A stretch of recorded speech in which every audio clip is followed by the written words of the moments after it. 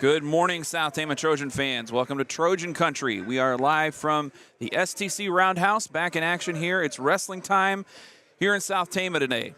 It is the STC Duel, South Tama hosting 4 schools from around central Iowa.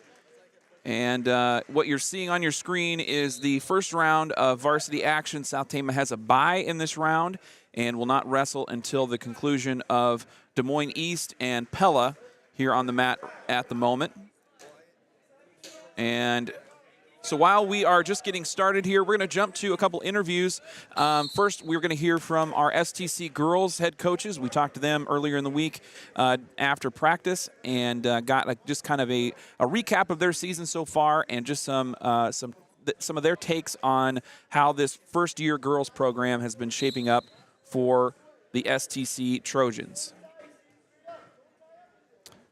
Trojan Country is brought to you by the following local sponsors. They include Cruzy Phillips Funeral Home, Salt Creek Wind, State Bank of Toledo, Sharon Weber's, Mark West Law, S&S Car Wash, Medicap Pharmacy, Iowa Premium, and Mercy Care Tama. Thanks to all those local businesses for putting us on the air and getting us going for another season. We really do appreciate it. It's time for Coach's Corner here on Trojan Country. We're going to be talking with South Tama's girls co-head coaches, Danny Ellsbury, Jason Arp. How are you guys doing this evening? Doing good. Awesome. Thanks for taking a minute. We're kind of catching up with you for the first time here. You've had a few tournaments under your belt so far. Can you tell me from your coaching perspective what your assessment is of this girls team just at this point of the season?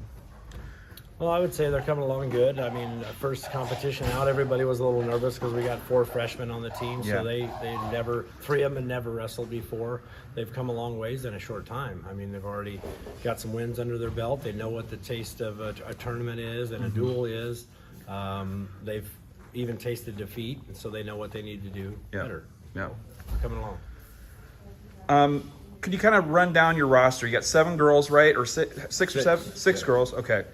Can you run down your roster, just introduce us to some of these wrestlers a little bit, kind of tell us who they are, what weight class they might be wrestling at, what some of their strengths are, characteristics. When you think about them practicing on the mat, what comes to mind when you think of your six wrestlers? You got Addison Klink wrestling at 110. Okay. She's freshman this year, new. She's getting good, better on her feet. We got to work on keeping girls down, riding a little tougher there. Work on a little better escapes, but she's wrestling good. She's turning up good showings. She won her meet last weekend. Then you got Taylor Johansson. She's at 115. Yeah, she's new to the sport, just like Addison is. She's coming along nice. She's only got 1 win on the season, but she's battling hard all the way through her matches, and she's getting better every time out. And then we go from there. We go to Maylee Ellsbury at 140. She's certified at 135 weight class, but she'll probably wrestle 140 moving forward. She's our veteran. She's our captain of the team, and she's a leader. You know, other girls see her as what they want to be. You know. Can you talk about the benefit of having Maylee's years wrestling with the boys kind of just in this environment? Do you feel like that's been a benefit to the freshman girls at this stage where you're kind of just setting out on the first season as a sanctioned team like you are? Well, I think the experience of Maylee wrestling with boys has helped her in the girls class because she knows she's tougher than anybody out there, you know, as far as just battling for 6 minutes.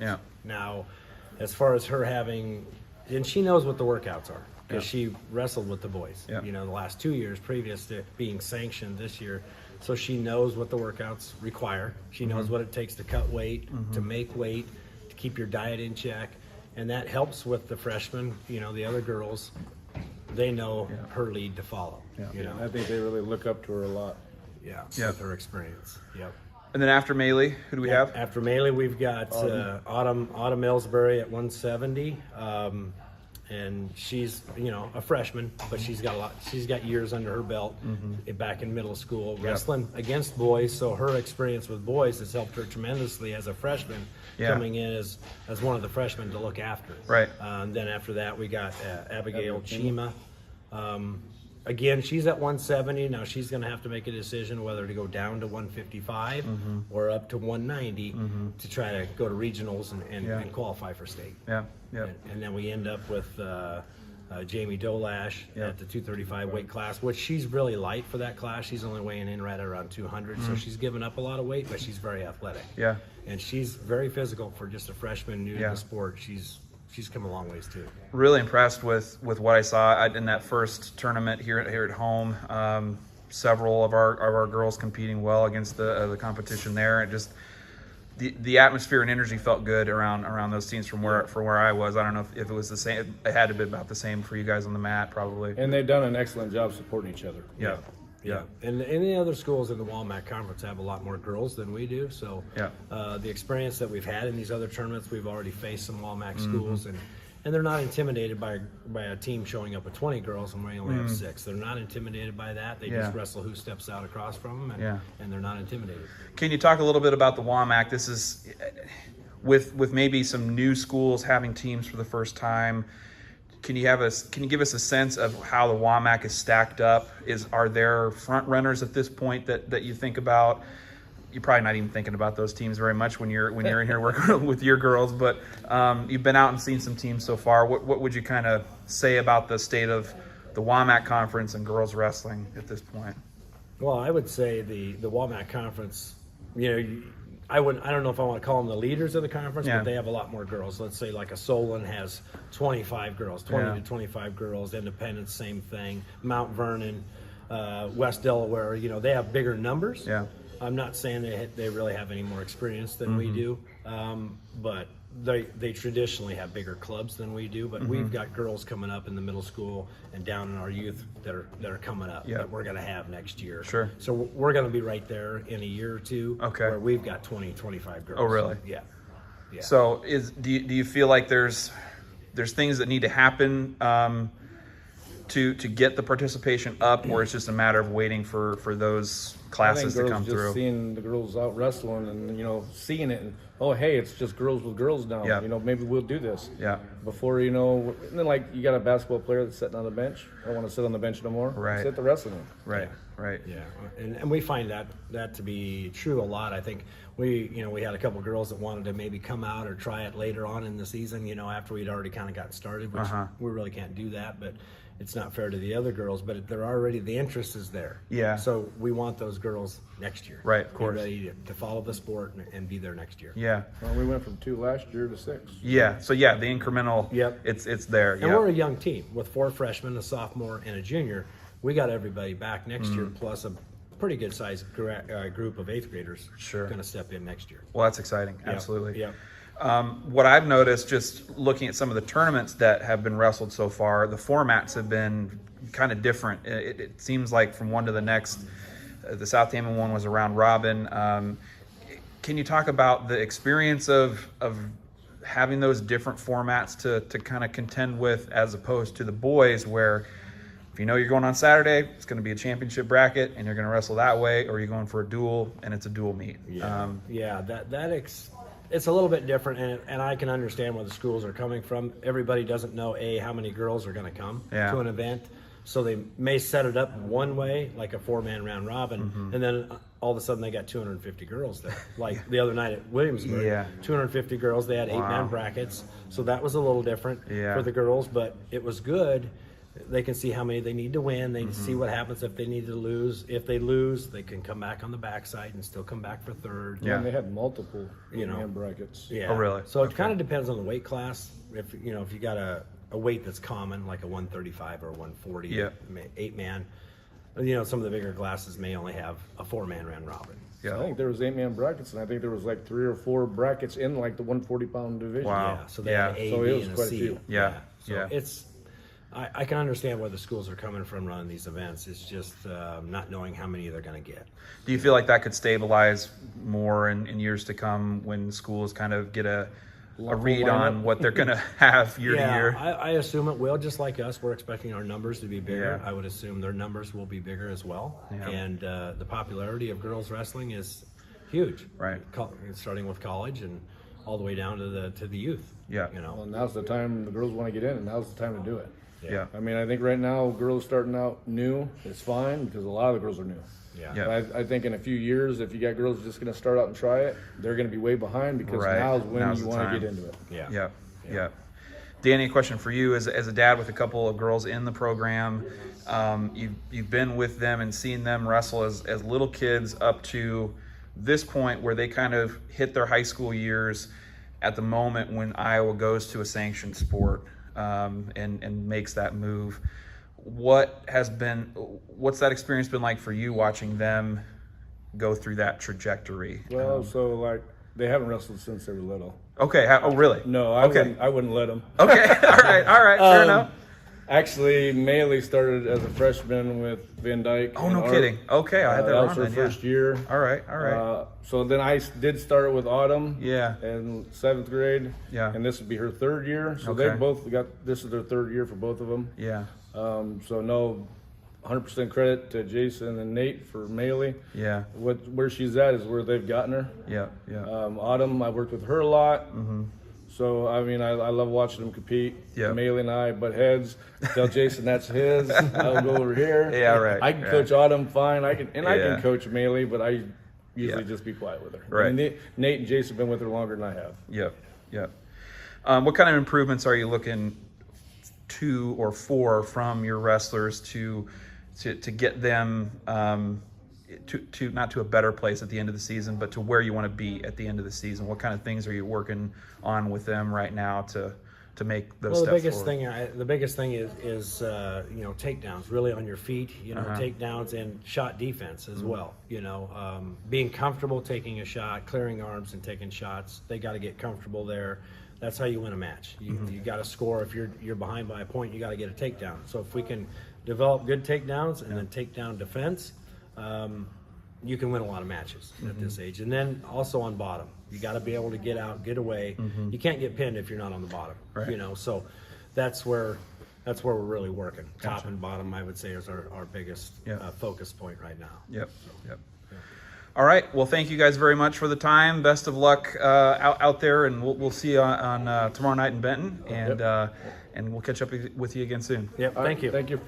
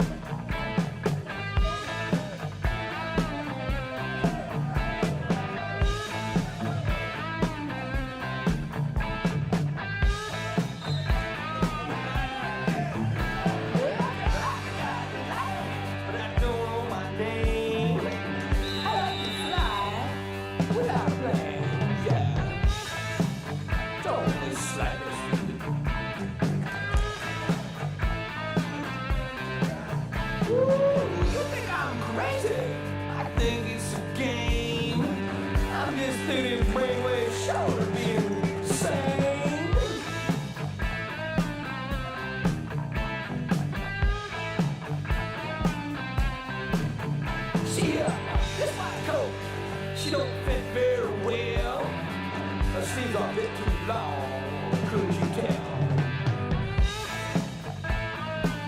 Custom made. No, I said I didn't mean to offend you. Don't take it too hard. I'm only moments away from coming apart. I'm pretty sure of leaving this resort. My brainwaves seem to twist and contort. Well, if you only knew what my mind's going through, I'd be out there instead of you.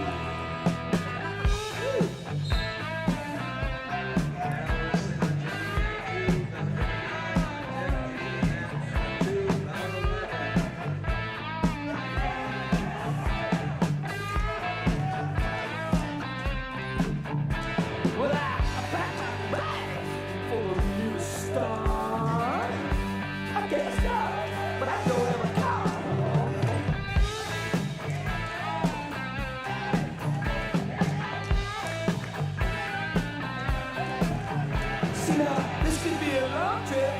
It might always land.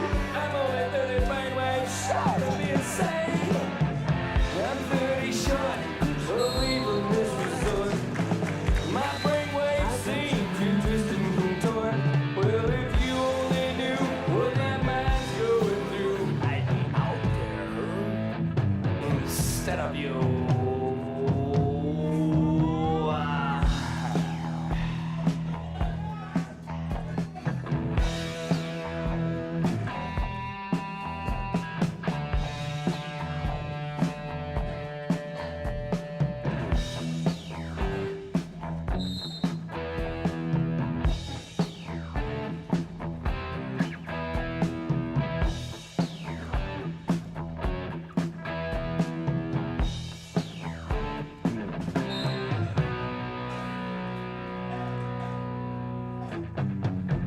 Can't feel nothing. Short of millions. He's going. Feel alive. The need to be given you. What's that? Something that's not so good. you'll understand. Cause it's just keep it in hand. It changes. It ranges your brain to feel the love and feel the pain it brings. To the life you have led, don't be alarmed. It's all inside your head. It's all inside your head.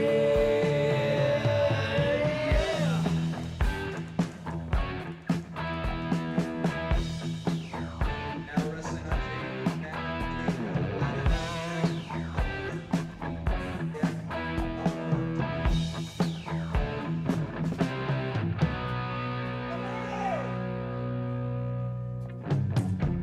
So you see, life's a bit strange. Sometimes a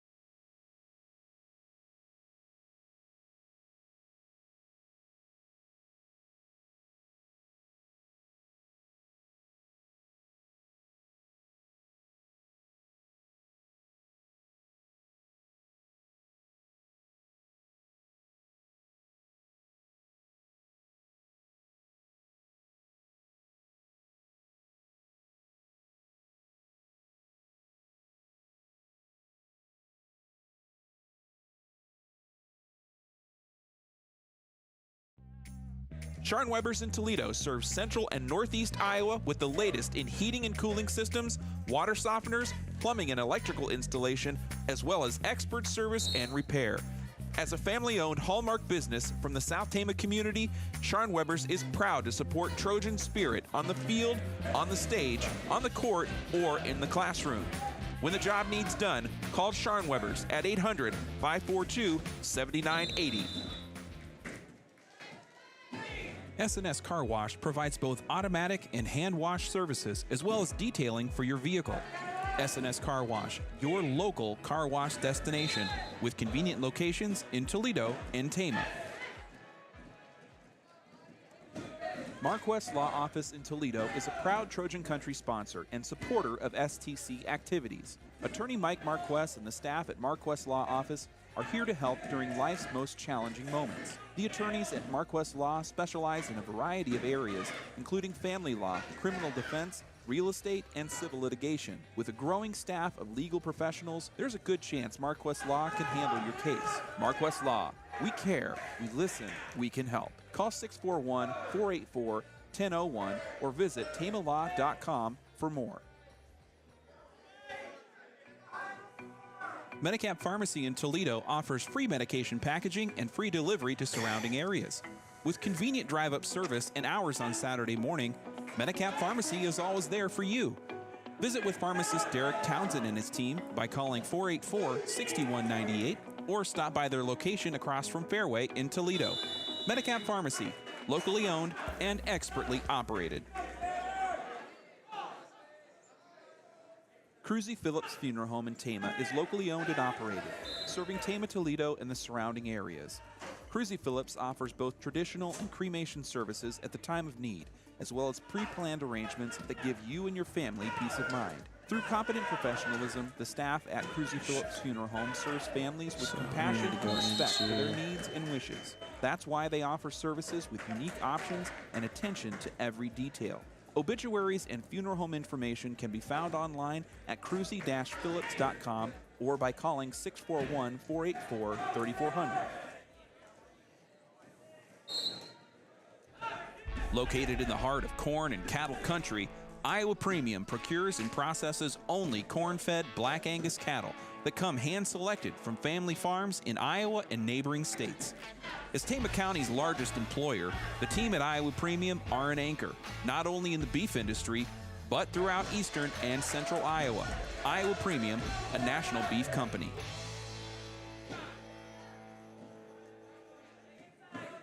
If you believe in capturing meaningful moments, you've made it to the right place. The Farmer's Daughter Photography and TFD Films are a proud supporter of Trojan Country and South Tama County activities. Located near Conrad, the Farmer's Daughter Photography and TFD Films offer an array of photo and video services, including family photos, newborns, kids and seniors, weddings, and commercial media.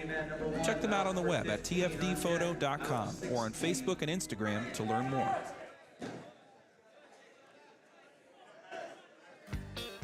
Trojan Country fans, come on down to The Pump, Tama, Toledo's #1 bar and grill. Located in downtown Tama at 218 West 3rd Street, The Pump serves up cold drinks, a warm atmosphere, and an amazing lunch on the regular. Check out the Tama Pump on Facebook for regular lunch and drink specials, as well as details on their latest events.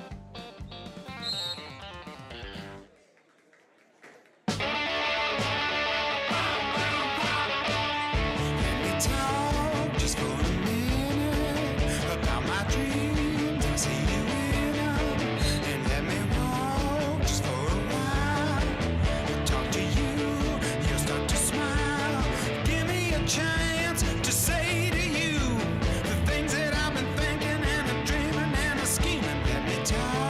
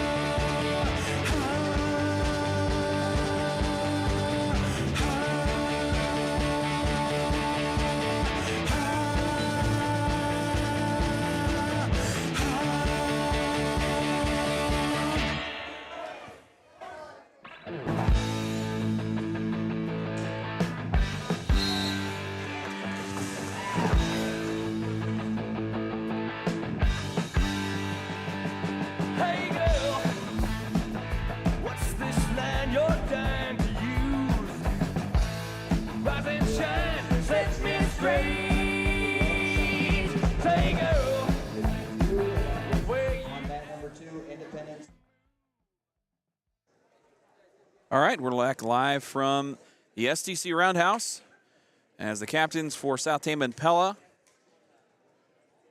doing their business here in the center of the mat.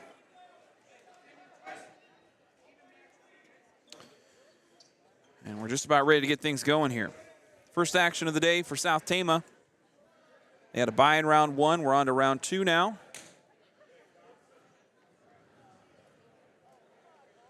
And things are going to start at 1:38. No, 1:52, I think. The clock's not updated yet. There we go.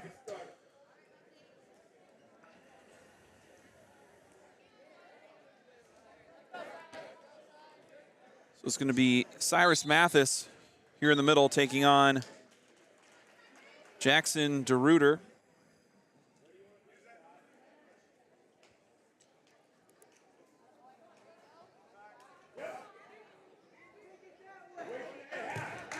And a takedown for Mathis as he's quick out on top.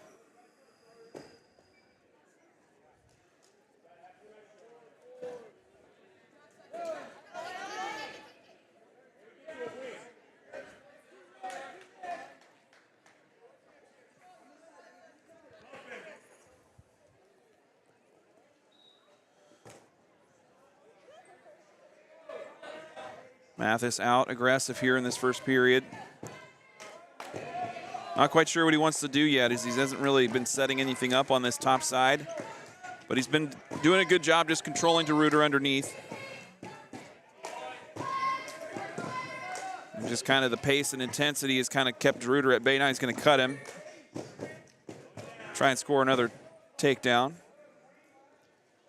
Coach Van Dyke telling him to slow things down a little bit.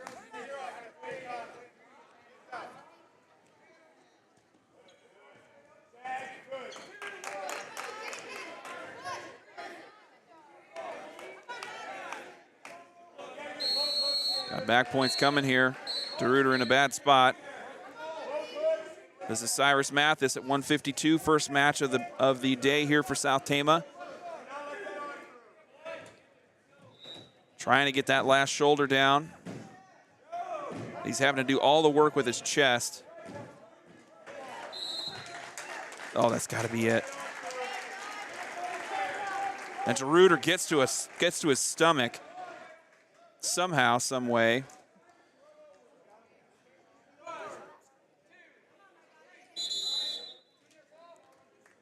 Two more back points coming there for Cyrus Mathis as we go to round 2. Mathis is going to defer, and DeRuiter will start neutral. Or no, excuse me. DeRuiter's going to go on top.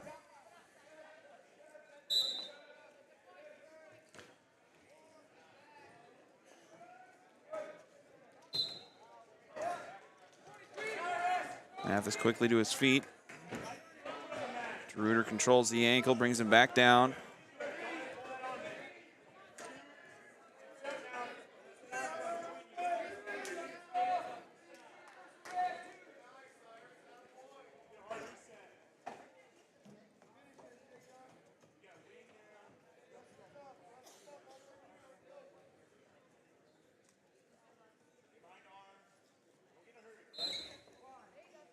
Again, Coach Van Dyke preaching pace here to Mathis, who's done a good job dominating here in the first 2 rounds.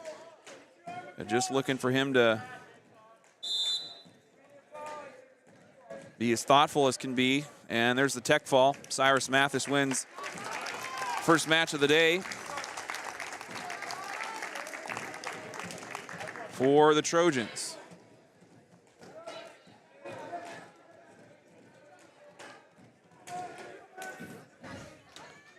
Next up is going to be Kinzer Jeanette for South Tama.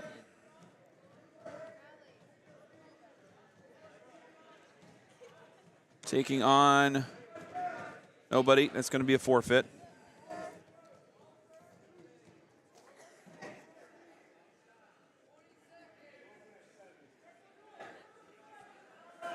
And South Tama is going to be open at 170.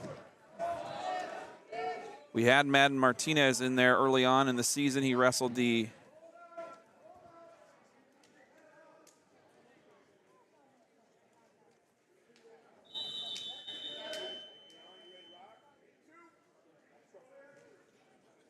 Independence invite, but nobody there today. That'll bring us up to 182.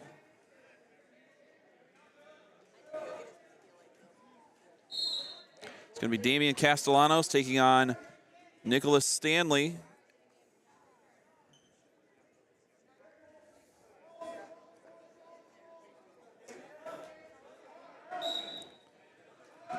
Castellanos with the win at Benton on Thursday.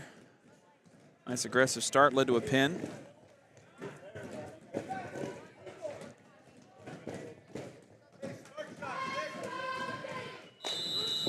And it could have just been a decision, just kind of a business decision at 170, as Pella looked to have a ranked wrestler there.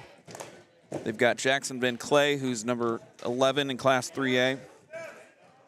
And Madden Martinez, a freshman for the Trojans, so possibly just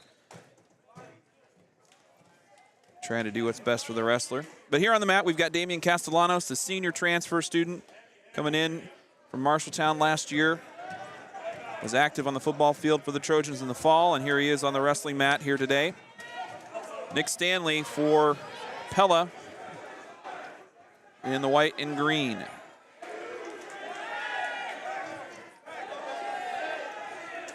Castellanos trying to stave off a takedown.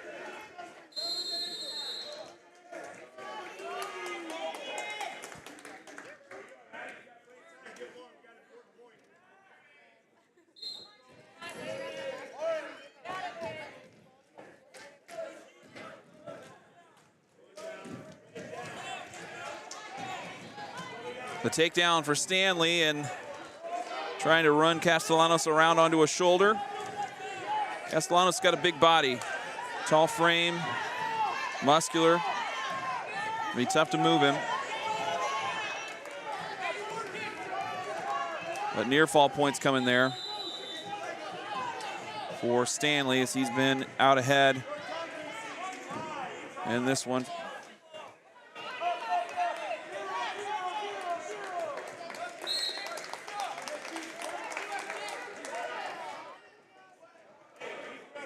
And around one, Stanley for Pella leading Damian Castellanos 5-0.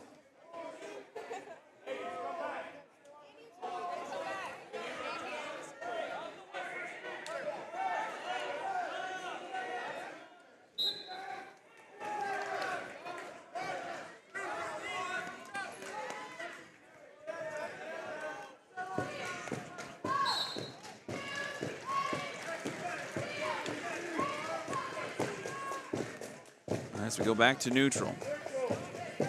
The escape for Stanley gives him a 6-0 lead. And you can tell that first round took a little bit out of out of Castellanos. As he puts his weight down at a good time, gets Stanley in trouble, but Stanley able to kind of squeeze himself out of it. So points there for Castellanos, but a reversal by Stanley, and he's kind of flipped the tables real quick here on Damian Castellanos. 8-4. That might be it, yep. Castellanos will lose by fall.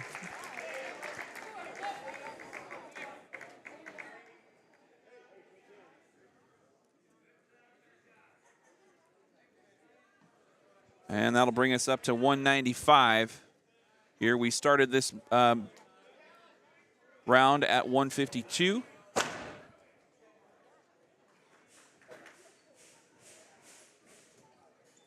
And I'll bring up Marcus Bear, the freshman for South Tama. Had a nice match against his opponent in Benton. And here he is today.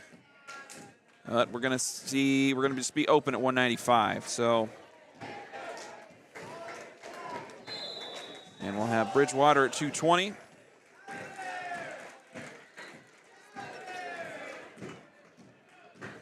And he will not see anybody either. Nope, now he will.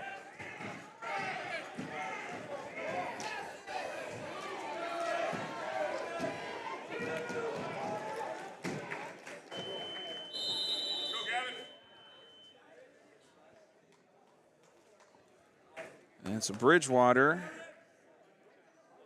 now wrestling Kieran Van Vorst.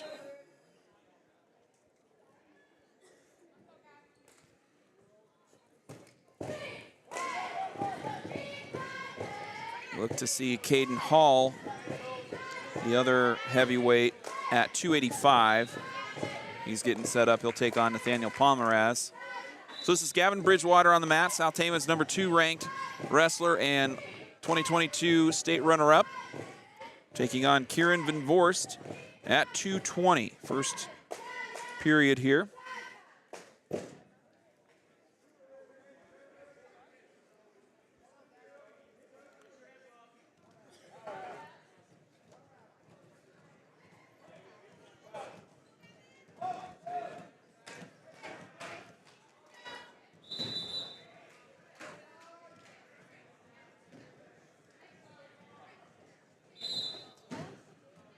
Little size advantage for Bridgewater.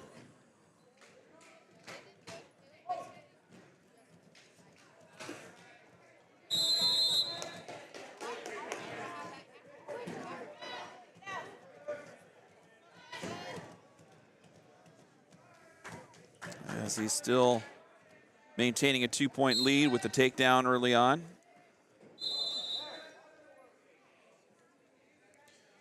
Also in action on the other varsity mat, Des Moines East taking on Independence.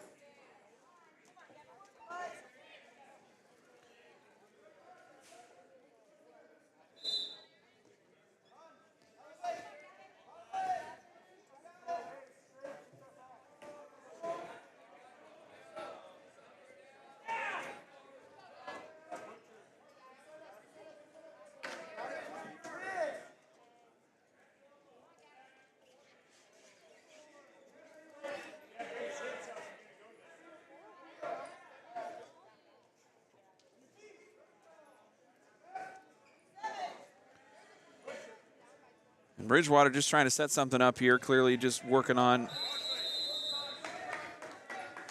a move, but that will take us to round 2.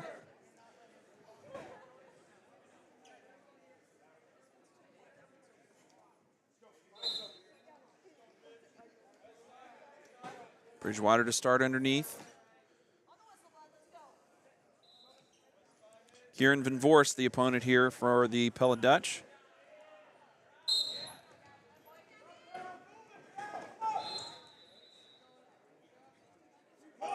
Bridgewater to his feet.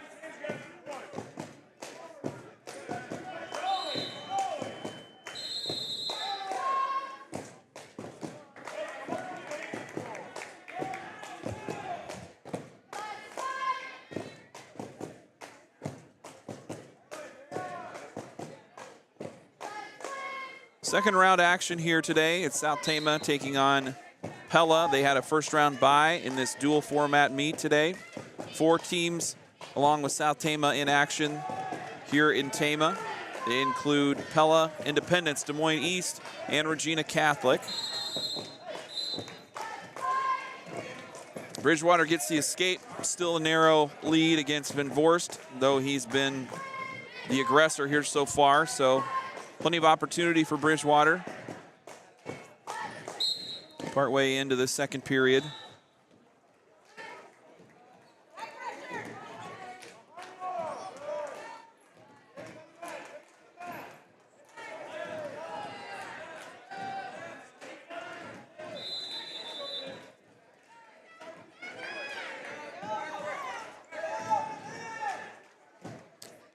Another escape point, making it 4-0. Bridgewater advances to neutral.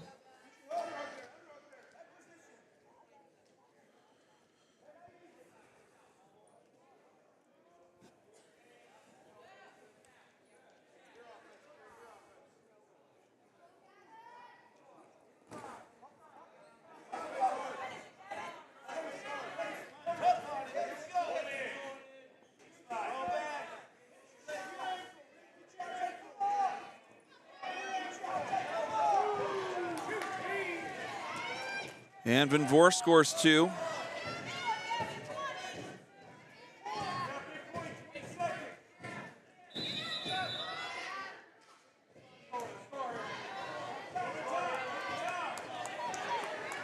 And Bridgewater just kind of bullies his way back on top, quickly getting a takedown and reestablishing himself here against Kieran Van Voorst of South Tama, excuse me, of Pella.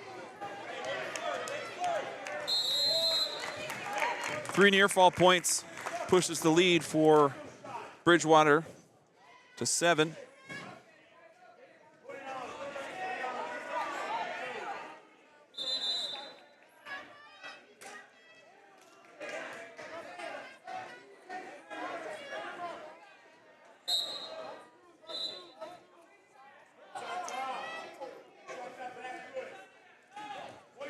Third round action for Gavin Bridgewater at 220.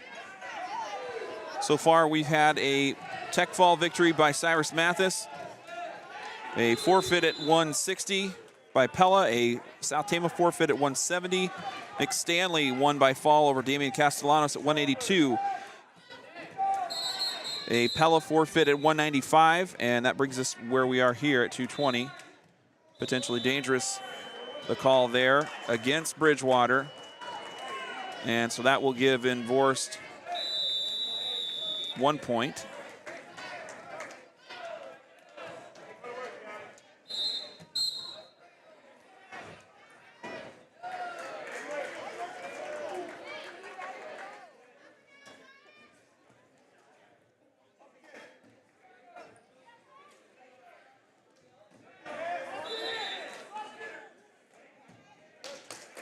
The escape for Van Voorst.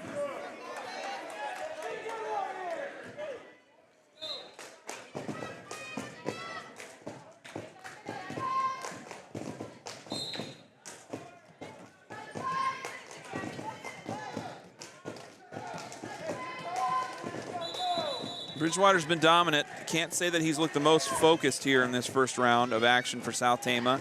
Van Voorst seems pretty gassed and really hasn't been able to, he just kind of hung around, but hasn't really able to establish any kind of offense against the junior wrestler from South Tama. Coming up next, it'll be 285. Looks like we're going to have Nathaniel Palmeraz strapping it up.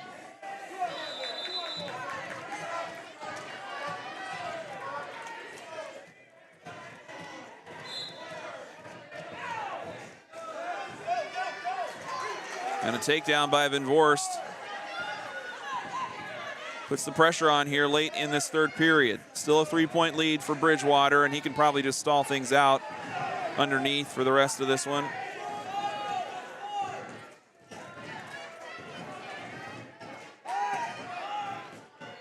And that's going to do it. Bridgewater will win by 9-6 decision.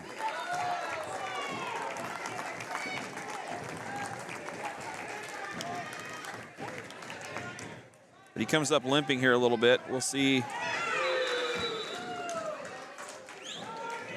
Just a cramp, or he's not getting any attention there, so it might just be a little tweak. South Tama leading 20-12 in dual scoring. That's the bottom numbers on the track clock that you can see in the bottom left-hand corner of your screen. So if you're looking for the dual team scoring, that's where you're going to find those numbers there.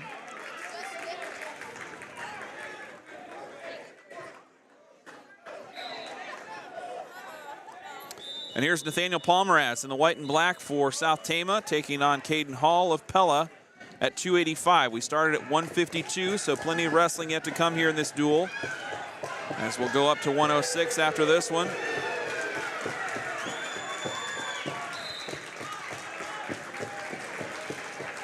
Palmeraz, a senior, kind of upperclassman in the heavyweights, with Bridgewater, the junior, Castellanos at 82, a senior, and Palmeraz also a senior. Rudy Papaki, also a senior. Not going to see him until after the Christmas break, I understand. Interlocking fingers there, the whistle, giving a point to Hall from Pella. Palmeraz getting the first takedown, though, still leading 2-1. Quick broadcast update. We will have more wrestling action coming up next week. South Tama going to Vinton Shellsburg for a double duel. We'll have that coverage live from Vinton.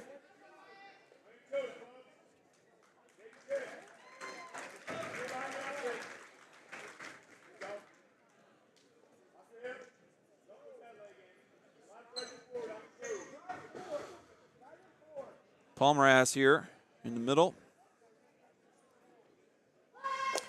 Taking his time, but Hall gets to his feet. And a throw. Now Palmeraz going to work on the left shoulder. Caden Hall gets him onto one. And the fall. Nathaniel Palmeraz gets the pin.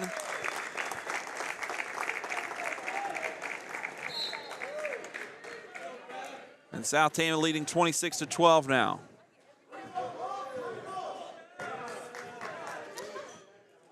For South Tama, here comes Cale Graff at 106, taking on Daniel Rosaboom.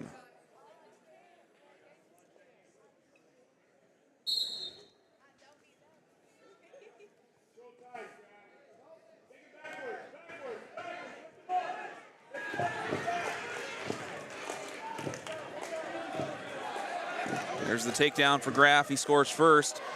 Graff in the black and white and blue singlets. Making quick work of Rosaboom here, getting him onto a shoulder already.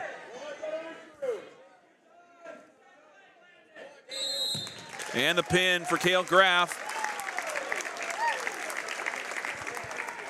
One of the sophomores for this lineup. Making it look easy. It's like 113.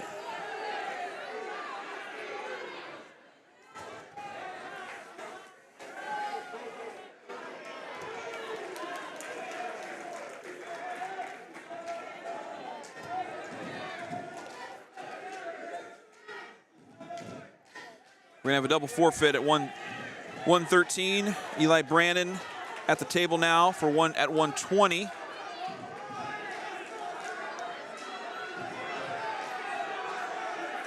And it'll be a forfeit.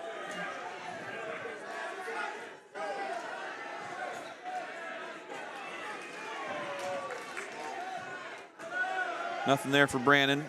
Pella forfeits 120. He'll take the win.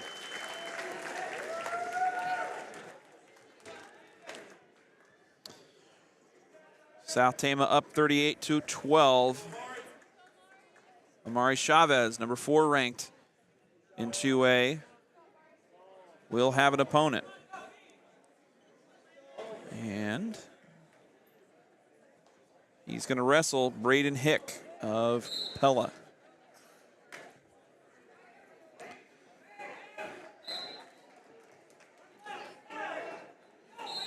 $126, a couple of forfeits here in the lightweights. After the quick win by Cale Graff at 106, that brings up Amari Chavez, who quickly nails a takedown and puts Hick on his stomach.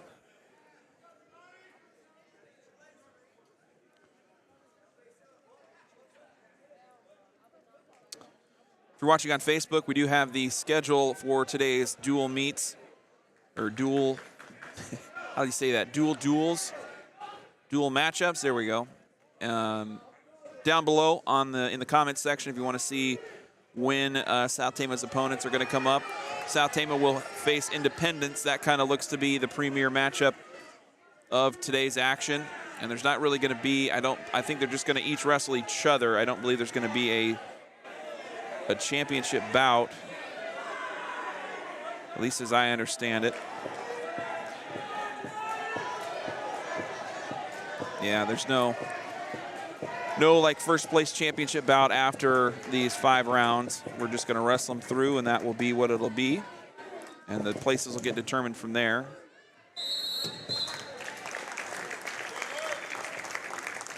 Chavez finishes off Braden Hick by fall.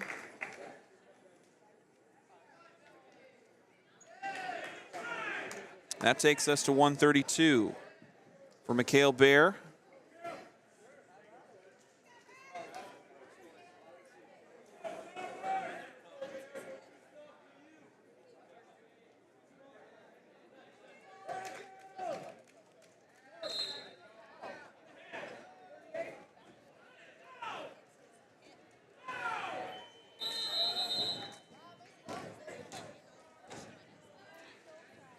And Bear is going to get the forfeit at 32, though they had somebody typed in. Making for a very exciting match here with all these forfeits. Trojans up 44-12. Next up will be Drayton White. And 138.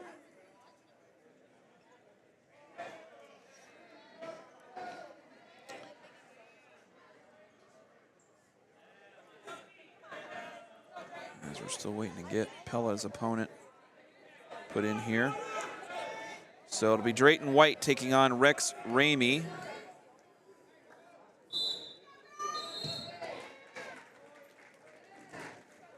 Still have not seen Pella's number 11 ranked Damian Clark. He was slotted in at IA Wrestle's rankings at 132. We haven't seen him today. We haven't seen their number 12 ranked Noah Parsons. Haven't seen any of their ranked wrestlers except for, nope, nobody. So we have Rex Ramey and Drayton White here on the mat at 138. First round action.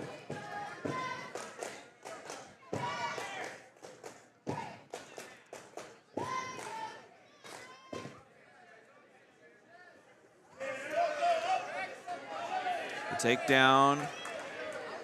Almost complete here for Ramey as he gets a leg in against White. There's the takedown. Drayton White, the junior, coming into this one 2-5. After Independence last weekend and Benton on Thursday.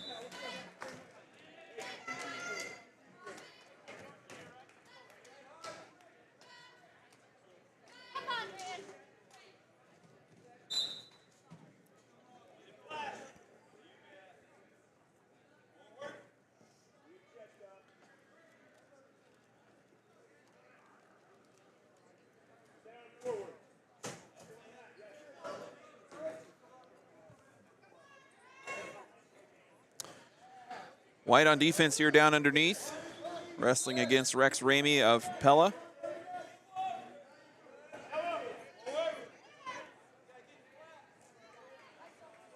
Things mostly quiet over on the other varsity match between Des Moines East and Independence. They're still rolling though, so at least they've got a full lineup of bouts.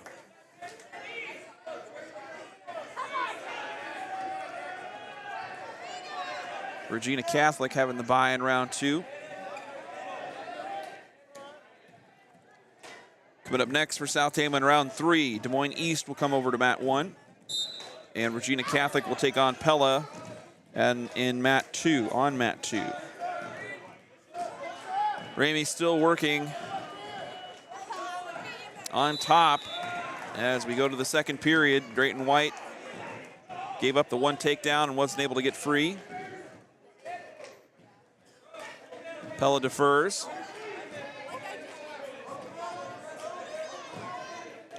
And White will start underneath.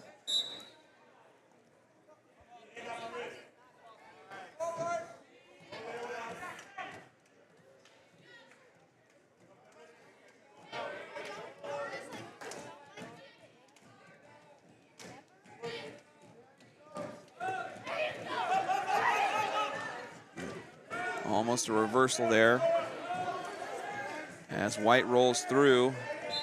Still no points.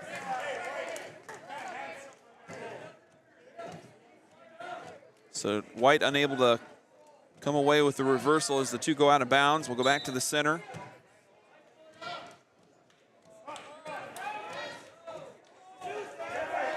Drayton White in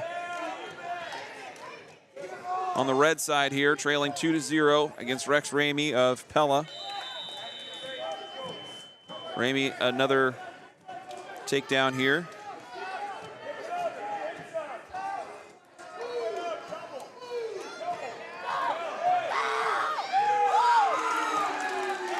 And a reversal by White puts him on top.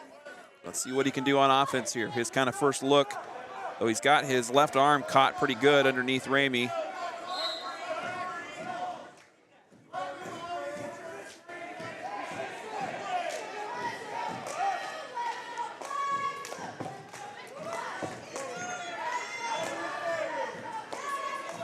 Trying to get him rolled over onto a shoulder. Ramey stays on his stomach. Still the second period, plenty of time here. And White will wrestle on top in the final period. He's going to try and end it here, though. Putting Ramey onto a shoulder. Back point's coming.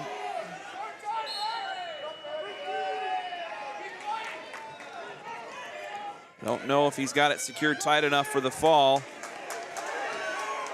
Last 5 seconds, can he get it? Official being pretty conservative with the whistle here. Nope.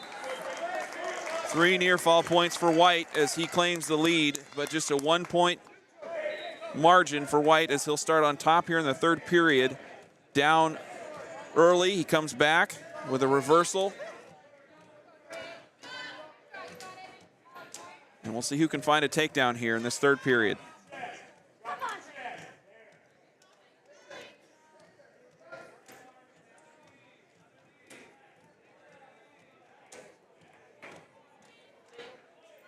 White in green, excuse me, White in red.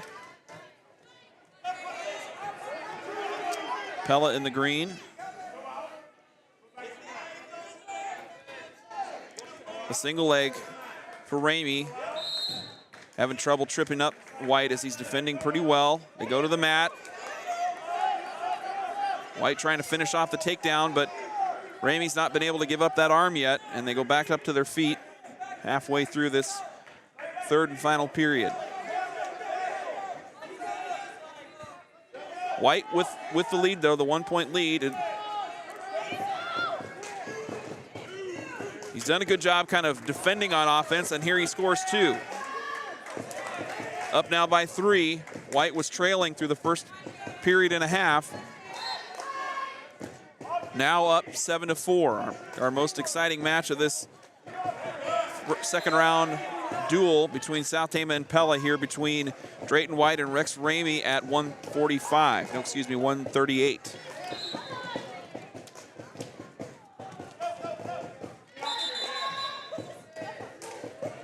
.30 seconds left for White to finish this off.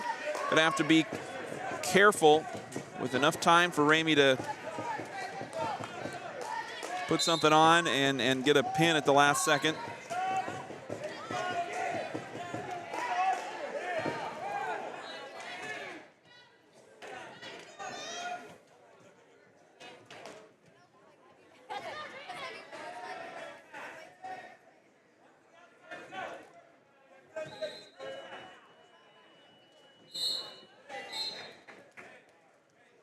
It looks like it's going to be it. Drayton White's going to come away with a 7-4 victory over Pella's Rex Ramey. That kind of woke up the crowd and woke up the South Tama bench a little bit.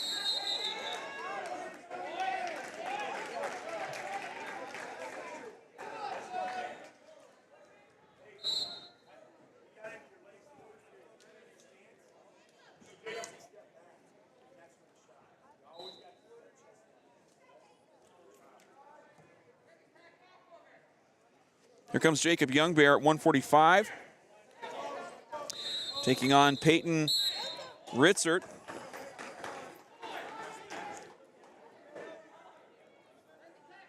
From Pella. Ritzert ranked number 9, Class 3A. And he quickly scores a takedown, giving Youngbear all he could handle. Youngbear, the junior, starter for South Tama in the middleweights.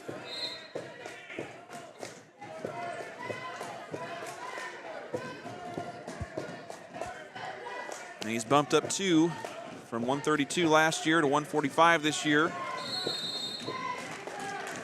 Ritzert aggressive here in this first period. If you're looking at your score clock, down in the corner, South Tama in red today. Pella in green. I think we've had one of the Dutch wrestlers injured in their opening round match. See, one of the kids I saw, I'm not sure the name on him, but kid I saw out there in the first round, he's kind of got himself in street clothes and seems to be favoring his left arm, so maybe an injury causing one of the forfeits here in this Pella duel.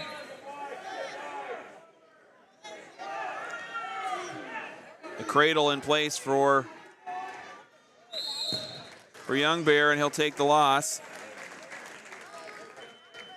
against number 9, Peyton Ritzert of Pella.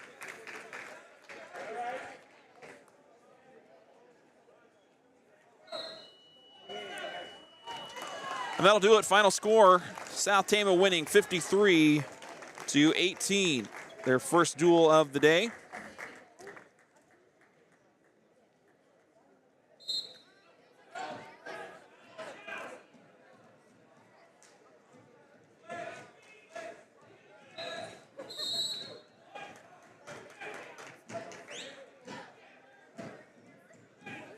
I don't quite have the, let's see if I can get back to,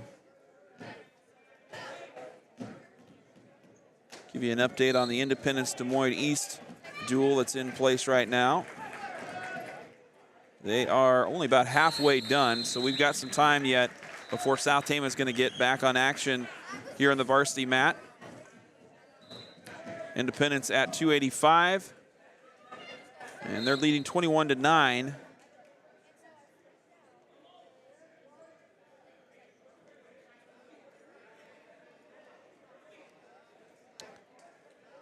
As we've seen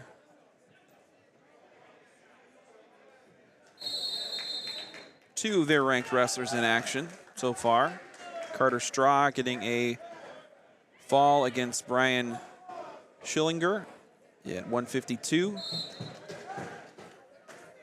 Straw ranked number 5, the top ranked of the Independence Mustang squad at 152 in 2A. Corver Hupke wrestling right now, leading in his match against Lara Marquez.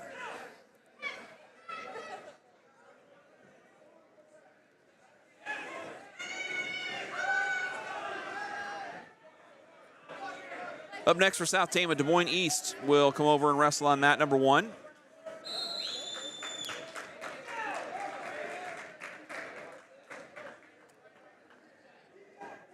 While we have a break, we're going to jump over to one of our interviews. This is our first player interview for the STC Wrestling Squad.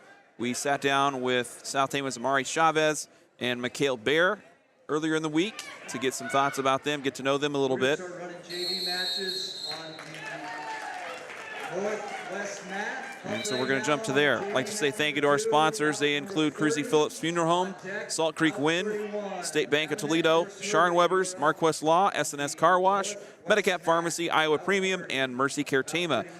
All of Trojan Country's broadcasts brought to you and made possible by the Charlie Townsley Memorial.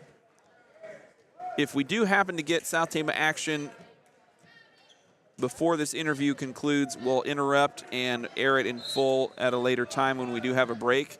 We don't have any scheduled breaks here between these duels.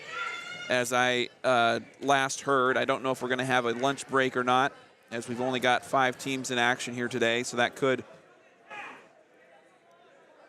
No, excuse me. Well, we'll hold off on that interview because we've got South Tama JV matches here to come.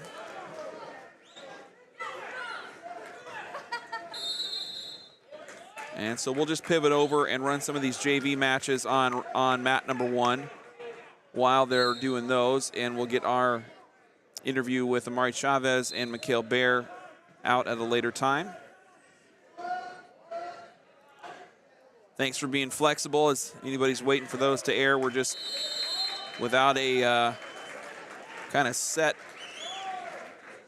time and a break in the action here. We're just trying to squeeze these in as we can, but had a great talk with them and good to get to know those kids a little bit. On the match here, what you're looking at on the mat, you see Clayton Babinet taking on an opponent from Independence. I don't have those lineups in front of me, but Clayton Babinet in action here for South Tama JV at one. Babinet usually wrestling 126.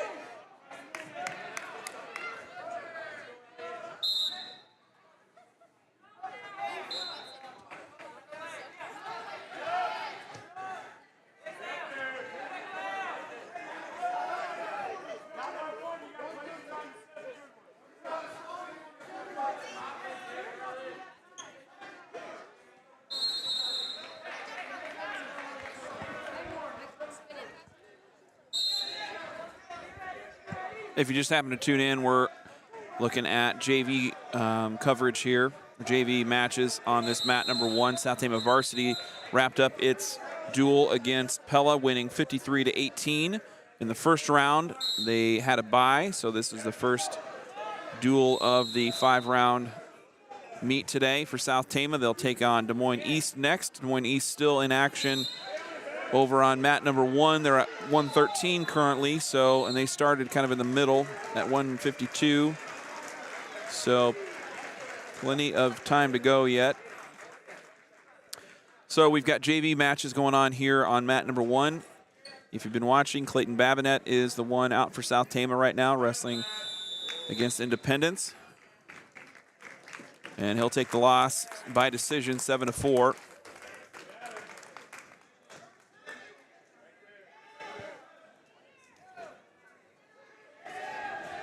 Now wrestling on JV mat number 2, about 31 on deck. JV mat number 2, about 33.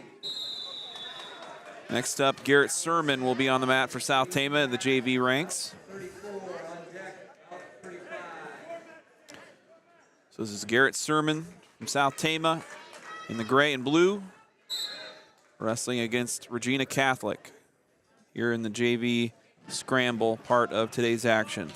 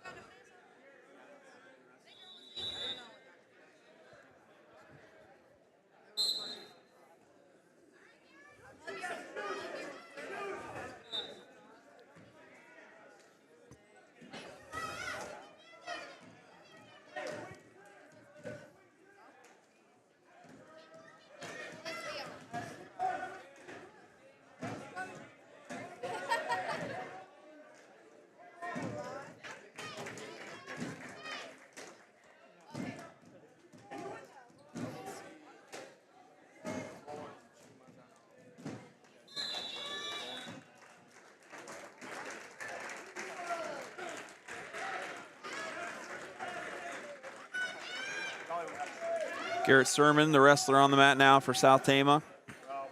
He's underneath against an opponent from Iowa City, Regina.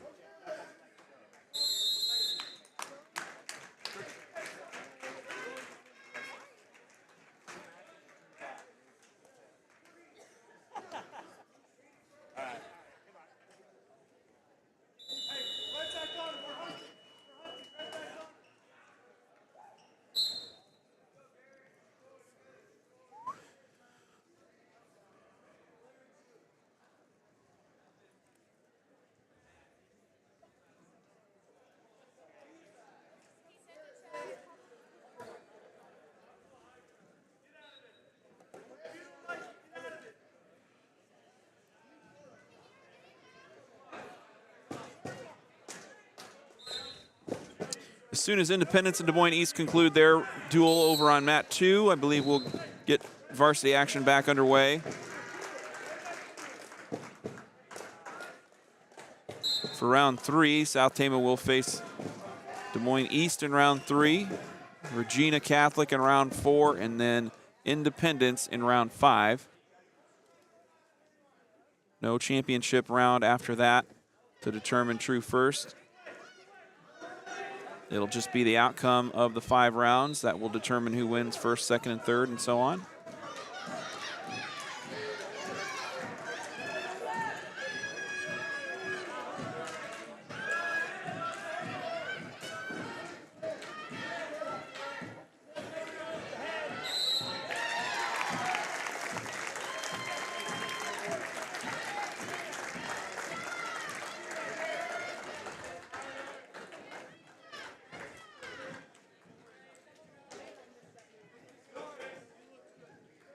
Now wrestling on JV mat number 2, belt 33 on deck. JV mat 2, belt 36, you're on deck. Next up for South Tama, it is Chase Gustafson taking on an opponent from Independence.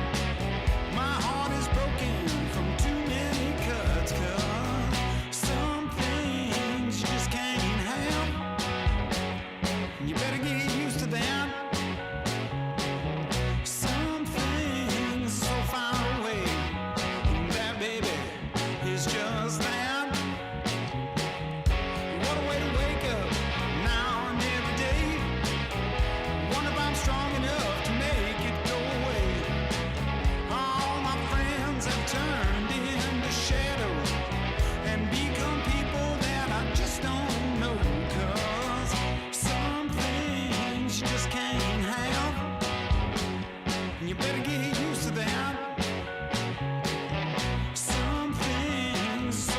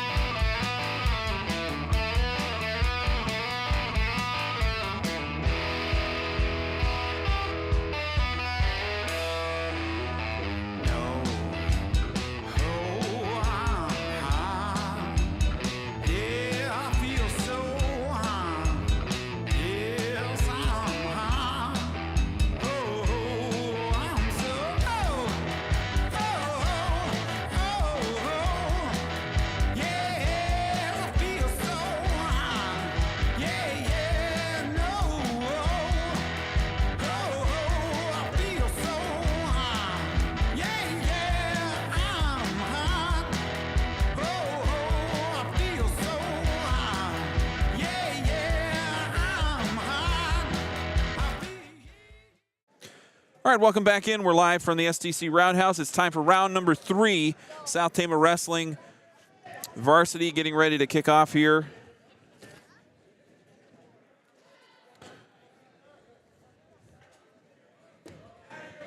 We're going to start at 160. So get myself back together.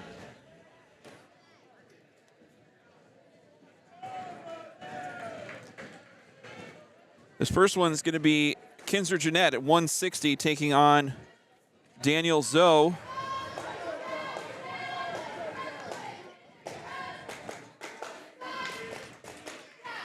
First bout of the day for Jeanette as he got a forfeit in the Pella duel.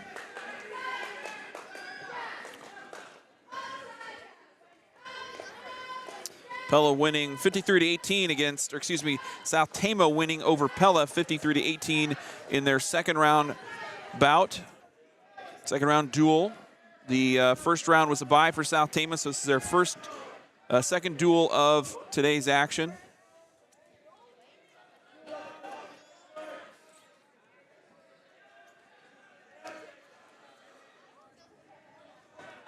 Kinzer Jeanette in the red ankle strap against Daniel Zoe of Des Moines East in the green. Zoe scores first, putting Jeanette into trouble, locking up the headlock and putting him on a shoulder. Back point surely coming, and he's just going to have to stave off a pin, but he will go down by fall. Kinzer Jeanette losing by fall to Daniel Zoe in the first match of this duel. Coming up at 170,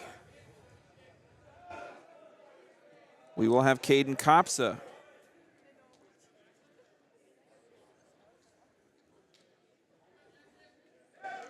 Wrestling against Demetrius Hilson.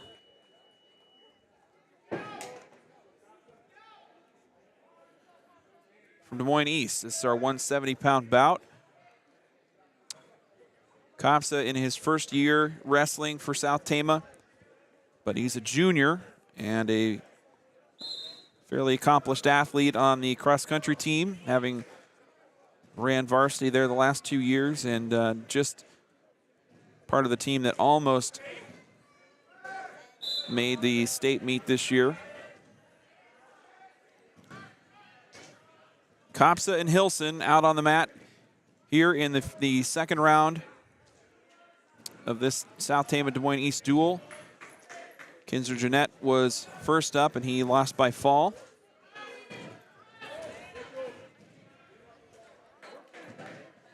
And this is Caden Kopsa, the junior for South Tama.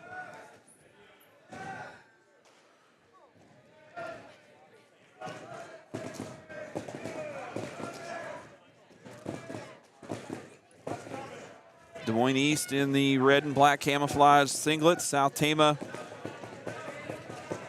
going to be in blue and black with the white stripe across. Kopsa wrestling in the JV singlet so far here.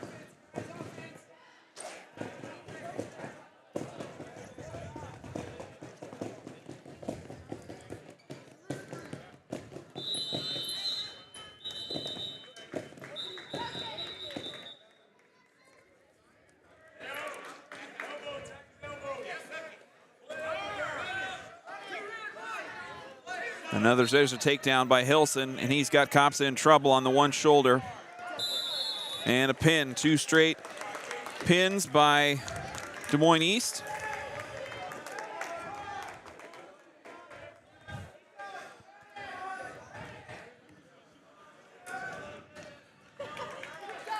And it looks like East is going to be open at 182. Damian Castellanos getting checked in.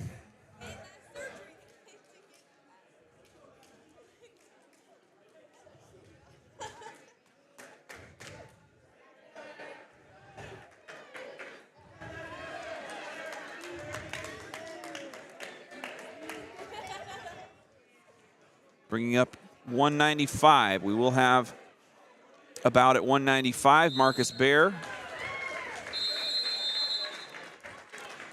will wrestle next.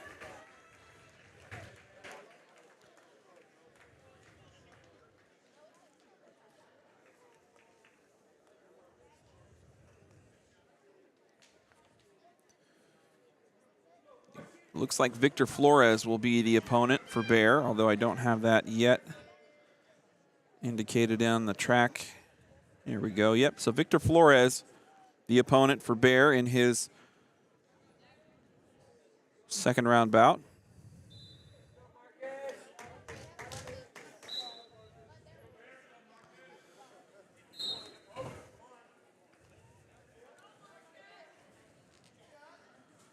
Bear quickly ties up the first arm, lets him go.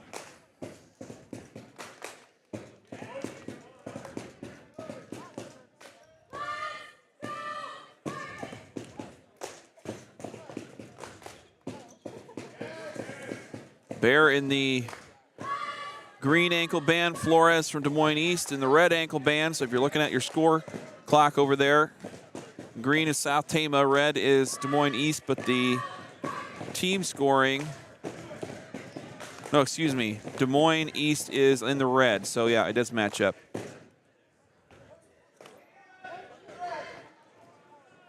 So Des Moines East on the left-hand side of the score clock, and South Tama on the right, trailing 12-6 after the two pins, and a forfeit from Des Moines East.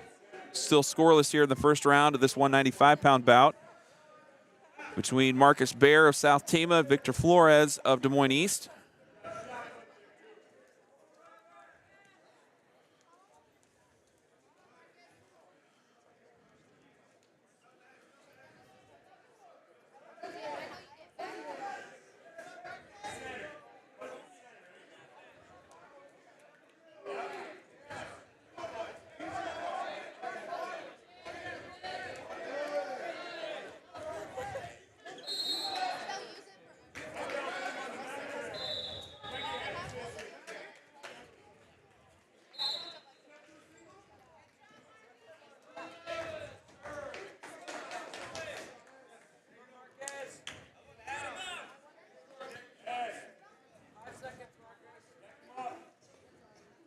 Bear gets two ties underneath the arms of Flores, but that will do it for round one.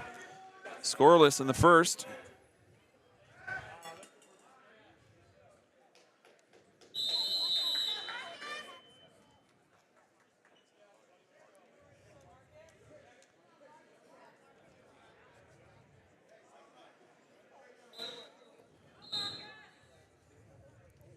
Bear on top here in this second round.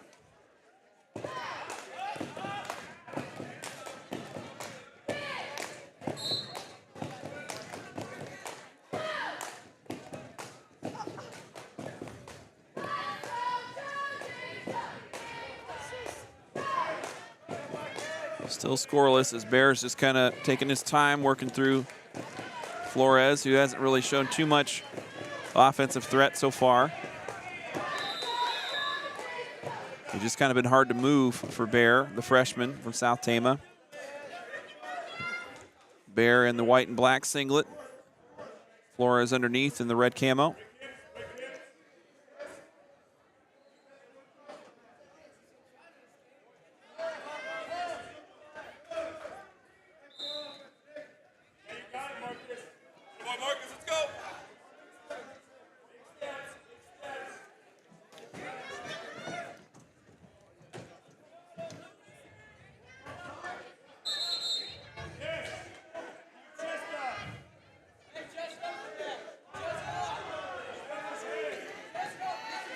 Trying to run Flores around on the shoulder, and he's done a good job of protecting underneath, but there he does give it up.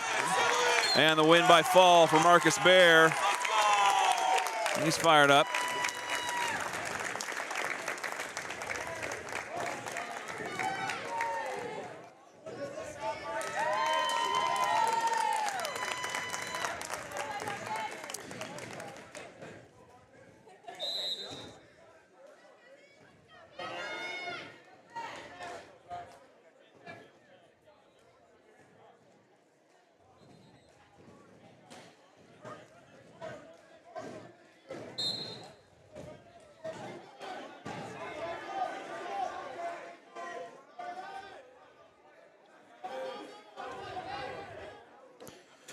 Next up is Gavin Bridgewater taking on Armando Pacheco.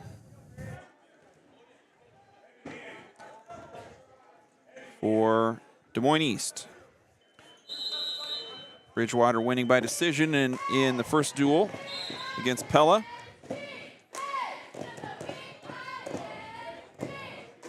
Bear had a forfeit, so he didn't wrestle. That was his first action of the day.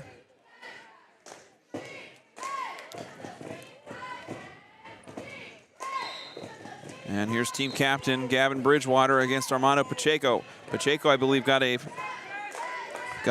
opening round win over Kieran Van Vorst at 220. But the takedown by Bridgewater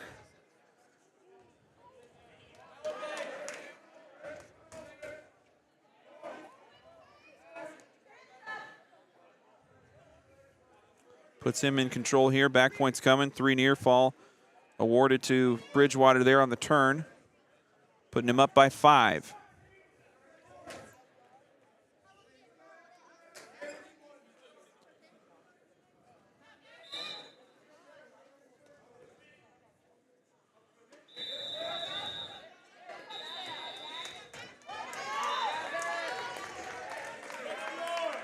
Bridgewater just stretching out Pacheco. 32 seconds left as he's looking for the pin.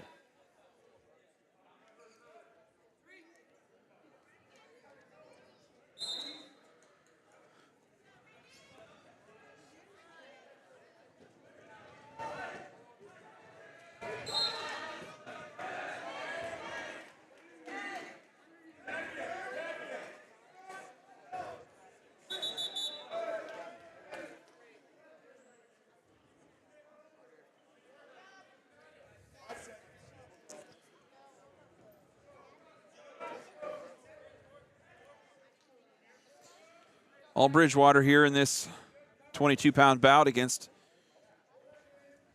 Armando Pacheco of Des Moines East.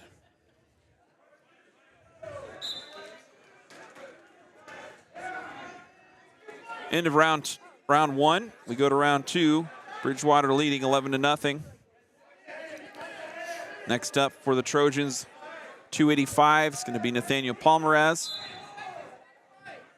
We started at 160, so plenty of wrestling yet to go here in this second duel for South Tama. Third round action out of 5 rounds total today, so we'll go into the afternoon easily.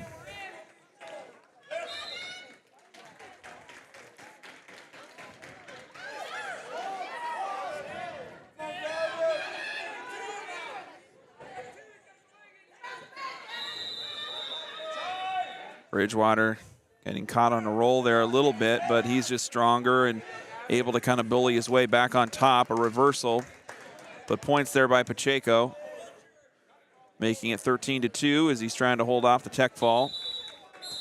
Bridgewater still working for the pin, though.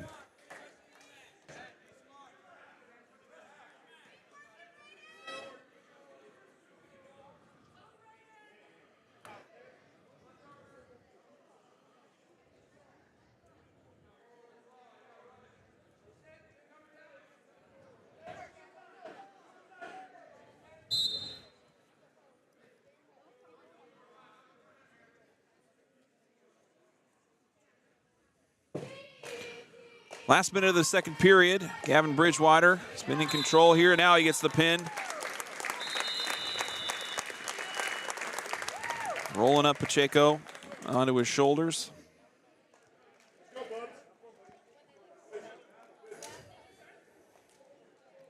We've seen no decisions.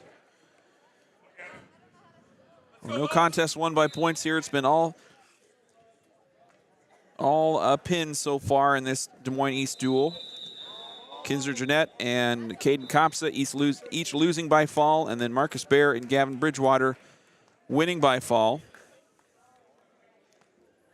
Castellanos at 182 had a forfeit. And so South Tama leading now 18-12.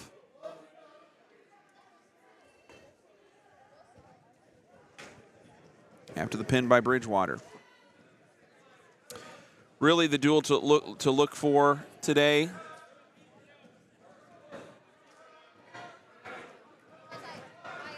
Will be South Tama and Independence, the WAMAC matchup there, as South Tama to see those wrestlers multiple times yet before the end of the season. And they'll want to kind of see how they're going to stack up against the Mustangs this year. So that'll be round 5 coming up later.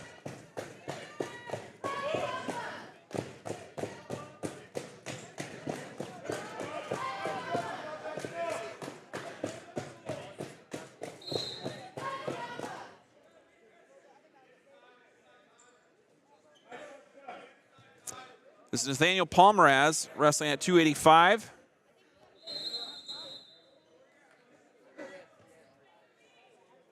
He's wrestling Laura Marquez from Des Moines East.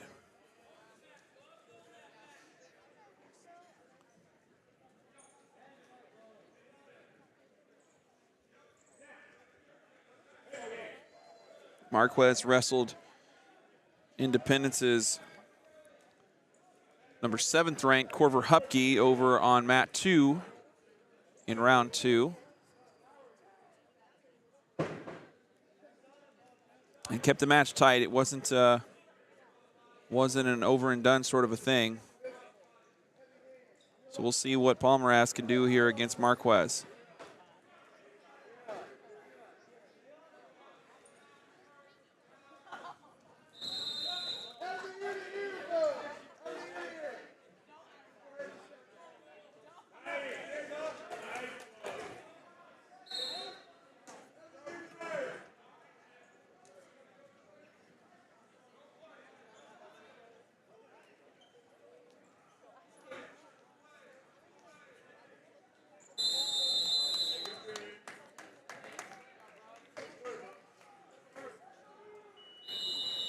Still scoreless after the first period. Palmeraz and Marquez go to round number 2. Palmeraz of South Tama to start on top in the second round. Quickly to his feet, Marquez gains the escape to score first. And he's out with a little energy here.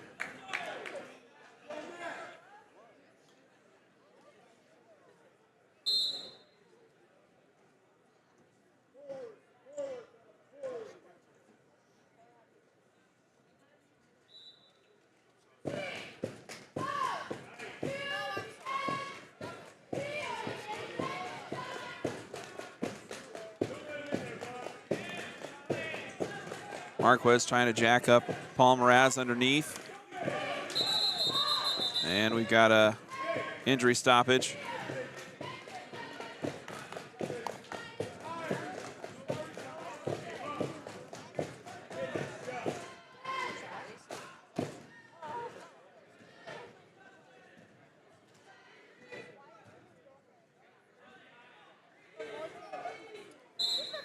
Looks like maybe a wrist from Marquez was the trouble there. I'm not quite sure.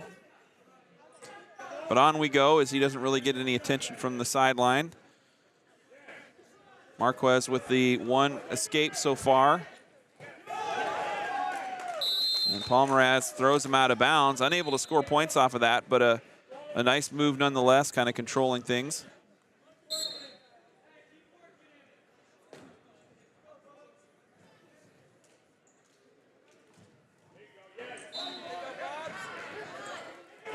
And Lara, the takedown, just timing his weight throw right enough. Palmeraz flats out on his stomach. But a 3-0 lead for Marquez from Des Moines East here in this 285-pound bout. 106 coming up next. Cale Graff will be up for South Tama.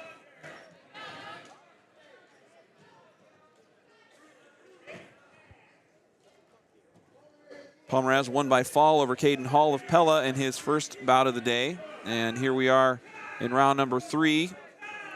Lara Marquez of Des Moines East leading Palmeraz as we close out the second period here with 30 seconds to go.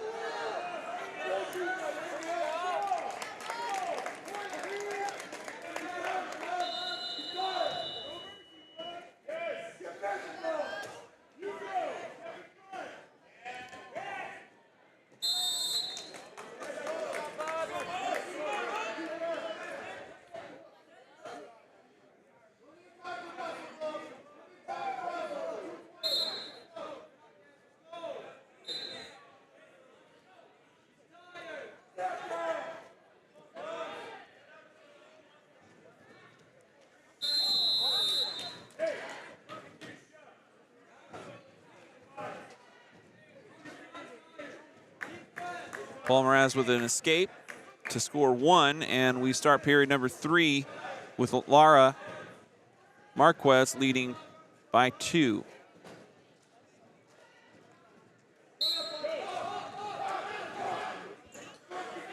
Palmaraz quickly to his feet, scores the escape, trying to put something together here early in the third period.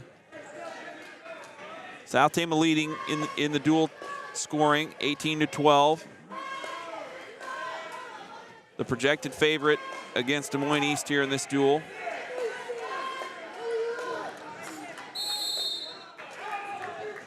Marquez almost with a takedown, but they go out of bounds. JV mat number 1 on the southeast corner of the gym. Now wrestling bout 41. You're up right now on JV mat number 2.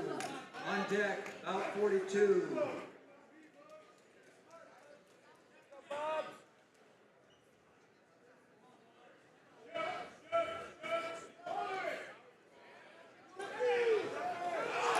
And a takedown by Palmaraz. Gives him the lead late in the second period. He's trailed the whole way here. We had an exciting come from behind win from Drayton White in the first round for South Tama against Pella, and here we might have one for Palmaraz as he's leading 4-3. Still plenty of time for Lara Marquez from Des Moines East to put something together. As they tie things up 4-4, he gets the escape.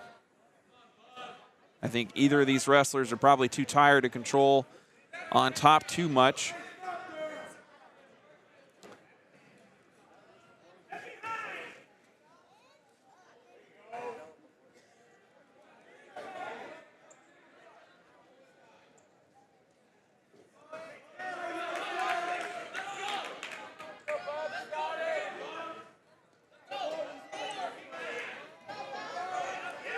Palmaraz trying to throw, but Lara just kind of lunging him forward, out of bounds the call.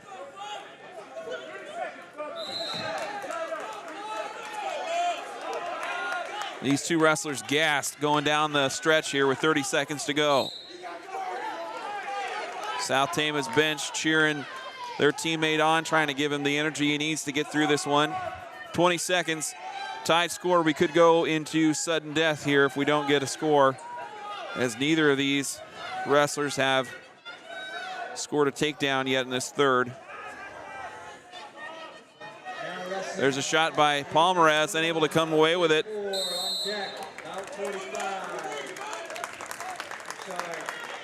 Wrestling right now on JV mat number 1, bout 43, Trojan and Chicha. You're up right now. On deck, JV mat number 1, bout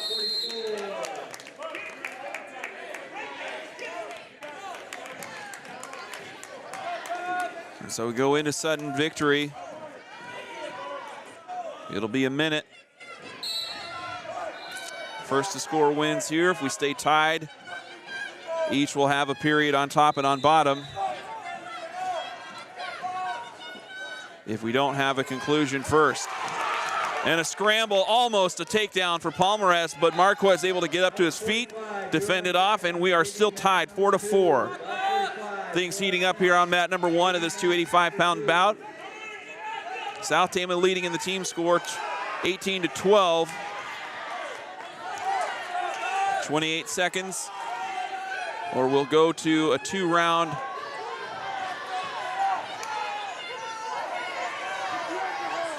overtime.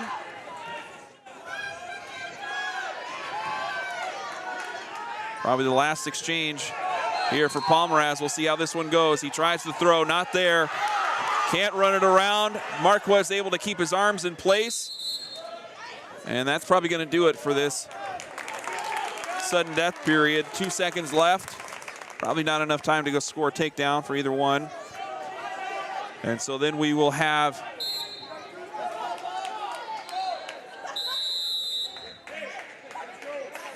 one wrestler. Each wrestler will get a period to start on top.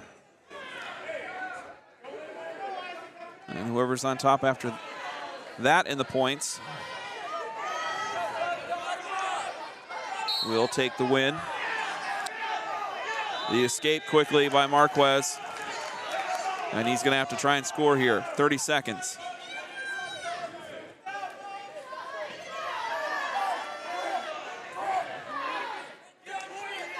Palmaraz has wrestled 2 full bouts here so far.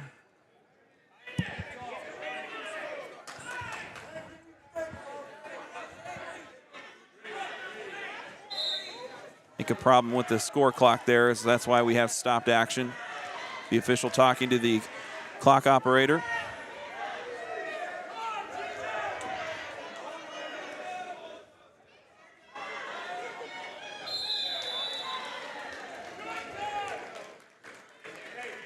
So if you're just tuning in, we're at the 285-pound bout. Nathaniel Palmaraz for South Tama in the black and white. Laura Marquez, the wrestler for Des Moines East in the red and black camo. We are into overtime action here. Palmaraz started on top in this. Still more clock problems. So some time to breathe for these heavyweights as they get a little break with the clock not operating correctly.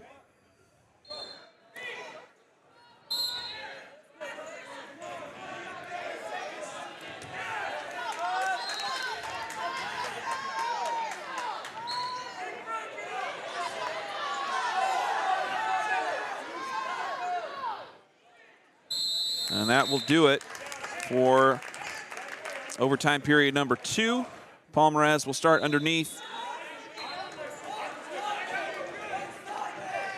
in the overtime, the third overtime period. We're going to go to 106. We started this round, or this duel, at 160, so plenty of wrestling yet to come here between these two teams.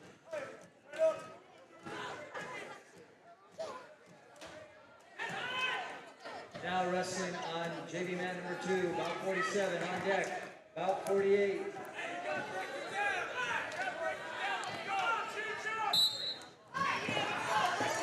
Palmaraz, kind of the unenviable task of being underneath. He gets the escape. We're tied back up.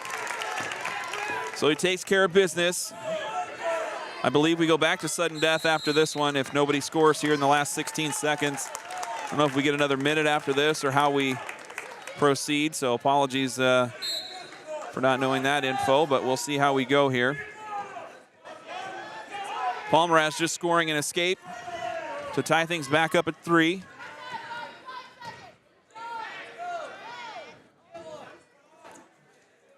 Several exchanges almost ended in a takedown, and that will do it for the third overtime period. Still 3-3.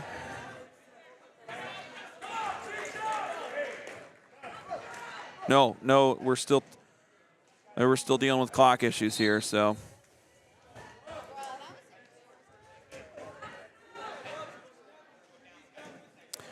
So we're not through the, well,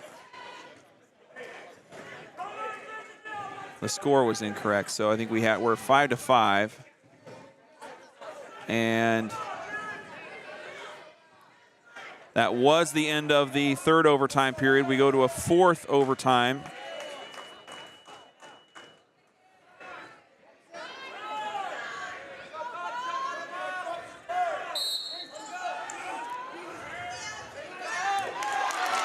Palmaraz gets Marquez down. Gonna try and control him. He's got 30 seconds. And the throw. The crowd throwing it into him.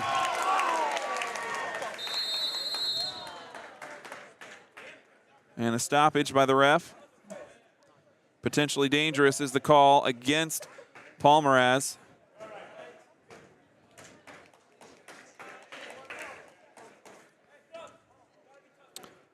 So that gives Marquez a lead 6-5.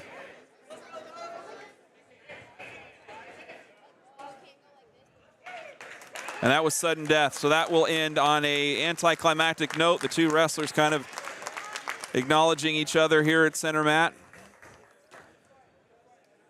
But a hard-fought bout for South Tama's senior heavyweight Nathaniel Palmaraz, taking the loss to Lara Marquez, 6-5.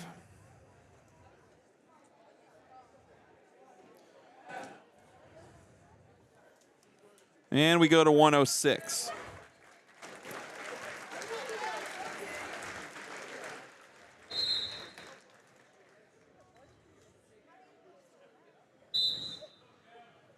Now on the mat is Cale Graff, the sophomore for South Tama, taking on Michael Lewis in all black for Des Moines East.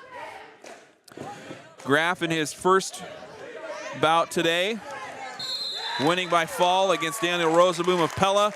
And here he puts Michael Lewis on his back for another fall. 2 wins by fall for the sophomore Cale Graff at 106, and we go to 113. I believe South Tama might be open here.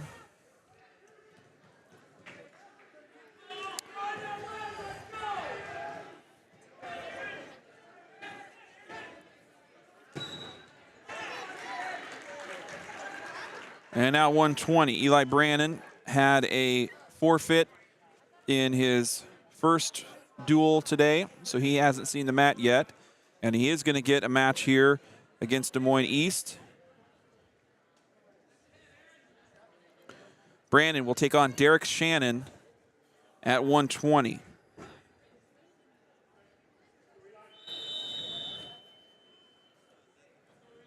Shannon, a sophomore. Brandon, a junior. Brandon, a district qualifier for South Tama last year. He comes in with a 4-4 record. Now wrestling on JV mat number 1, bout 44, bout 46, you are on deck, bout 46. Now wrestling on JV mat number 2, bout 47, bout 48, you are on deck, JV mat number 2. And a takedown by Eli Brannon.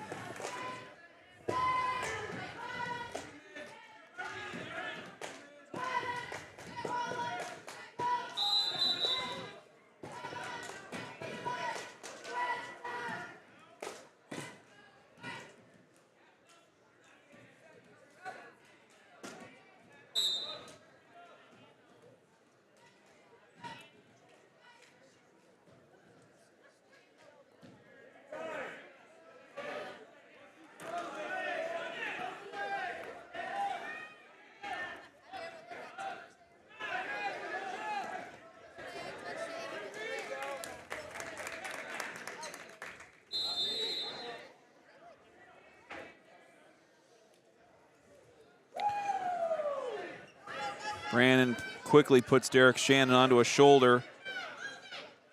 Trying to get that shoulder down. And there's the pin.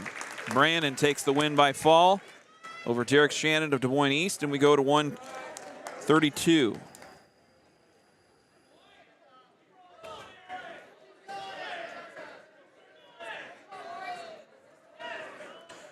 Coming up is Amari Chavez.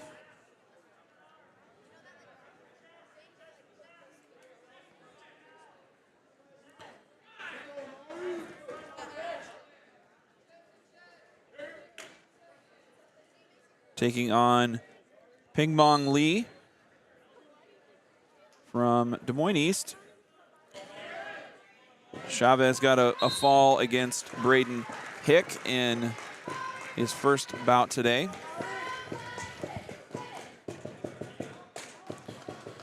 And here he is in his second round action.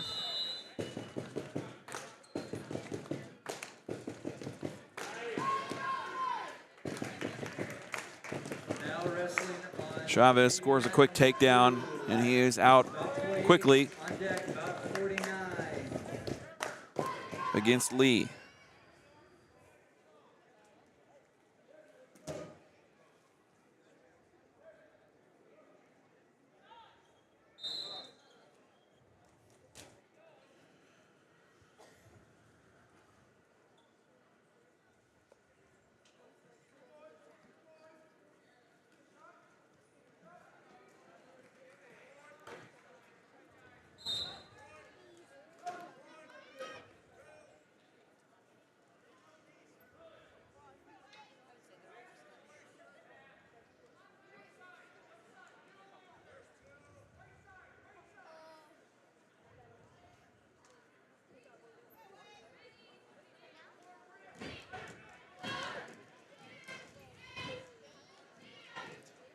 Chavez continuing to stay tough on top here. Rolls through an attempt by Lee. And still a 4-0 contest.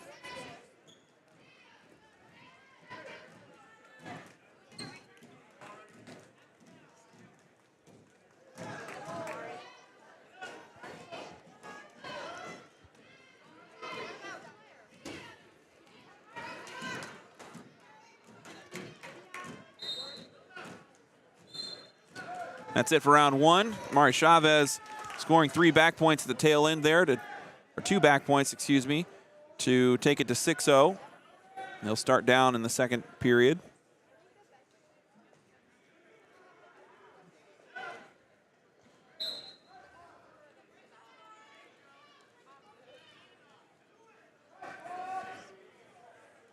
Chavez quickly to his feet, scores the escape. Back on offense he goes against Pingmong Lee of Des Moines East. Another takedown, pushes it to 9. Now wrestling on JV mat number 2, about 49. On deck, about 51. Coming up next for South Tama in round 4, they will take on Iowa City Regina.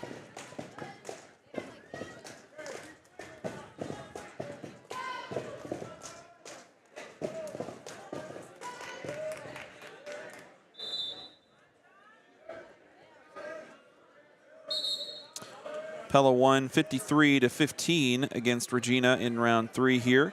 They've been concluded for some time. So round 4 for South Tama appears to be a pretty quick affair, as Regina with a short roster. There's Amari Chavez with the win by fall.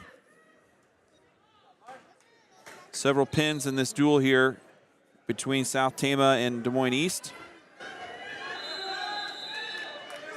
The only decision that we've seen has been Nathaniel Palmeraz that we just saw a few minutes ago. Mikhail Baer will receive another forfeit, so he has yet to wrestle today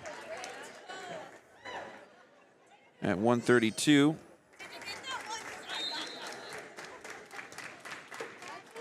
And that will set up 138.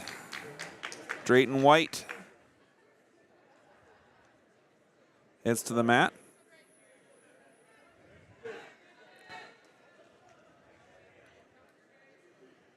White to wrestle Dorian Hilson. Now wrestling on JV mat number 2, about 51. On deck, about 53.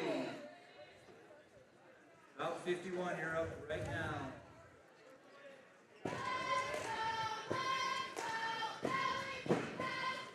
White in his first bout today, won 7-4, coming back after trailing through the first and half of the second period.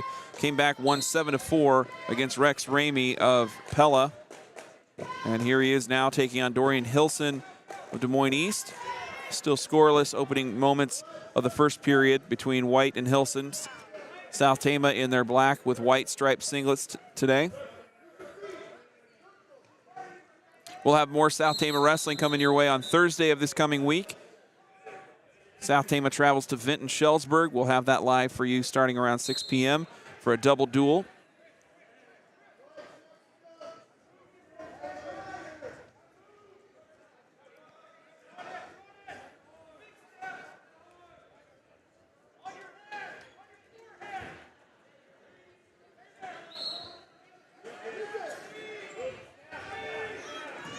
Trojans up big here in team scoring, 42-21. They won their opener against Pella, 53-18. It appears today this meet is going to come down to South Tama and Independence for first place. Independence has remained undefeated through their first 3 rounds.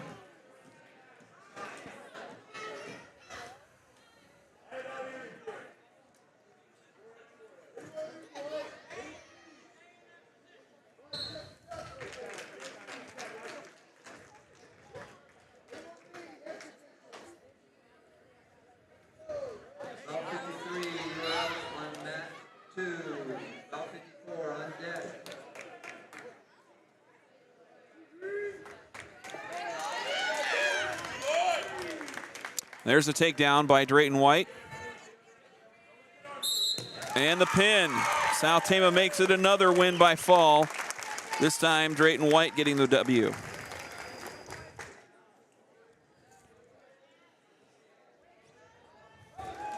Bout 53, Sheets and Ingalls. You're up right now on JV mat number 2.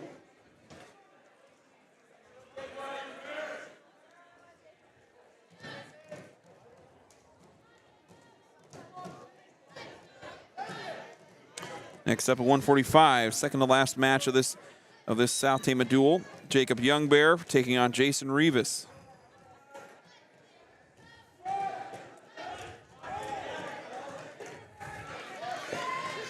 Youngbear catches an ankle. Quick takedown there for the junior, as he looks to get his first win today. The escape by Rivas. Youngbear took a loss by fall to Peyton Ritzert, Pella's only ranked wrestler that took the mat during the last duel. Now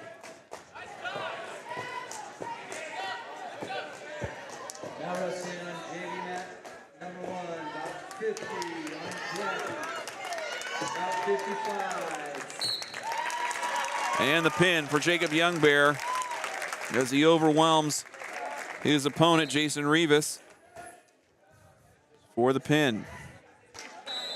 Things moving along quickly here between South Tama and Des Moines East. Now we'll have our final bout of this round.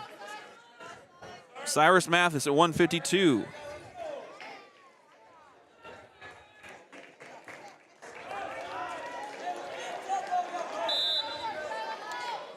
Taking on Brian Schillinger.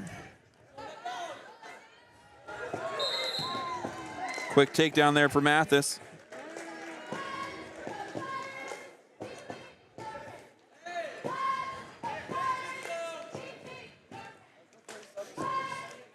Again, South Tama's coach is preaching pace to Mathis.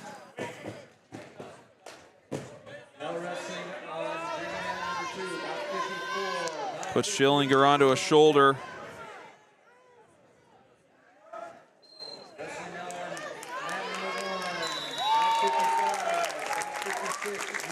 And that'll do it. South Tama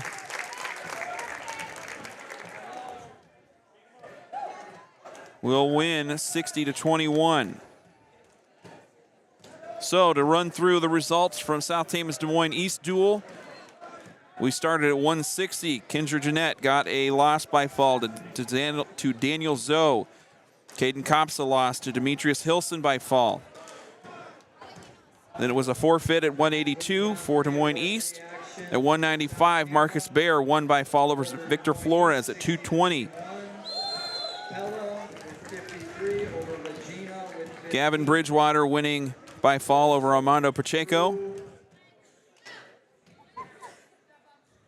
About 58 on mat 2, and then we'll start varsity action on round 4. All right, listening to the PA announcer here give our instructions. I don't believe we're going into a break. I think we're just going to roll straight through. So anyway, at 220, Gavin Bridgewater winning by fall over Armando Pacheco. Nathaniel Palmares in a 3-round ended up being a 6-round bout. Nathaniel Palmares lost in sudden victory 6-5 to Lara Marquez, the winning point getting scored off of a potentially dangerous penalty called against Paul Mraz, so he takes the loss 6-5. At 106, Cale Graff won by fall over Michael Lewis. South Tama was open at 113 and took a forfeit.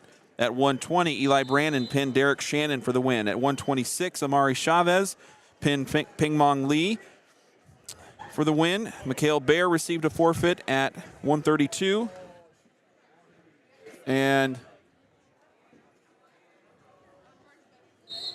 138, Drayton White won by fall over Dorian Hilson. And at 145, Jacob Youngbear pinned Jason Rivas. And we just saw at 152, Cyrus Mathis pinning Brian Schillinger. So we've got more JV matches wrestling here on the far mats.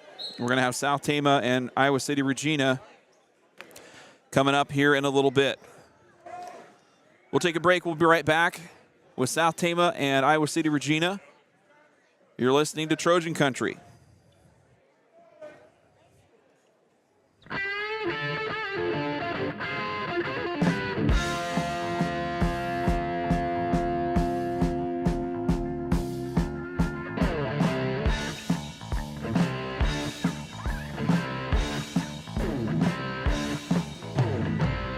I was born in a dump. My mama died and my daddy got drunk. Left me here to die grow in the middle of Tobacco Road. Grew up in a rusty shack. All I had was hanging on my back. Now you know how I lost this place called Tobacco Road. It's home. The only life I never known. I despise you 'cause you kept me, but I love you, Tobacco Road.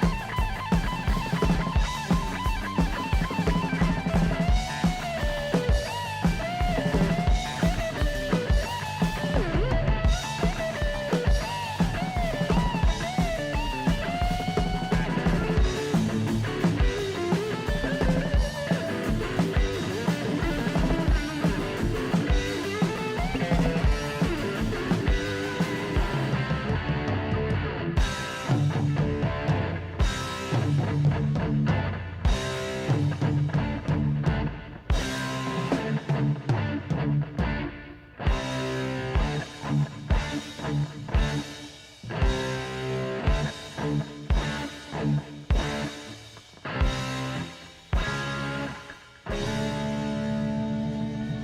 I love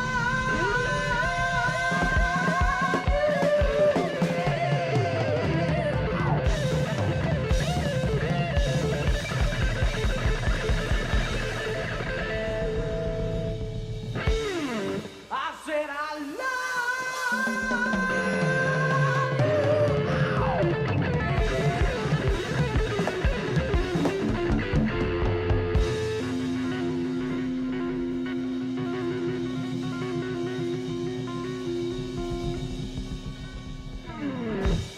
tobacco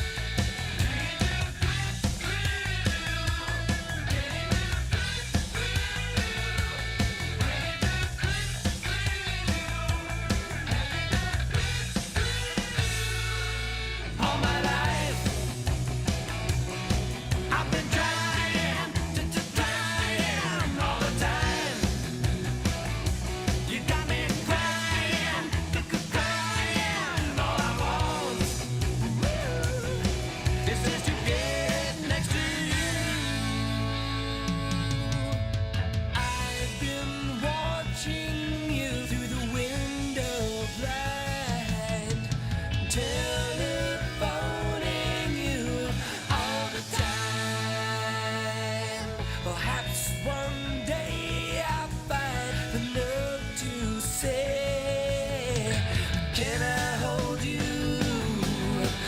Can I love you? Yeah.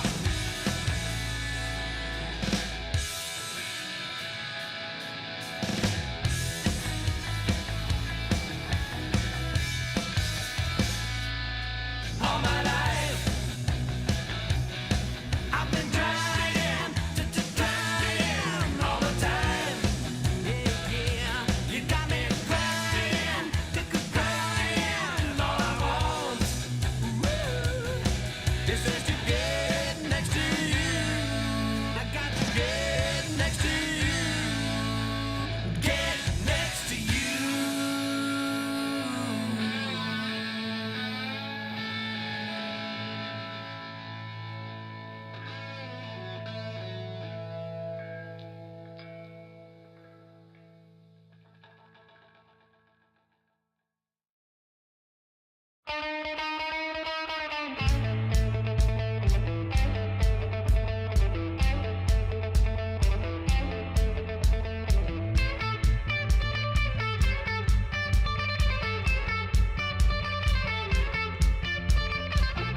Lonely night, yeah, I lay in my bed. Sound of my heart just pumping in my chest. Soaked in sweat, hey, the visions they come. Like steel to the hammer, it sounds like a gun.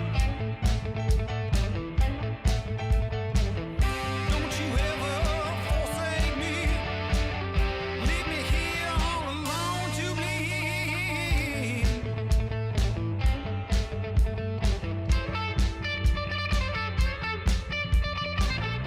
Fighting demons with 2 fists of mine. I'm tense and nervous, and I don't sleep at night.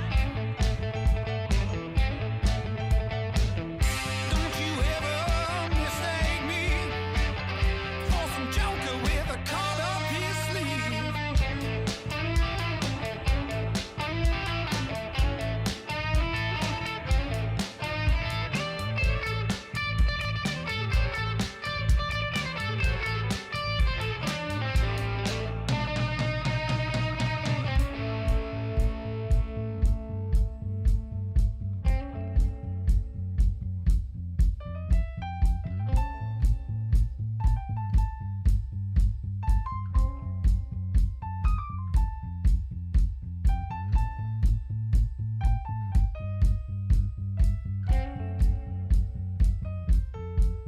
Somebody tell me why I'm all alone. Somebody tell me why I'm all alone. Somebody tell me why I'm all alone. Somebody tell me why I'm all alone. Somebody tell me why.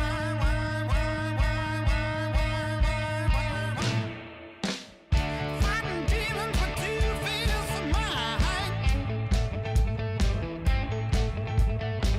I'm tense and nervous, and I don't sleep at night. Don't you ever mistake me for some joker with a card up his sleeve.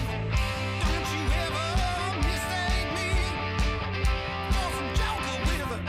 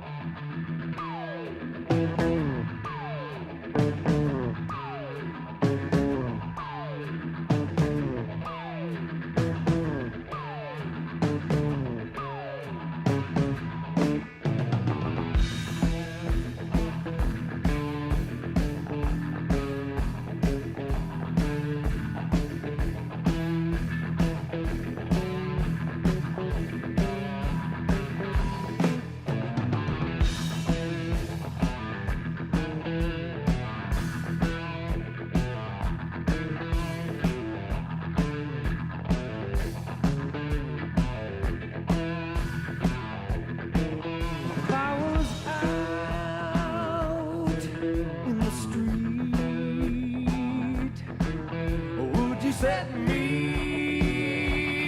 back on my feet? And if my soul refused to shine, would you help me? Would you be kind? Would you feel like trying? Would you? Could you help me, baby? Would you?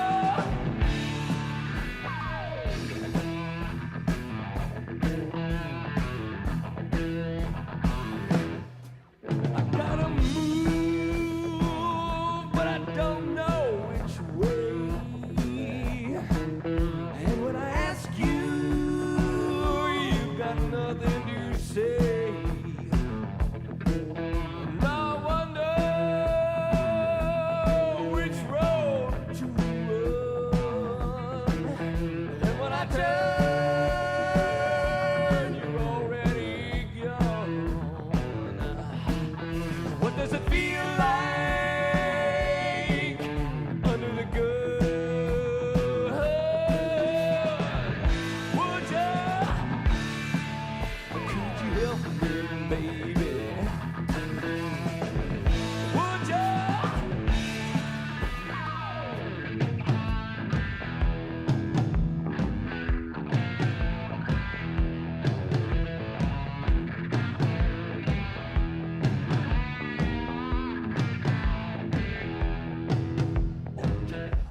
Like a robot, baby, since you've been gone. Feel like a robot, baby, I know you're gone.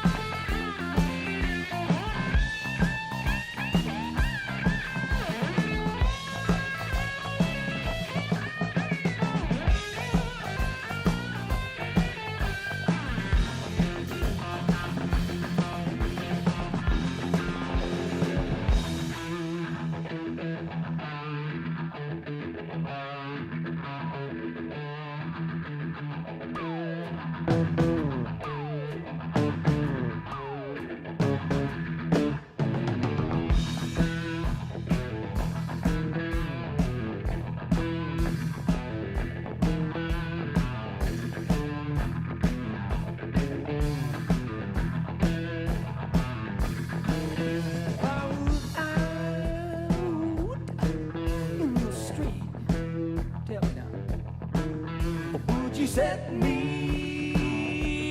back on my feet?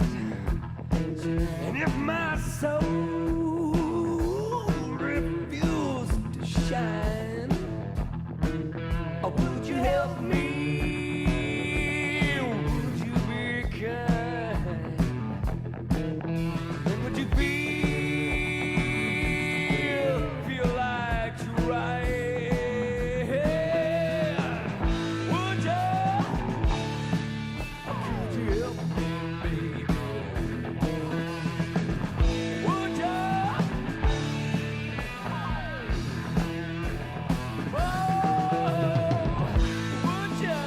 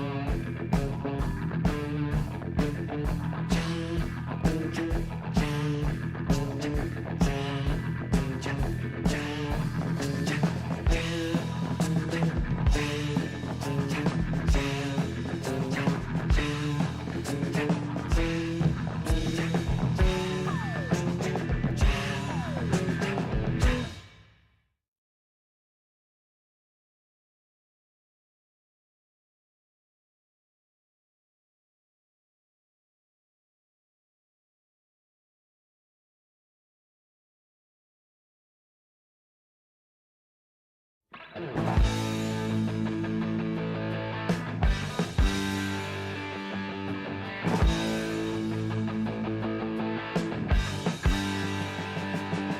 girl, what's this line you're dying to use? Rise and shine, set me straight. Say girl, the way you act and the way you move, leave home early, come back late. Girl, oh girl, I feel so bad. I can't remember when I felt this sad. Oh girl, I feel so bad. On and on, I feel so bad.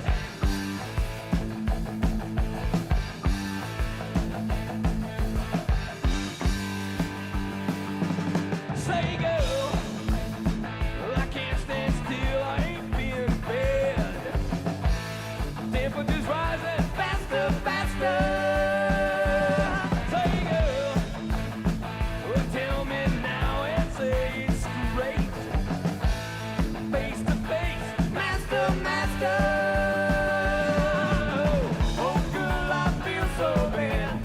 I can't remember when I felt this sad. Oh girl, I feel so bad.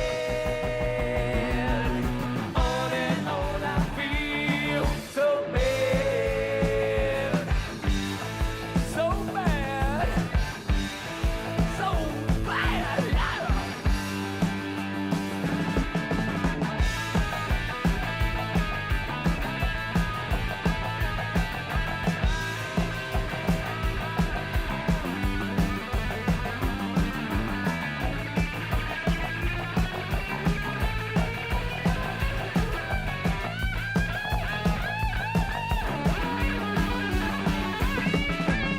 Oh girl, I feel so bad. I can't remember when I felt this sad. Oh girl, I feel so bad. On and on, I feel so bad. So bad. Hey girl, you keep pushing on and on. I just can't take it coming apart. Hey girl, you put a gun right to my head. When you pulled the trigger, broke my heart. Oh, oh girl, I feel so bad. I can't remember when I felt this sad. Oh girl, I feel so bad. On and on, I feel so. On and on, I feel so.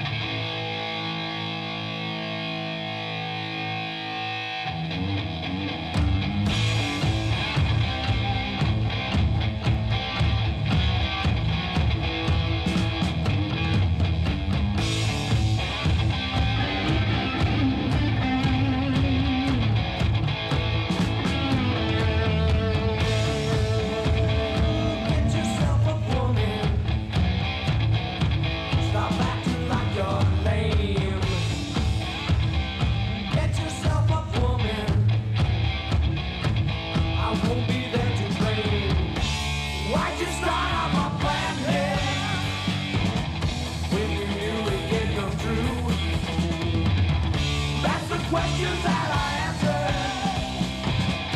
It's the same now that we're through. Get yourself a woman. Stop acting like you're lame. Get yourself a woman. I won't be there to blame. Now you know that I'm leaving. Though to you it seems insane. And I know you lost your reason when I wasn't there to blame. Get yourself a woman. Stop acting like you're lame. Get yourself a woman. I won't be there to blame.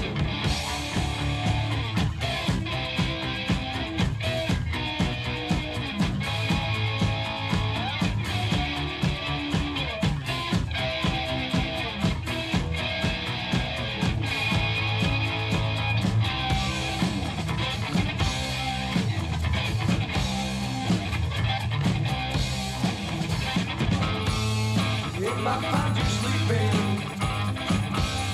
I'd walk right out the door.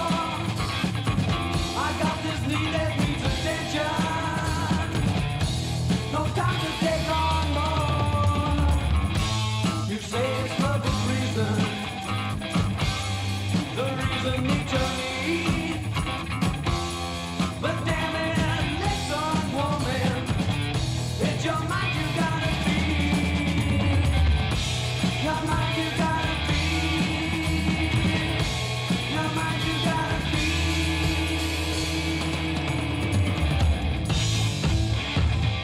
Get yourself a woman. Stop acting like you're lame. Get yourself a woman. I won't be there to blame. Get yourself a woman. You're acting like you're lame. Get yourself a woman. I won't be there to blame. Get yourself a woman.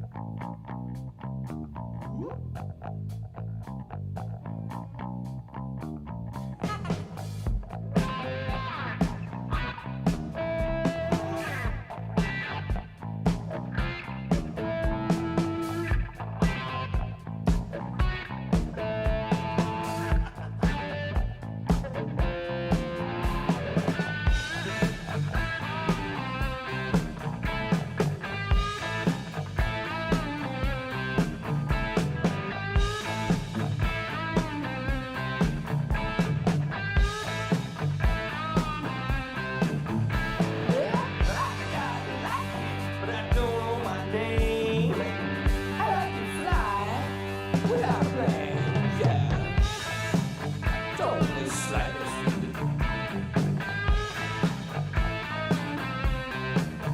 Ooh, you think I'm crazy? I think it's a game. I'm just thinking brainwaves short of being sane.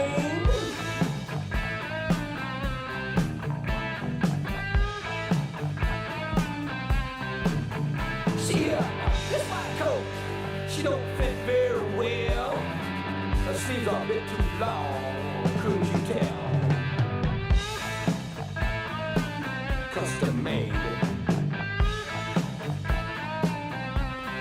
No, I said I didn't mean to offend you. Don't take it too hard. I'm only moments away from coming apart. I'm pretty sure of leaving this resort. My brainwaves seem to twist and contort. Well, if you only knew what my mind's going through, I'd be out there instead of you.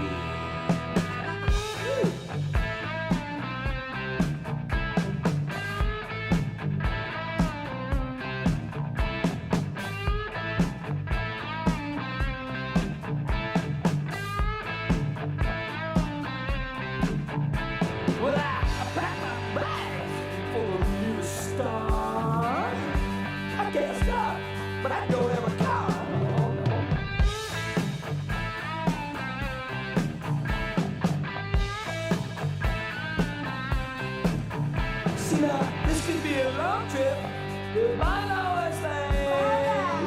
I'm only 30 brainwaves short of being sane.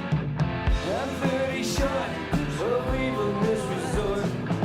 My brainwaves seem to twist and contort. Well, if you only knew what that mind's going through, I'd be out there instead of you.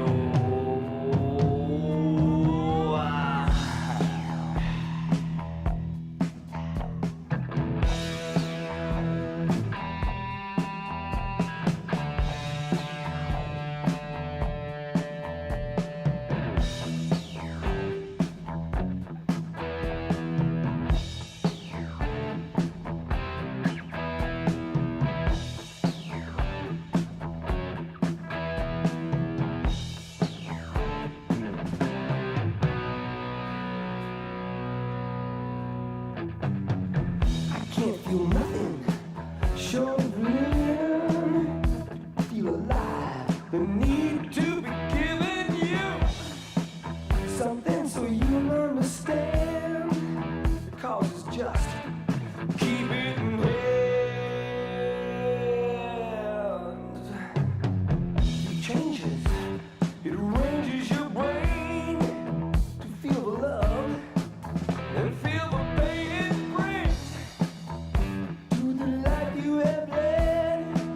Don't be alarmed, it's all inside your head. It's all inside your head. Yeah.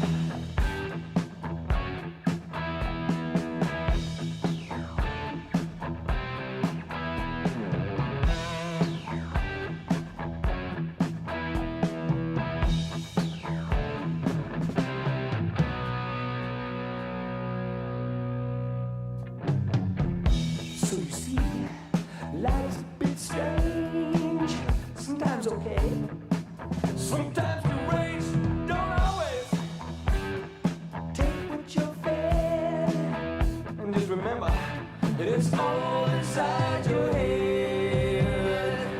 It's all inside your head.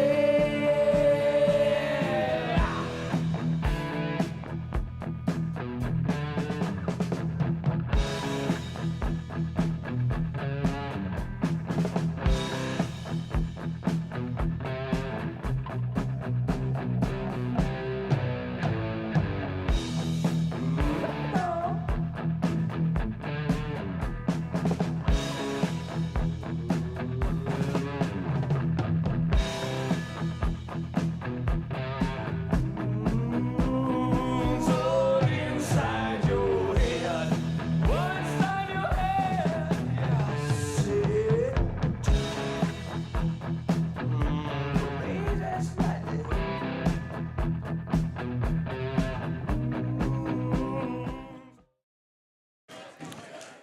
All right, for those still tuned in, thanks for sticking with us. We are just about ready to get varsity action back underway here live from the STC Round House. We're starting round number 4. This is going to be South Tama taking on Iowa City Regina. Trojans so far undefeated in their first 2 duels here today at the STC duels, winning against Des Moines East most recently. And this one's going to move quick here. Caden Kopsa taking a forfeit at 170. Let's go, Damien! Damian Castellanos up on the mat now for South Tama.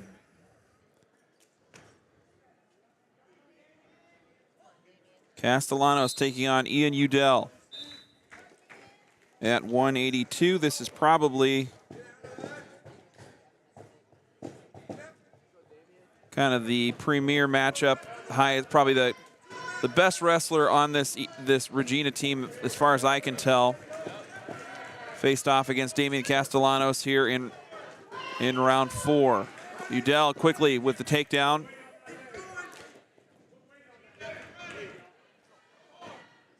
Castellanos has been a quick-paced wrestler so far in this first opening rounds and in Benton from the action I've seen him so far. But Udell has kind of gotten out quicker, gotten out harder. And he's on top here, 2-0. Udell puts Castellanos onto a shoulder. No back points there.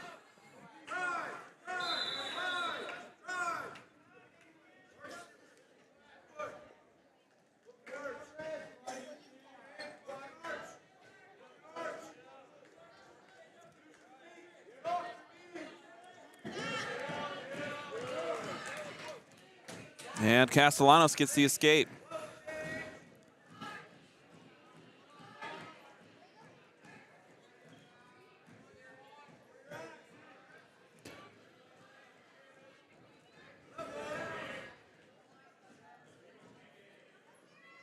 Castellanos was not in action in the last duel. He took a forfeit against Des Moines East and lost by fall to Nicholas Stanley of Pella in their first duel of the meet.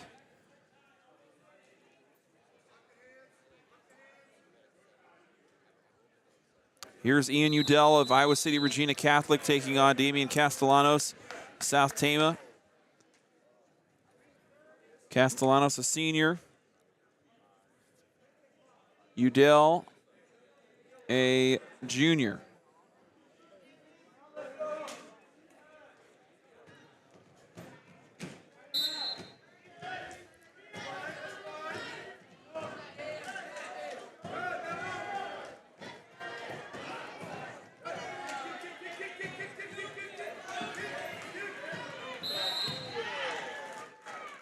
Some donkey kick in there as Udell trying to escape from Castellanos, and he unable to get loose.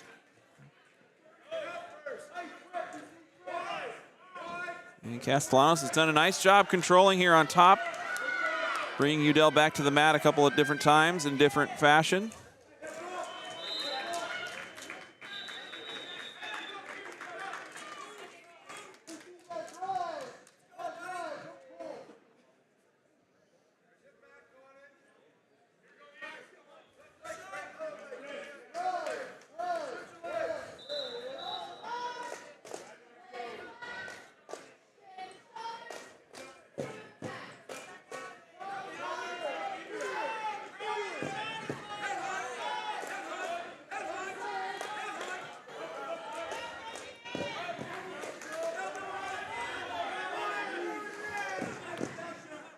A one-point escape for Udell, and he leads 3-1.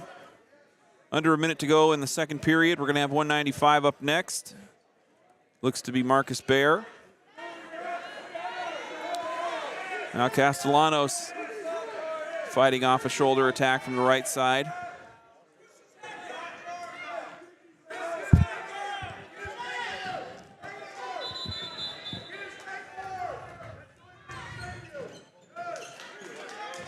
There's a two-point takedown for Udell. He's leading by 4. Castellanos did good work on defense.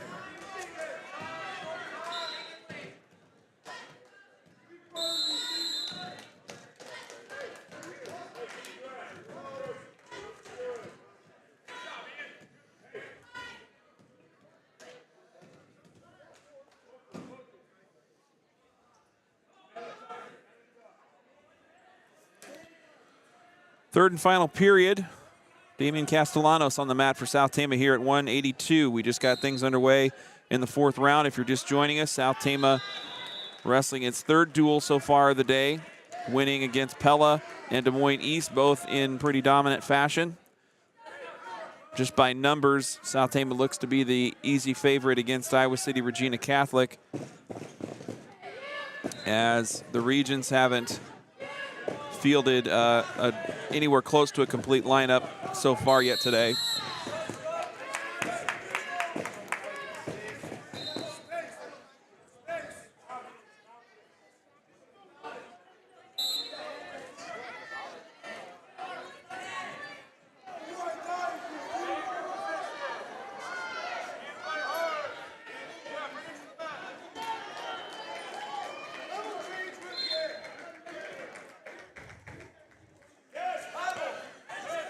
South Tama in the green side of the score clock. So if you're keeping along Look on the green, the right-hand side for South Tama's match and team scores here.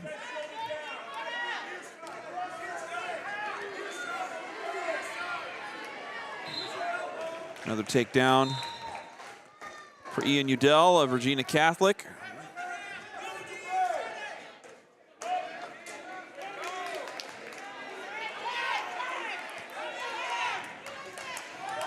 And there's the pin.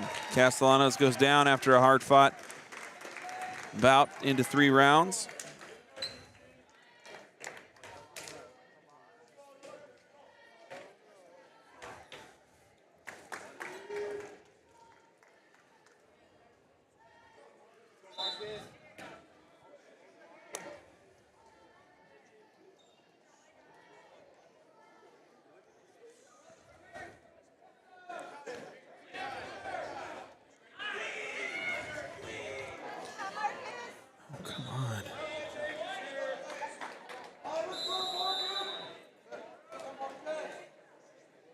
Marcus Bear taking on Regina's number 11th ranked Christopher Wakel.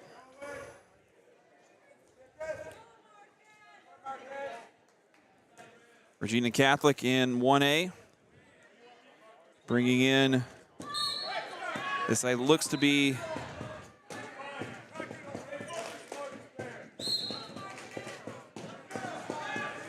their only ranked wrestler in action tonight. Ronan Poynton ranked 5th at Class 1A at 220, but we have not seen him on the mat tonight.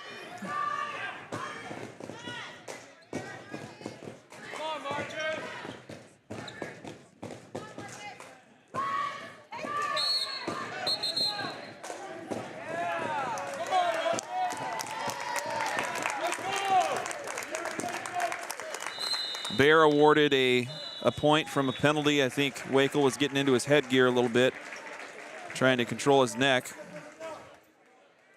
So Bear up 1-0 here midway through the first period.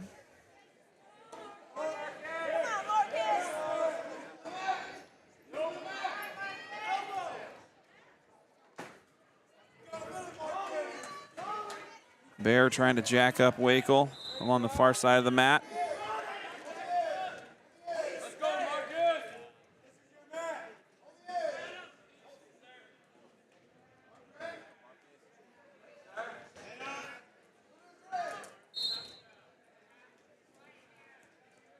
Nice throw there by Marcus Bear. Can't finish the takedown though, and they go out of bounds. And the crowd giving it to him here a little bit. South Tama's got their home crowd and the home bench on both sides of the mat, making some noise here. Bear still up by 1. 30 seconds to go left in the first. Would have had a takedown if he had another foot or so of ground to work with, but the two went out of bounds. Here comes another throw attempt from the underhook, but it goes out of bounds, and we go back to the middle.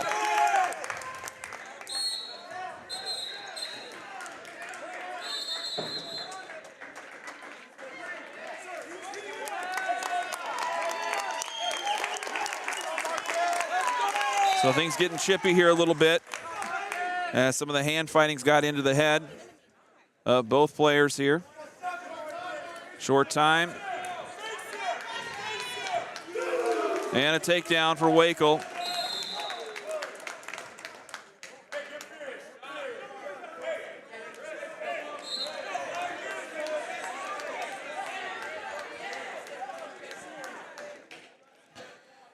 We go into the second. So 2 penalty points awarded to Bear, the takedown for Wakel, and we are tied 2-2 as we start the second period.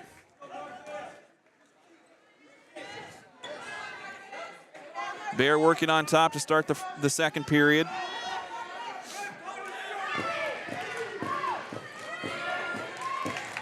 Wakel the escape, the taller, longer wrestler. Uses the advantage, gets out easy. Bear trying the trip, throws him to the sideline. They tangle up again near the out of bounds line. Bear trying to drag him back in.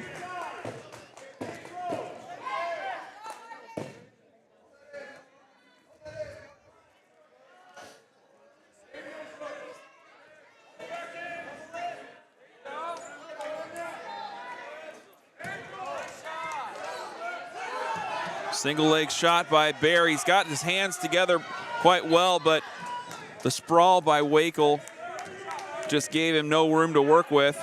And we go back to the center. Wakel a senior, Bear a freshman.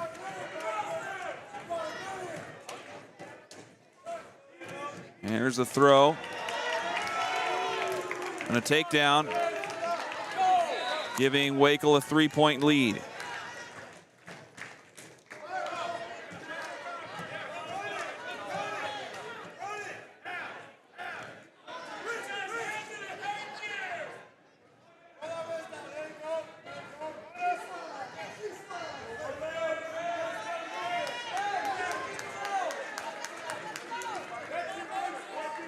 Wakel trying to stretch Bear out.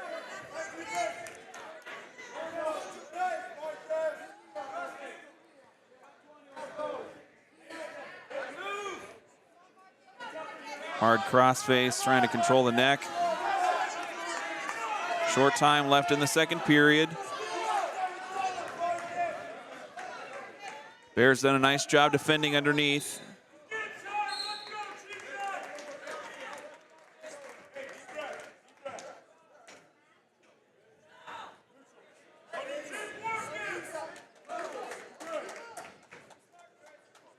Coach says go neutral. Bear doesn't like it, but here we go.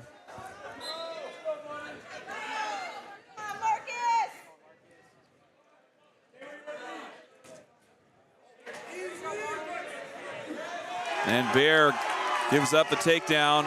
Trouble on his shoulder here. Wakel in control.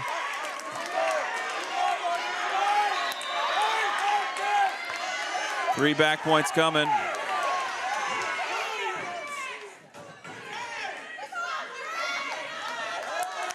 And Bear gets to his stomach.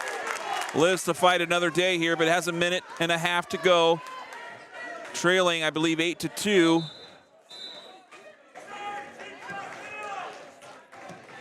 Ten to 2, excuse me, the takedown and the near fall.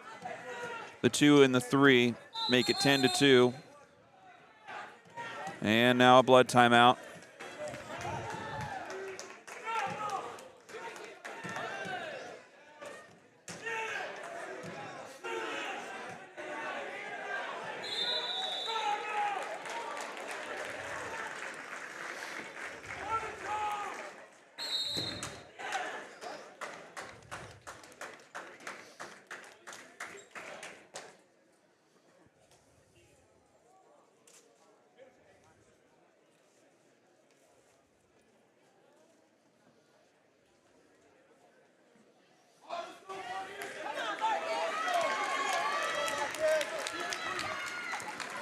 And so Bear back to the mat. Let's go, Marcus.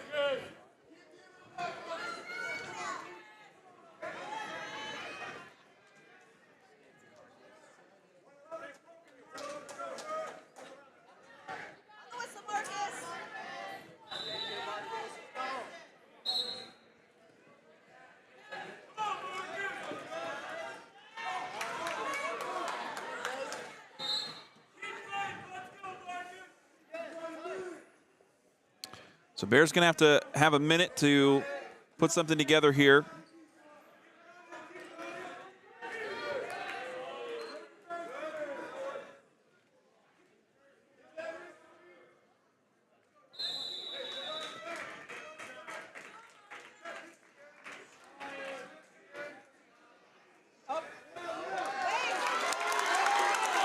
"30 seconds as he's back to his feet, trailing by 7. Gonna have to get a pin.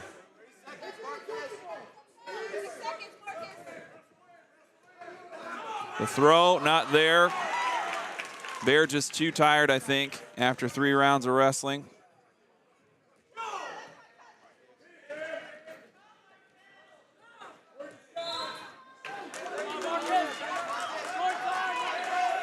Trying to jack him up one more time.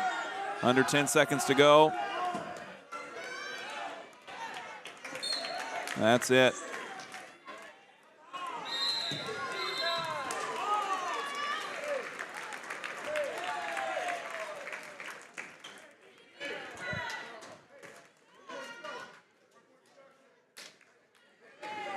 And so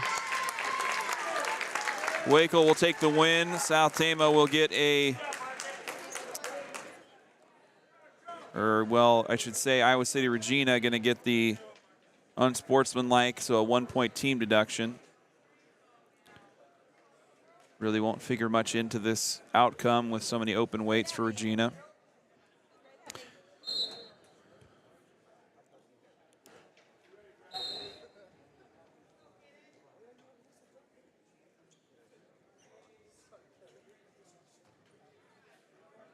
Look to be open at 220, so Bridgewater will not have an opponent.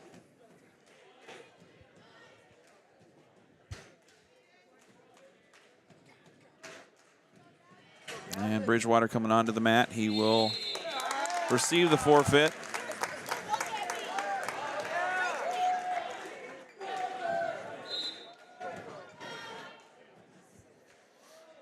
.285 also open.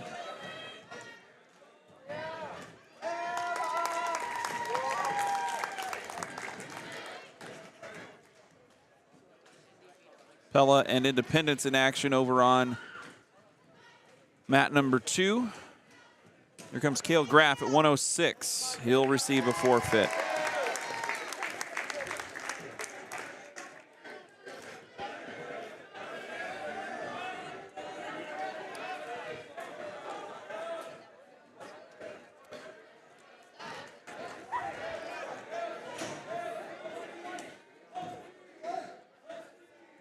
South Tama open at 113. And we go to 120, Eli Brannon checking in. Brannon against Holden Berg of Regina Catholic.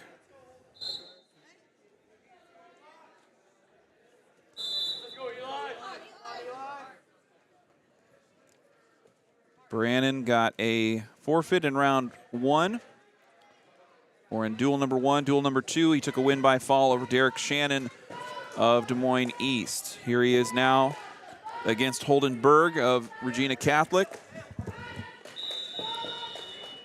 Brannon shoots first. Berg still controlling the right leg of Brannon, so no points awarded yet.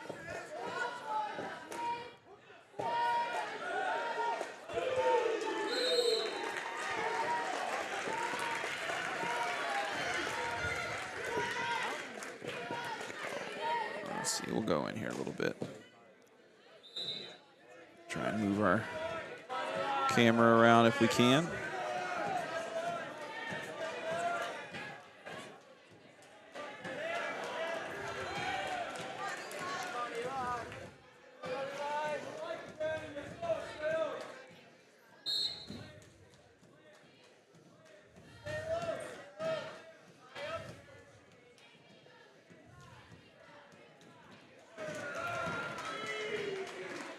And there's a takedown by Brannon.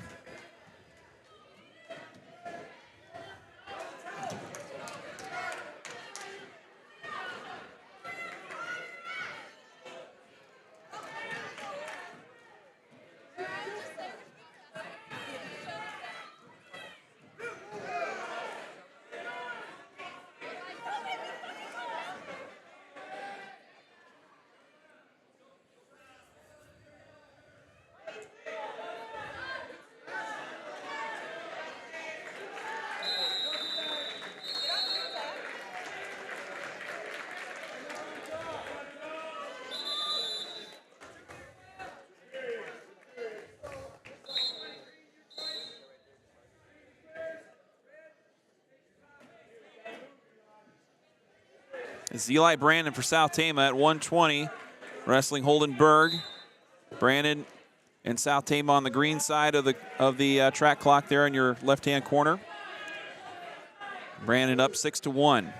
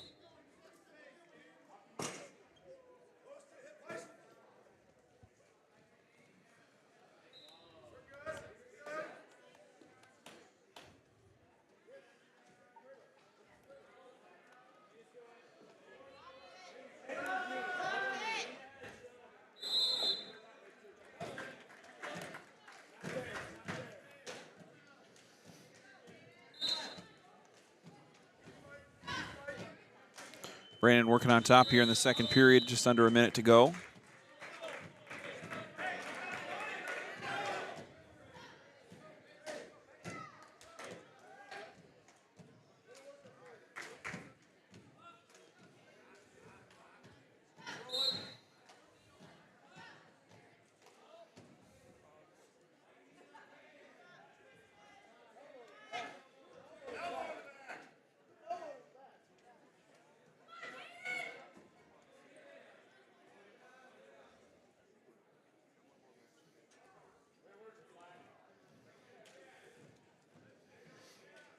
Brandon working the neck against Berg underneath.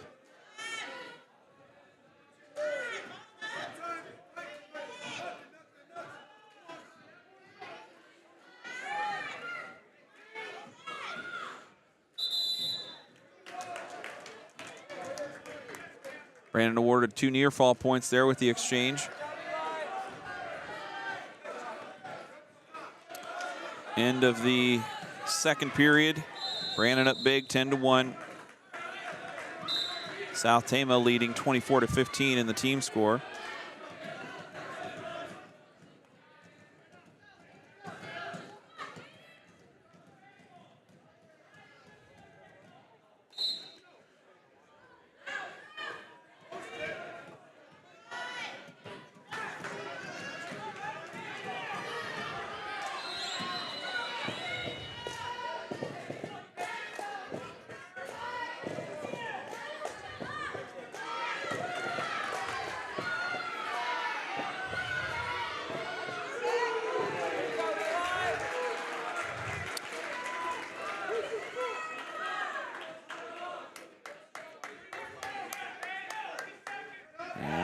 Three-point near fall there.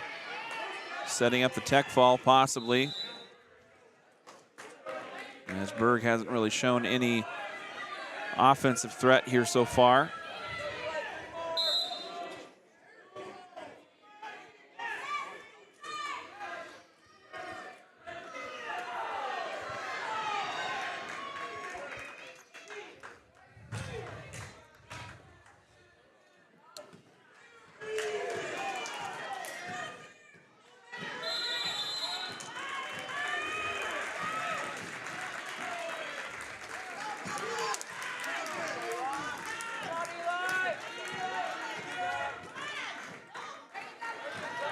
Brandon now leading 13-1. Well in control here against Holdenberg of Iowa City Regina Catholic. Taking it into the third.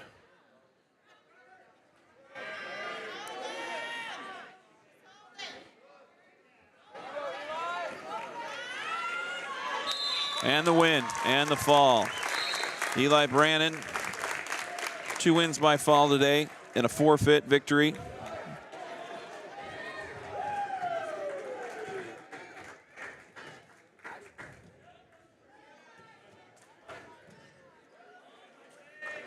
Mari Chavez will come up and will take a forfeit victory.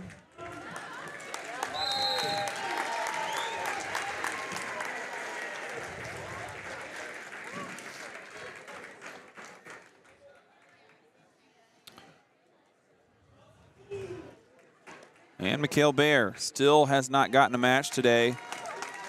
Wrestled through 3 straight duels and has gotten forfeits in each of them at 132.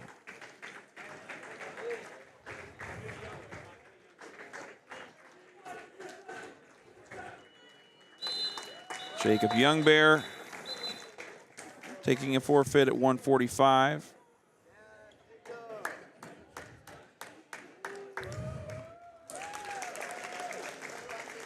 Excuse me, no, that was Drayton White at 138.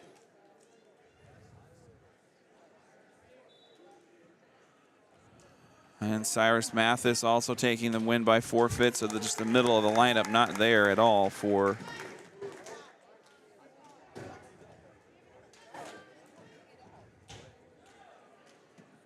Regina Catholic. Kinzer Jeanette at 160, taking the forfeit. And that's it. That is all of tonight's action. as we loop back around to 170 where we had Kopsa taking a forfeit victory. So just to run down the truncated dual result here. At 106, Cale Graff got a forfeit. At 113, South Tama was open and took a loss by forfeit. At 120, Eli Brannon got a pin against Holden Berg. At 126, 132, 138, 134, 152, 160, and at 170, Regina Catholic was open in all of those weights, and so South Tama took a forfeit victory in each of those weights.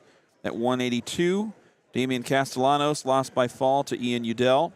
At 195, Marcus Baer lost a close one in a decision 10-6 against Christopher Wakel.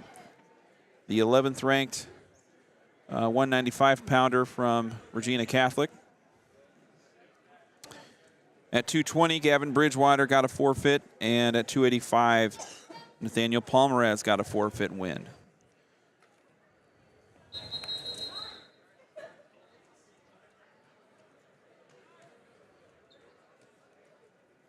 And it looks like we're just about ready to,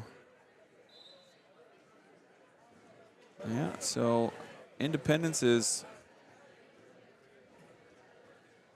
cleared their mat pretty quickly, so they got through things very fast against Des Moines East. And it might just be a matter of how much time we need to wait before, although with South Tama taking so many forfeits, we're going to start at 182 rather. Yeah, so it's a matter of how long it's been since Castellanos wrestled in the first round, so we might have some time to wait.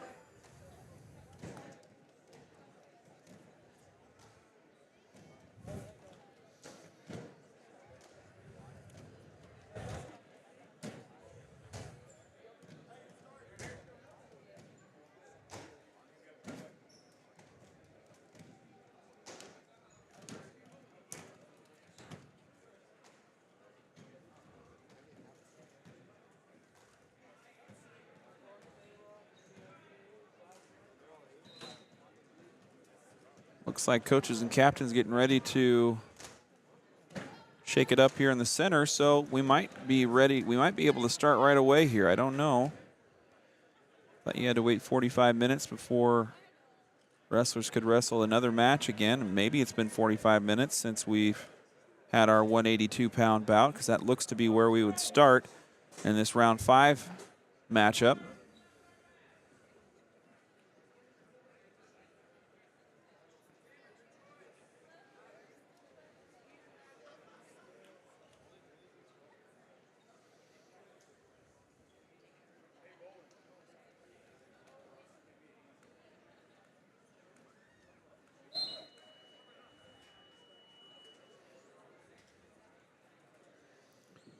Trying to listen in as best I can to the coaches talking over here to see when we'll be able to start.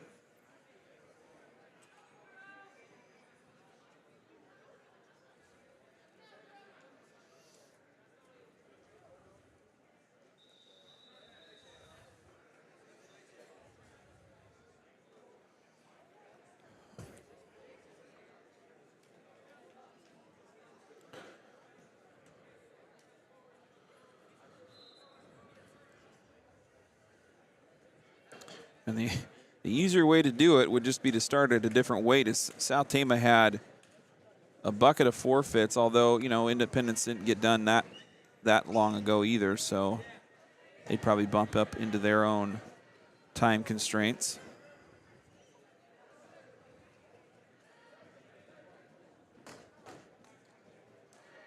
So if you're just tuning in, we're waiting to see when we can get this last final round started between South Tama and Independence.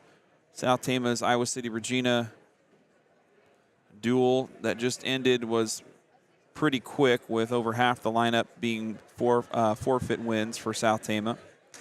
The Trojans undefeated here in dual action, as is Independence, so this will be for the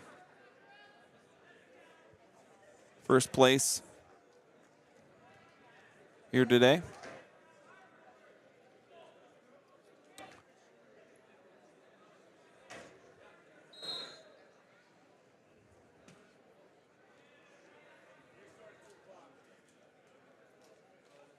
All right, so it looks like it's going to be 2 o'clock when our next bout is going to get underway. But before we jump over, we're going to... Now for a 45-minute recovery. South Tama Independence will begin at 2 o'clock.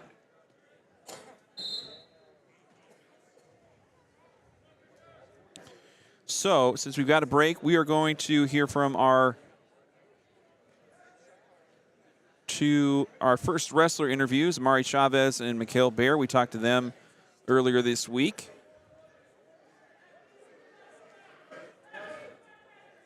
And so we'll jump over to that. Got about 20 minutes to go. And we'll have South Tama Independence to finish things out here live from the Round House in Tama. Thanks to our sponsors. They include Cruzy Phillips Funeral Home, Salt Creek Wind, State Bank of Toledo, Sharn Weber's, Mark West Law, SNS Car Wash, Medicap Pharmacy, Iowa Premium, and Mercy Care Tama. All right, we are joined by a couple of our varsity wrestlers here just finished up practice on a Wednesday. I'm joined by Mari Chavez and Mikhail Bear. How are you guys doing tonight? I'm good. I'm doing good. Excellent. Tell me first your grade, what weight class you typically wrestle, and how long you've been wrestling. We'll start with Mari. I'm a 11th grader, junior in high school, and for how long I've been doing this sport, I've been doing it since first grade. Yeah. And it's been quite the road. I like how we're looking. I like how I'm looking. I like how I'm looking. Yep. And what weight class you are this year? I'm wrestling at 126 this year.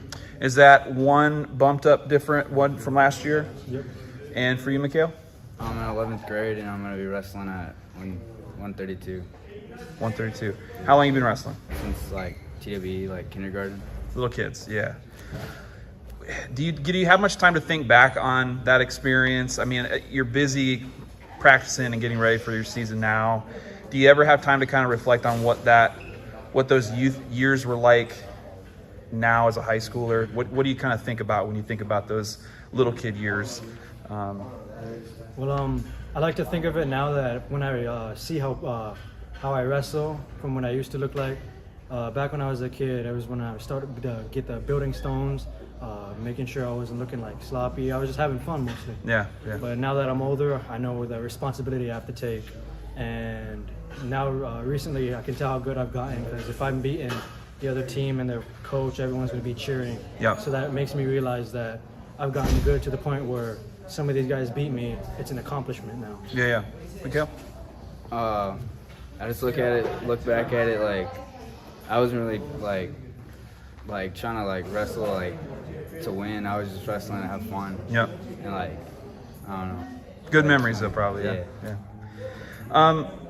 Family's a big part of any student athlete's experience. Can you talk a little bit about your family's role in your career as a wrestler so far? I'll start with Mikhail on this one. My dad really pushed me to be motivated to wrestle, and he brought me to practices in Ames to stay like disciplined and keep working hard. Yeah. Mari? Along with Carol, I also went to Ames to train with Dwight Henson.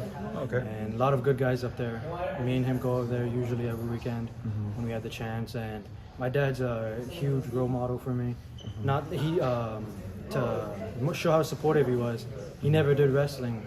But he's always showing me these videos, these techniques, everything on his phone when he gets the chance. Yeah. And he's telling me what I'm doing wrong and what I should do next time. And if I lose a big match, not to worry about it, but to focus on what I did wrong instead of what actually happened. That's good to see. Nice. What do you enjoy most about the sport? What do you love when you get on the mat, when you're practicing? What is it most about the sport that you like, Mari? I like how physical you actually get with another human being. I like the combat aspect of it. It's not like it's not a simple like step to the side or step forward. It's you're in there and you're locked in and you're going head to head with another guy who knows exactly as much as you do. And on the flip side, what's kind of the most challenging part of it for you? I must say it is it's usually, but not like how it was last year.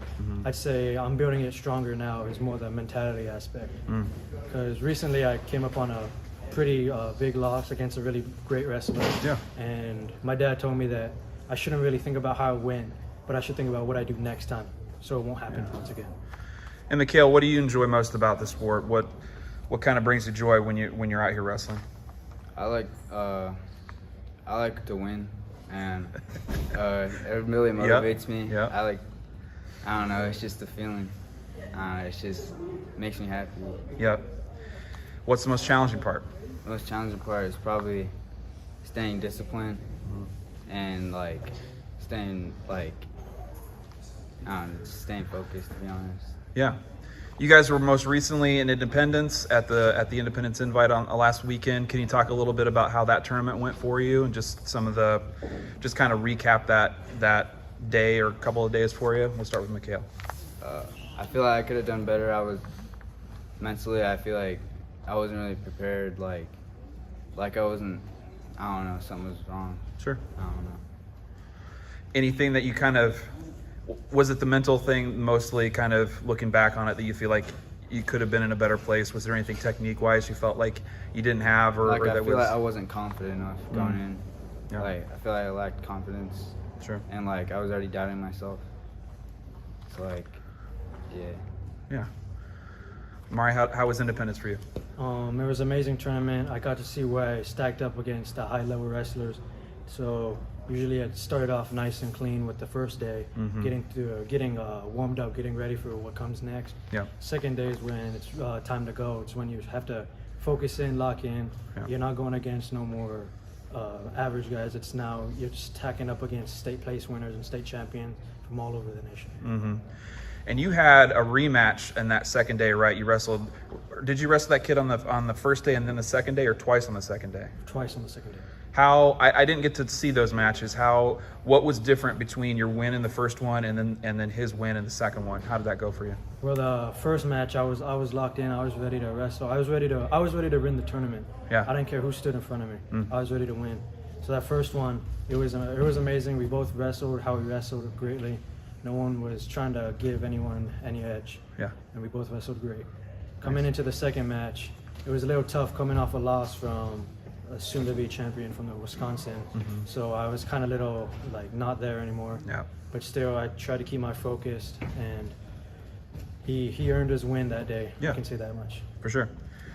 What are some skills that you guys are working on now? I mean, I just kind of watched the tail end of practice here. There's specific skill drills that you guys are working on. Are there parts of your game that you're thinking about and focusing on this season or at this point in the season?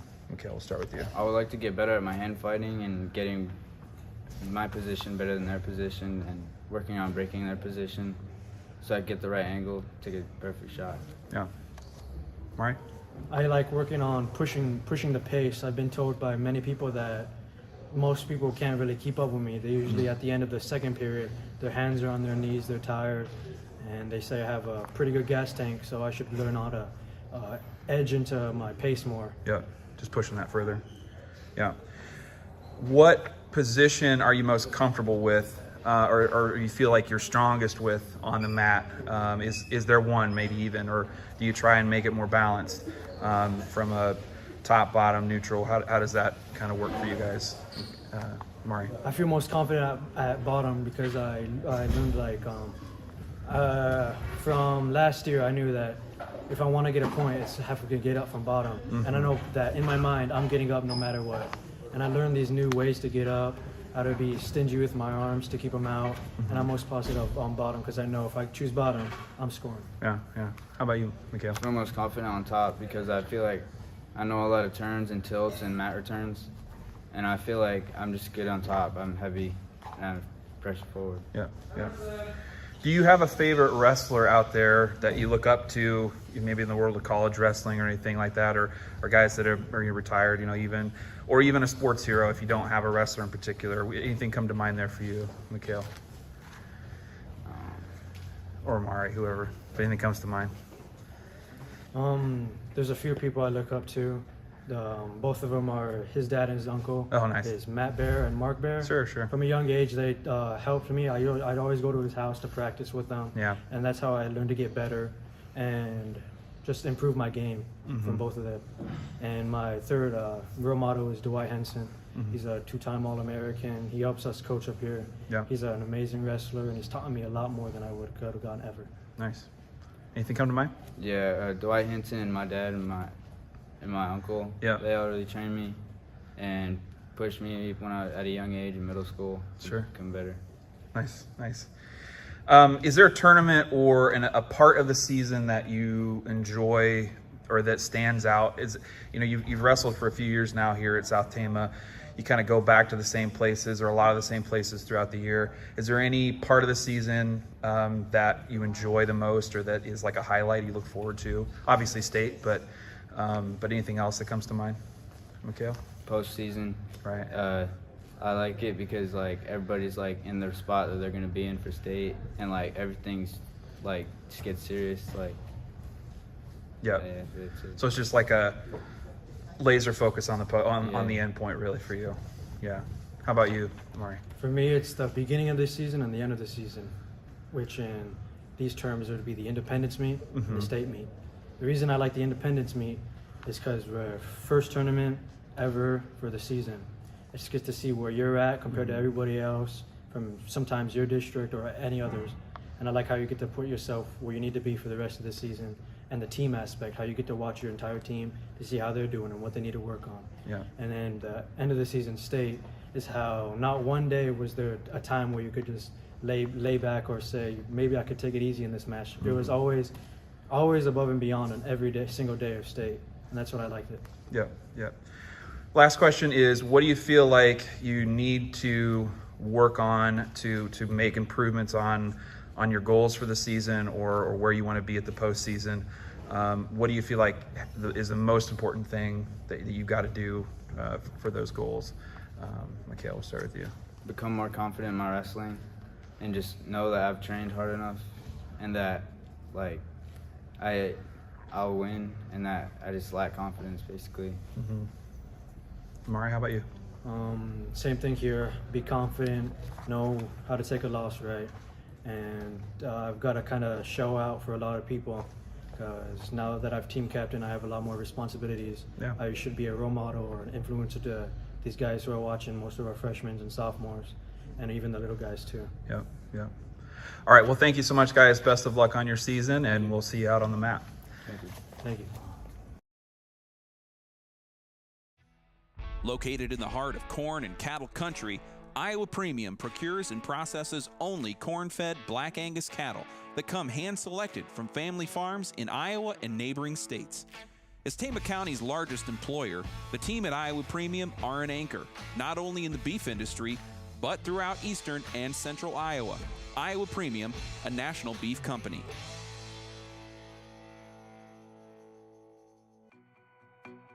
Medicap Pharmacy in Toledo offers free medication packaging and free delivery to surrounding areas. With convenient drive-up service and hours on Saturday morning, Medicap Pharmacy is always there for you. Visit with pharmacist Derek Townsend and his team by calling 484-6198 or stop by their location across from Fairway in Toledo. Medicap Pharmacy, locally owned and expertly operated. Sharn Weber's in Toledo serves central and northeast Iowa with the latest in heating and cooling systems, water softeners, plumbing and electrical installation, as well as expert service and repair. As a family-owned hallmark business from the South Tama community, Sharn Weber's is proud to support Trojan spirit on the field, on the stage, on the court, or in the classroom. When the job needs done, call Sharn Weber's at 800-542-7980. S&S Car Wash provides both automatic and hand wash services as well as detailing for your vehicle. S&S Car Wash, your local car wash destination with convenient locations in Toledo and Tama.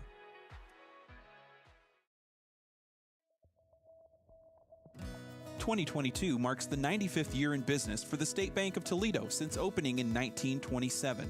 The State Bank of Toledo is Trojan Country's hometown bank, supporting its customers with loyal, friendly, and fair customer service. With 2 convenient locations, a full-service investment center, 24-hour ATM service, and online banking, you can't go wrong making State Bank of Toledo your financial services choice. Member FDIC, Equal Housing Lender.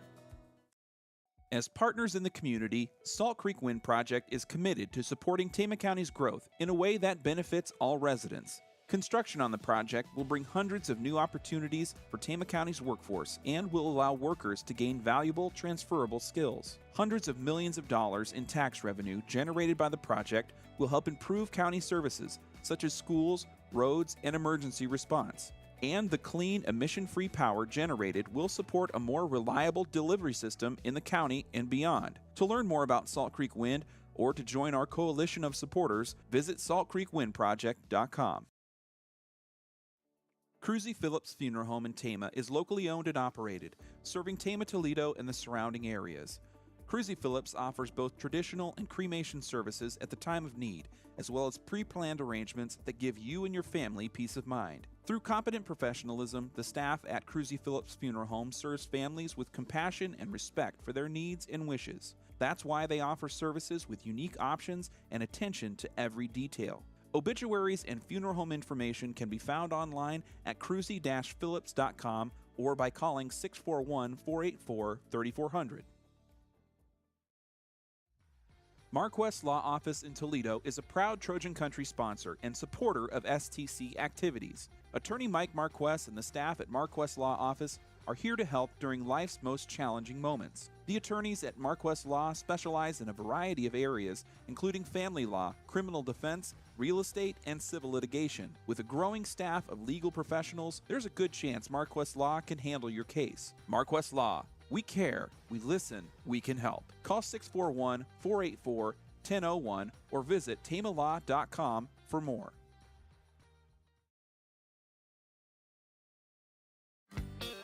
Trojan Country fans, come on down to The Pump, Tama, Toledo's #1 bar and grill. Located in downtown Tama at 218 West 3rd Street, The Pump serves up cold drinks, a warm atmosphere, and an amazing lunch on the regular.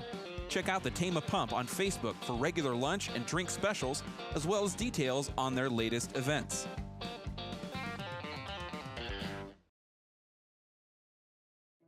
If you believe in capturing meaningful moments, you've made it to the right place. The Farmer's Daughter Photography and TFD Films are a proud supporter of Trojan Country and South Tama County activities. Located near Conrad, the Farmer's Daughter Photography and TFD Films offer an array of photo and video services, including family photos, newborns, kids and seniors, weddings, and commercial media. Check them out on the web at tfdphoto.com or on Facebook and Instagram to learn more.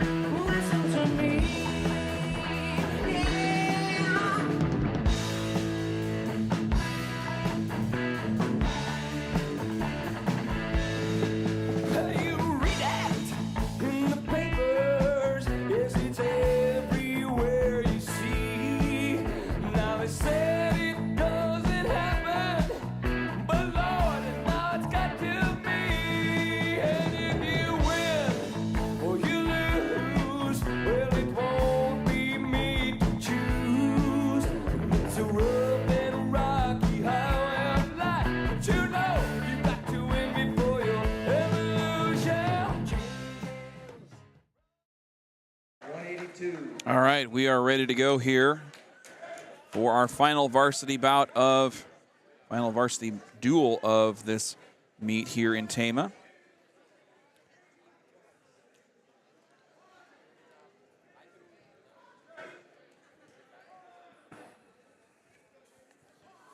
It's going to be Damian Castellanos suiting up for South Tama.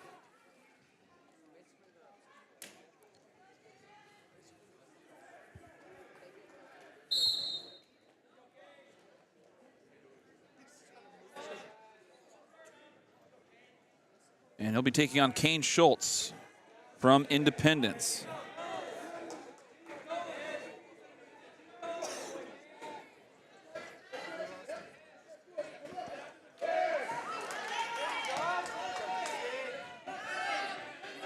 No points yet, as Castellanos has to get his arm free before he can be awarded the takedown. And there it is, 2 points for Damian Castellanos, and we're off and running here.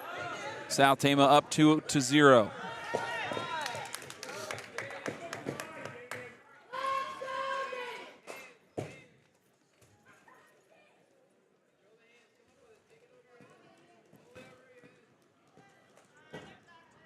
Former state qualifier Mitch Johnson, senior standout athlete over at Independence. Well, I don't know about preseason, but the first rankings that came out through IA Wrestle, Johnson ranked at 182. He is not in action here today, so maybe dealing with an injury. And so Castellanos in his place, facing Kane Schultz here today.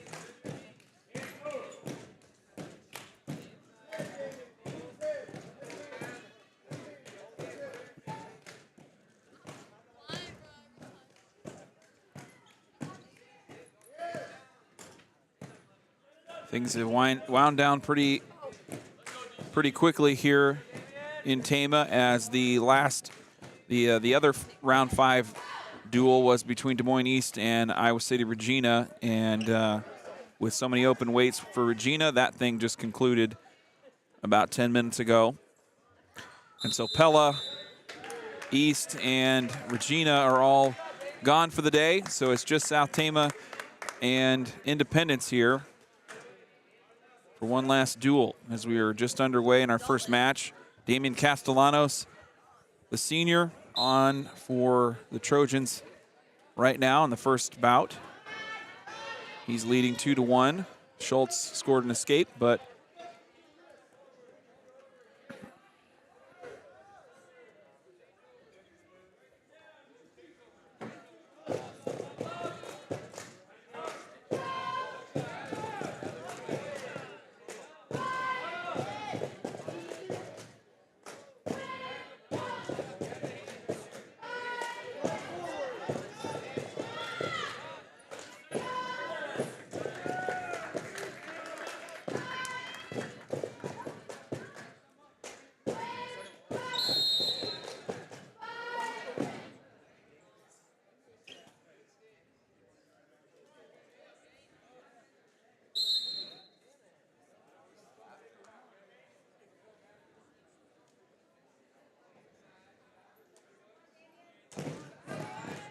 Castellanos scoring the escape, and we're tied 2-2 midway into the second period.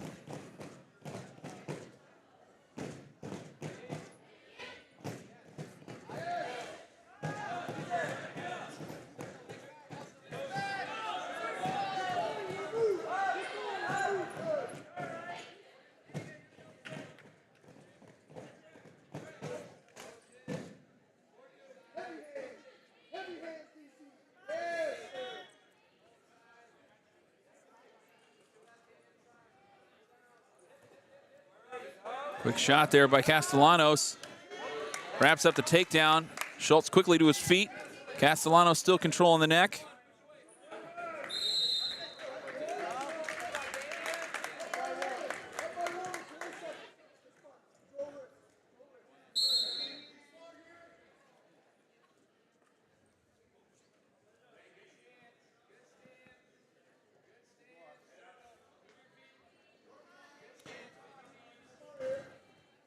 South Tama on the green side of things here in this final duel today. So if you're looking on your score clock on the left-hand corner, South Tama's individual and team scores are on the green side on the right side of the score clock.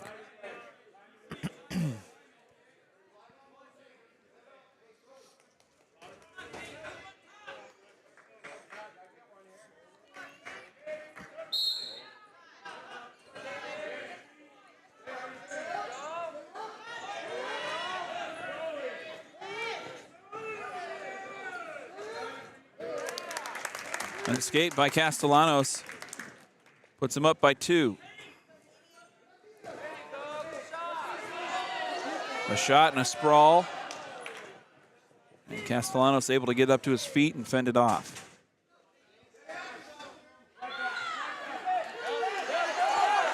The takedown and shoulder points coming here. Castellanos smelling blood in the water, and he's got the takedown and the pin.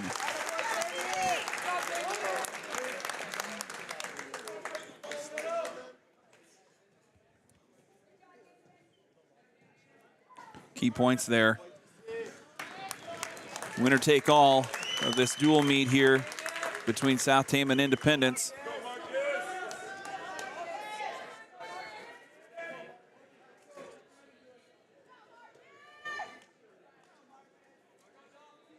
Landon Duffy up next for Independence. For South Tama, it's Marcus Bear at 195. He's had a full day today. I think wrestled each of the, had matches in each of the meets. No, he was open in the first one. So there's a big throw by Bear.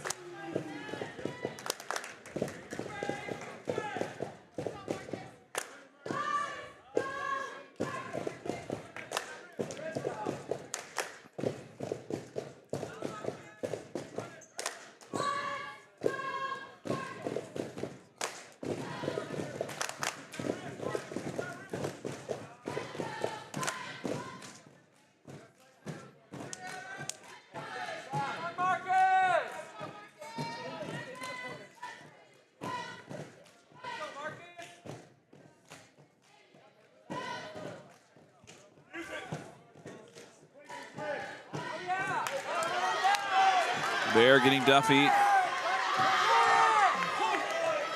up to 180.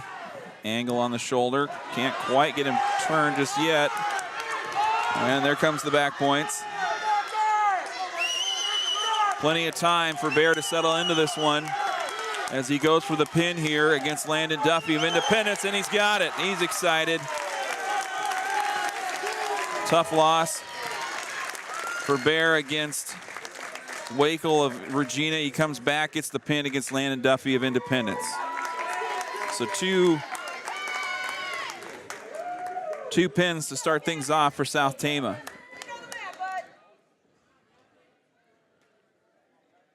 Now here comes South Tama's number 2 ranked Gavin Bridgewater at 220. He was open there at the last duel, so this is his first action in a little while. Quick takedown.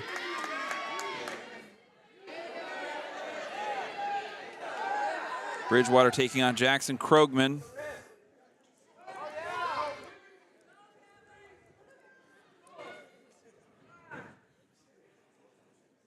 And quick back points coming there for the junior, up by 5 now.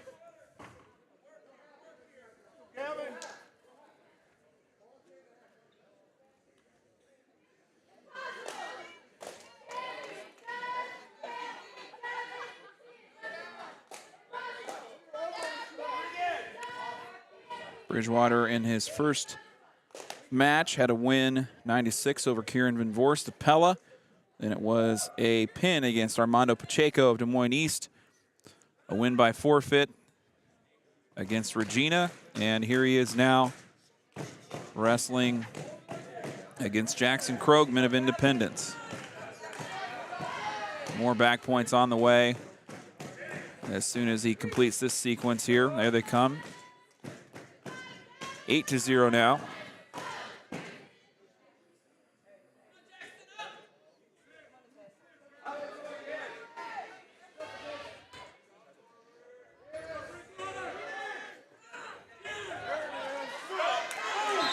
And the pin at the edge of the mat. Gavin Bridgewater makes it 3 in a row.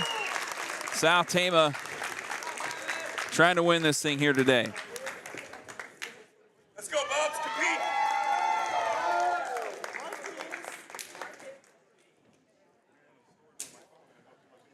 Coming up for Independence, Corver Hupke, the number 7 ranked heavyweight for the Independence Mustangs. Big body on the offensive line for the Mustangs this year on the football field. I believe he was a state qualifier last year. He's going to take on Nathaniel Palmeraz, who had a huge overtime match last time out.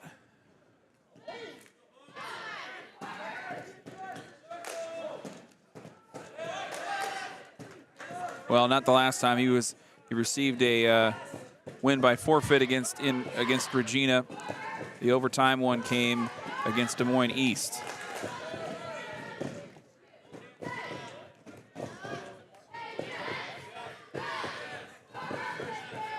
Hupke looking for points here. He's going to try everything he can to put a pin together against Palmeraz.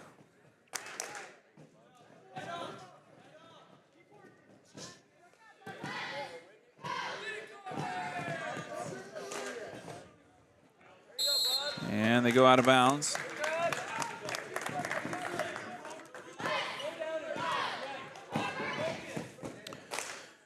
We started the duel at 182, so lots of matches yet to come here. We're going to go to 106 and Cale Graff for the South Tama Trojans after this.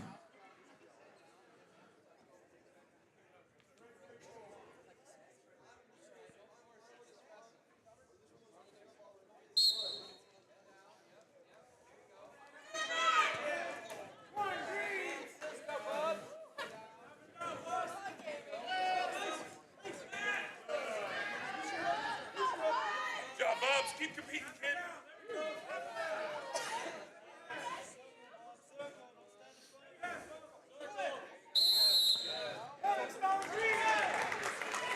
Palmeraz only down by 1 here as we get close to the end of the first period. Scoring an escape.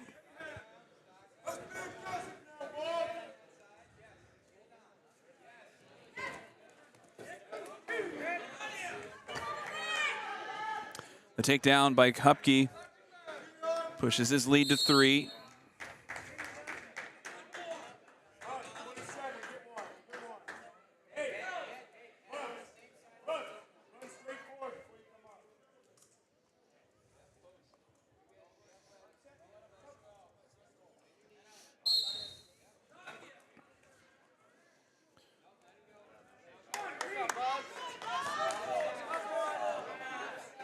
And Hupke cuts Palmeraz, so he gains another point, but another takedown there makes it 6-2. Each point critical in what could come down to a pretty tight final score here between two full rosters.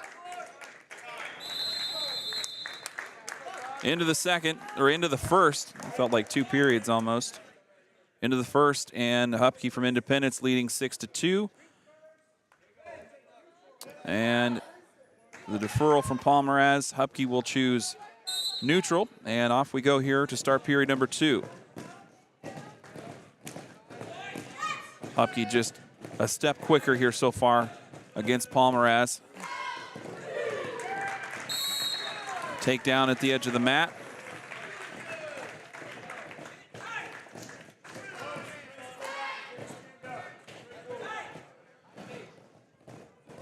And Hupke's just going to cut Palmeraz here.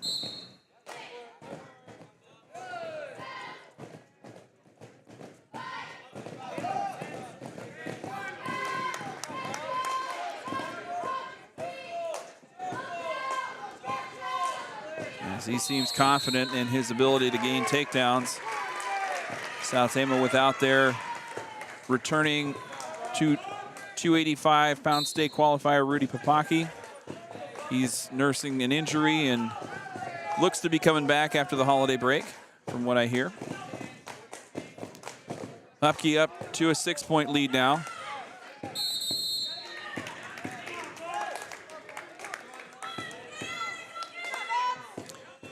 As Palmaraz having to do, kind of multi-level calculations here, trying to first win the match, and second, if not that, then avoid a pin or avoid a tech fall. Each of those are going to result in lower points for Independence.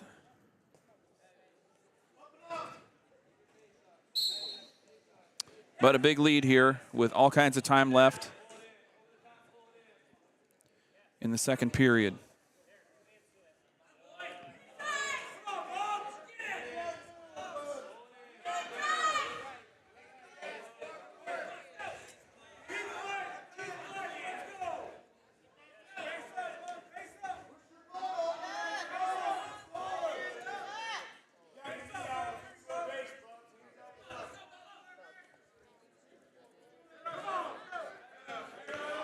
Apologies, I had the camera zoomed in a little there and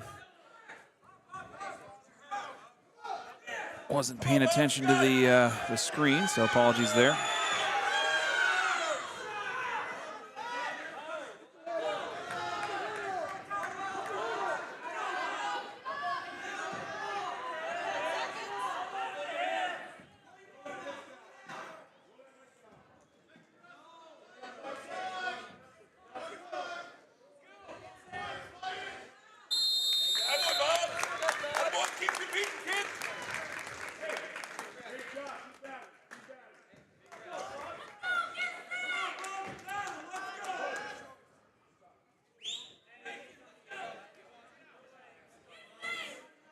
Final period here between Corver Hupke of Independence, the number 7 ranked heavyweight, against South Tama's Nathaniel Palmaraz.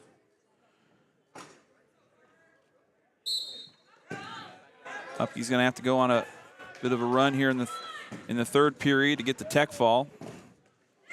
And another takedown on the edge of the mat. Hupke's done a nice job to have good mat awareness there.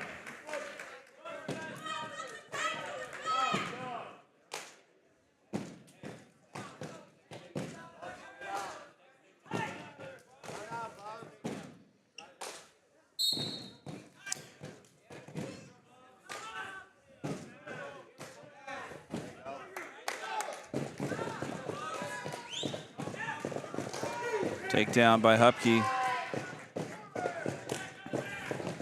Makes it 12.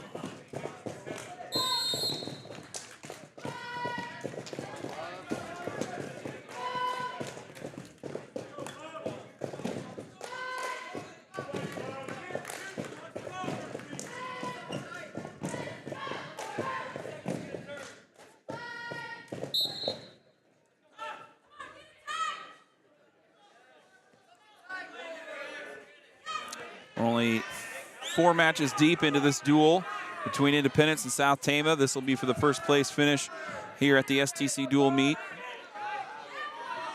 We started at 182. South Tama has won each of the rounds, each of the matches since the start. Damian Castellanos, Marcus Bear, and Gavin Bridgewater each winning by fall. Nathaniel Palmaraz down big here against a ranked opponent in Corver Hupke.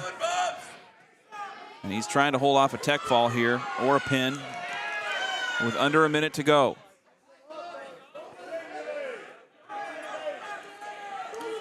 And some stalling going on probably here. We'll see if the officials kind of weigh in on that. Palmaraz gets to a knee.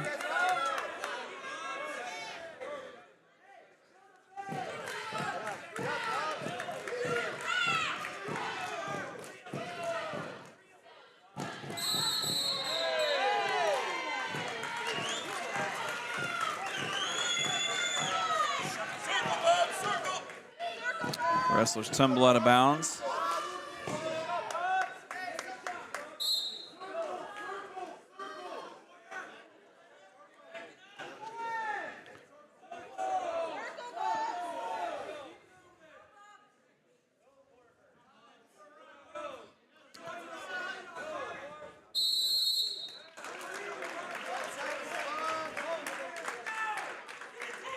And I think a stalling point awarded to Hupke there.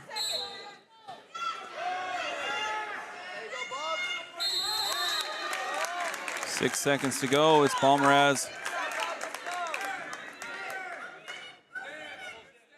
trying his best to defend against an accomplished senior opponent.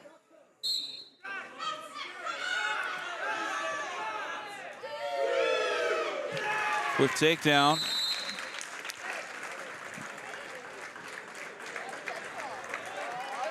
And that'll do it. It's a major decision for Hupke as Palmaraz able to stave off the tech fall at the end. Great match, Bubs. Hey, way to compete, Bubs. Good job, buddy. Let's go, Cam. Let's go, Cam. Go, Kel.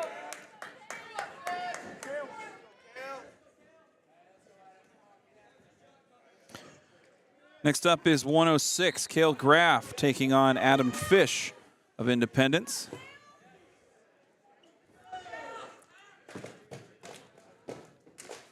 Graff so far today is undefeated.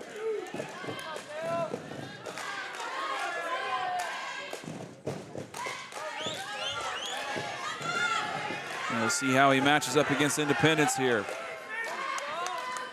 Quick action as Fish goes to the legs, but no points awarded, and we stay neutral.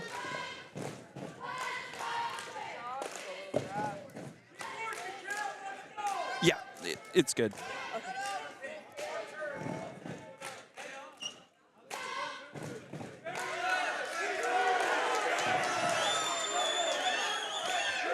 A takedown here by Fish.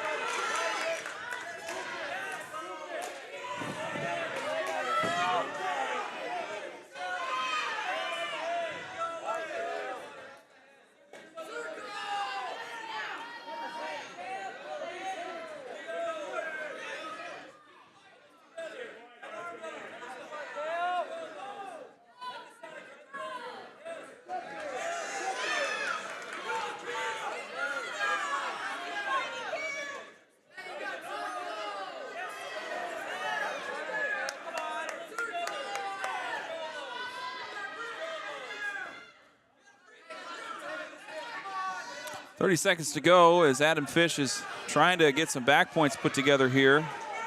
Nothing there. Graff has done a nice job of defending so far, but here they come as he's got him onto one shoulder. Two near fall and an escape. As we got a couple fired up crowds here at the end of a long day in Tama.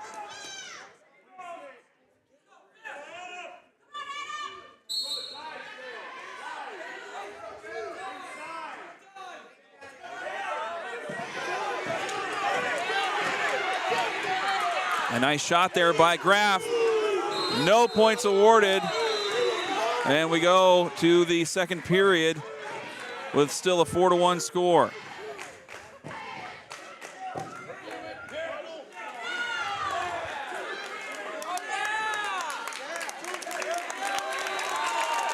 Second official's going to come in and award Graff the takedown. And so he gains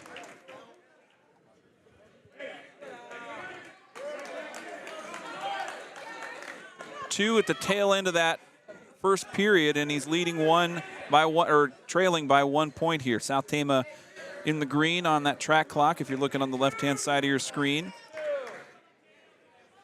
The Trojans up 18-4. Let's go, Kel.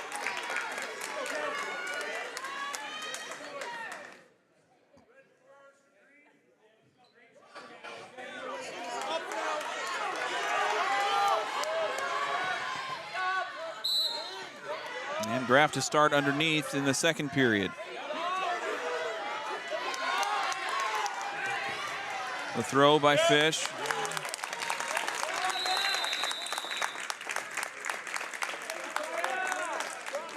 Potentially dangerous call against Fish for interlocked hands.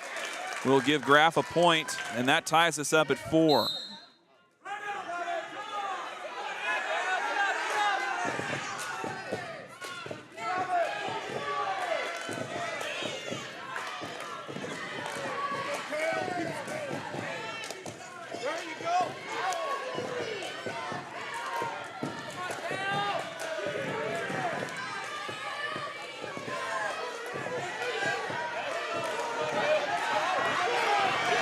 Graf up to a leg, gets the escape, and he's up by 1. A takedown at the end of the first period and escape points and a potentially dangerous point and a takedown there by Fish as he responds.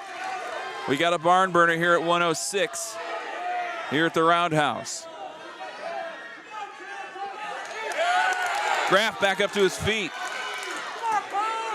No points yet. The throw by Fish, they go out of bounds.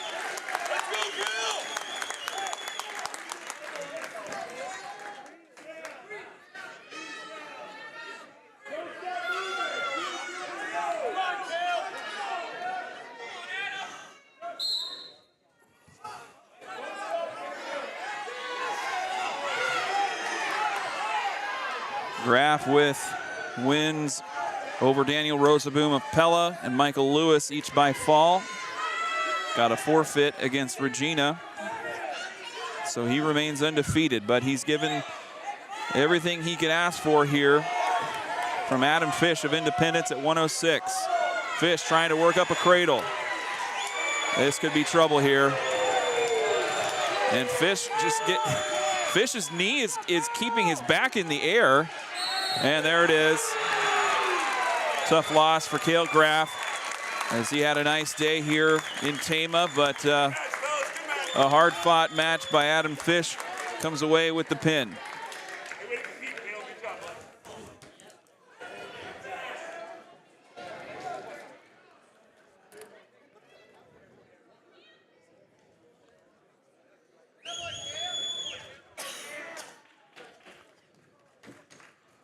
South Tama's open at 113, so they'll give that up as a forfeit.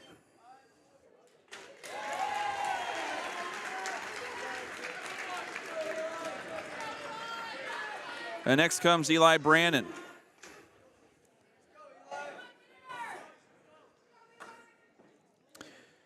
And he'll be taking on Tanner Wilson.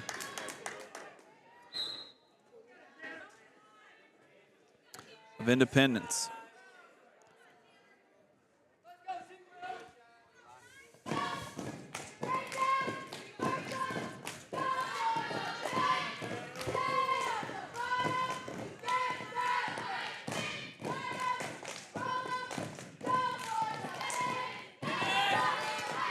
The shot and the sprawl by Brandon. Wilson's in deep, though, into his hips, trying to get himself rotated around.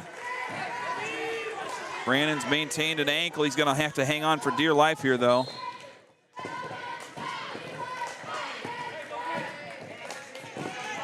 And potentially dangerous. Caution there, and so they'll go back to the center.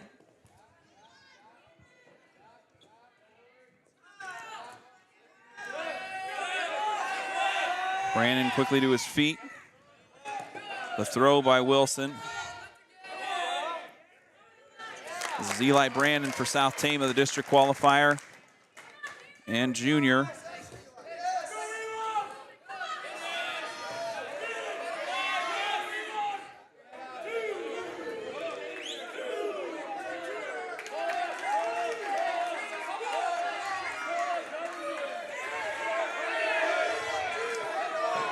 Wilson just trying to put pressure into the midsection of Brandon to get his back turned.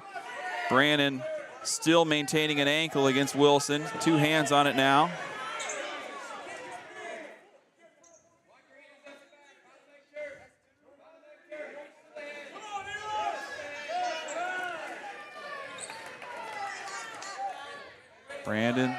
Brandon scrambling in the middle of the mat. Headlock here from Wilson. A cradle knocked up again. This time I think he's got it. Brandon quickly squirms free.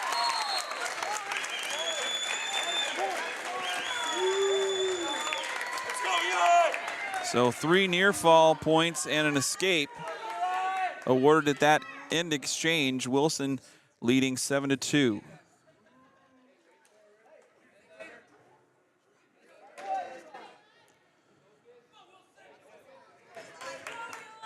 A full first period of wrestling here at 120 as Eli Brandon and Tanner Wilson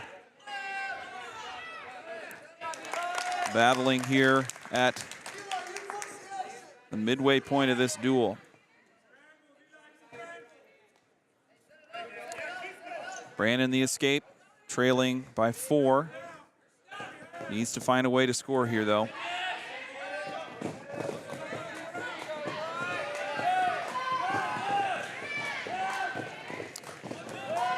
A double leg takedown is not there for Wilson, as Brandon, who is a very lanky body to contend with, able to get back up, but Wilson's been kind of the heavier wrestler. Felt like he's been able to throw Brandon around a little bit, and Brandon's been able to kind of escape a few different times. There's a takedown.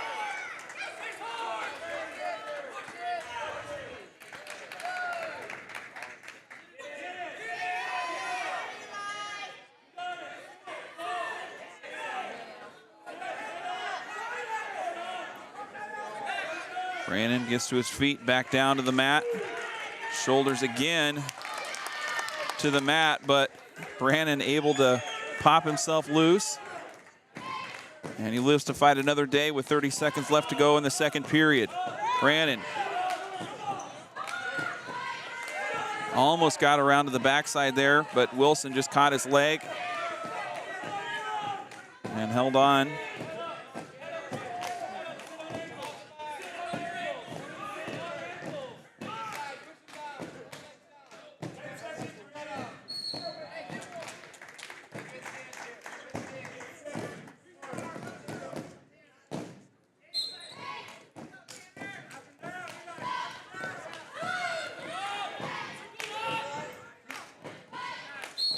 And we go to the third. Eli Brandon trailing this whole match. Gonna have an opportunity for a comeback here in the third period.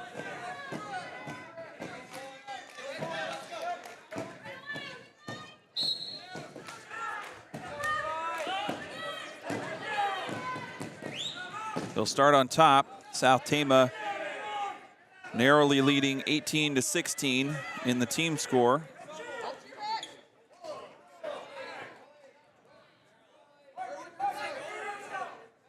Brandon trying for the shoulder there, but I don't think there was anything awarded there.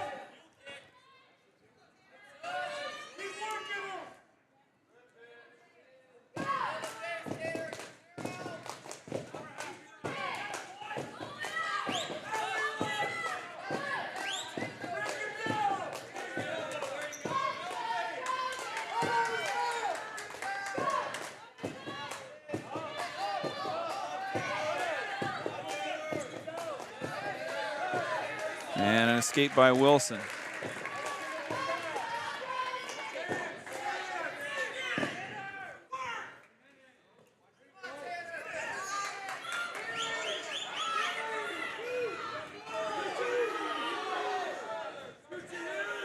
Independent side looking for points there with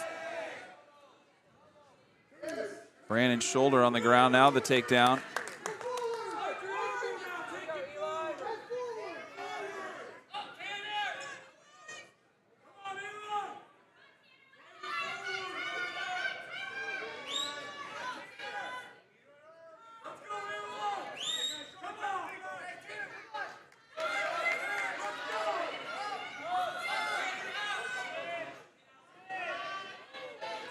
Good effort here by Eli Brandon, the junior for South Tama, as he's came on with some offense here in the third, scored a few points. Short time though, and Wilson's gonna go come away with the decision win, but a good defensive effort there to not give up any more points than necessary.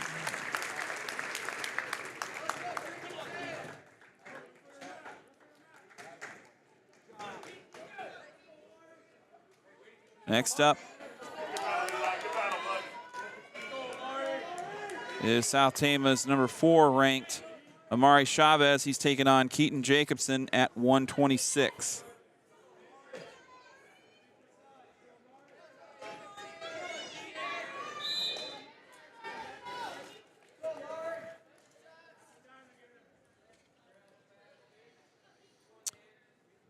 Couple of ranked wrestlers up next for Independence at 132.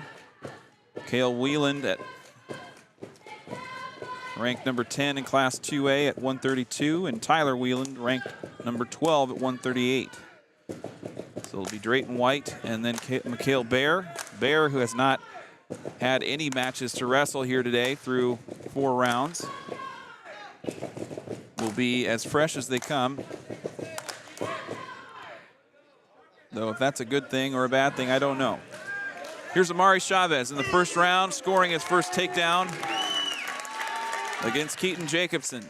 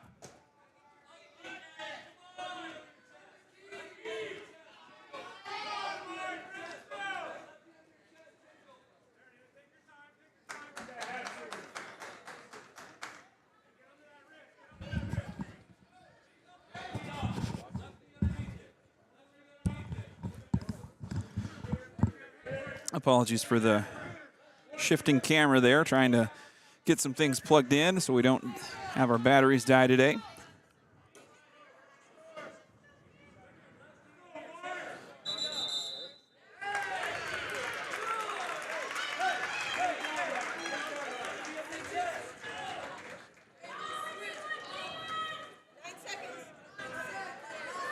Stalling point awarded.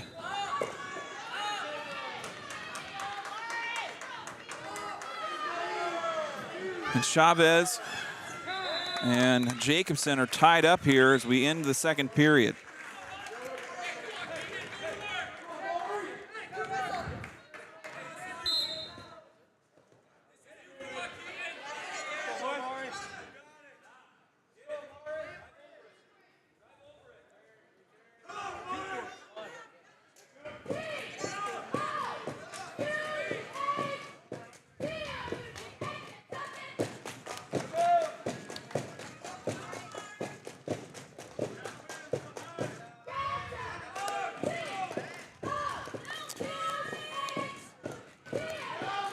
Chavez gets most of his midsection out.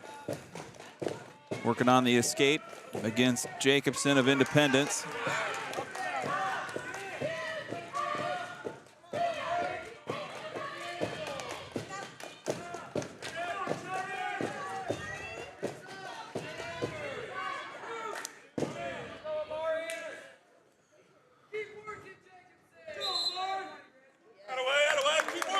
And a stall warning called against Jacobson.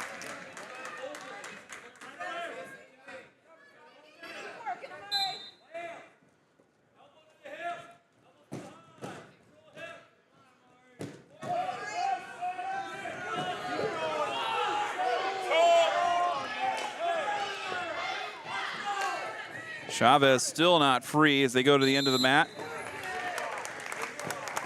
And Jacobson just trying to string this one out as long as he can. We'll see how that pans out, if that comes to be.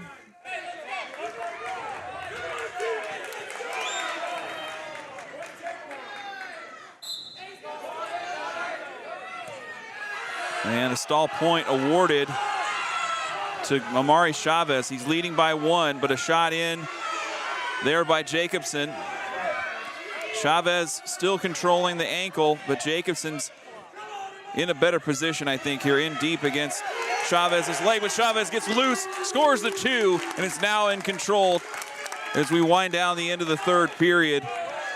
Amari Chavez trying to put this thing away, up by 3.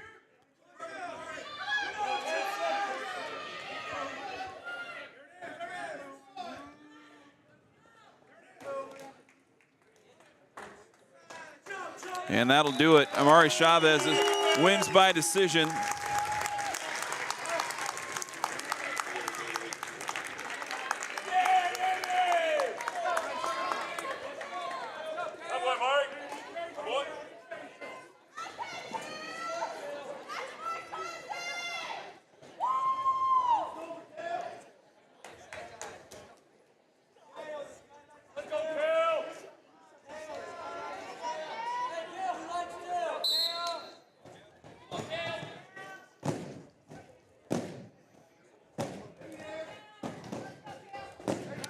Here's Mikhail Bear in his first action of the day.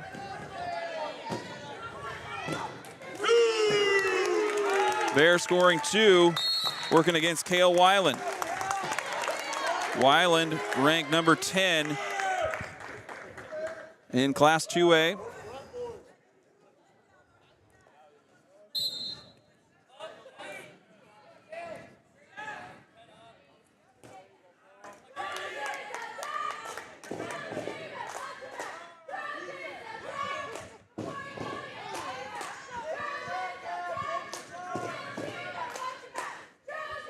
Mikhail Bear, a district qualifier for South Tama last year.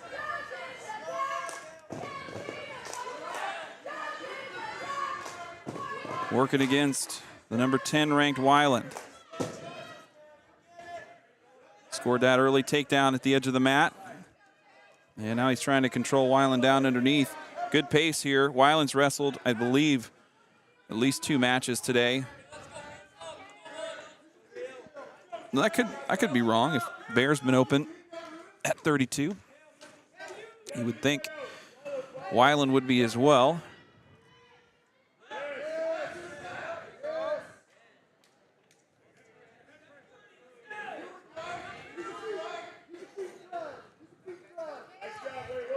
Yeah, so I guess both of these wrestlers have not seen action yet today. This is their first go through without taking a forfeit win.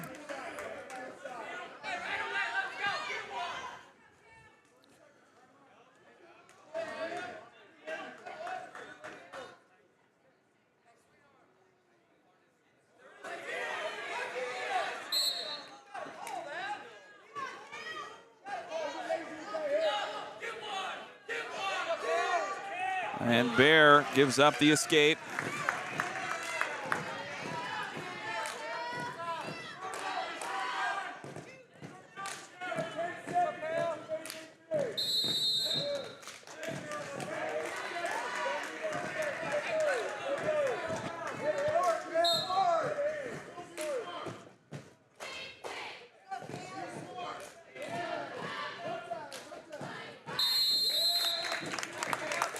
Into the first, McHale Bear leading 2-1 against Cale Wayland of Independence.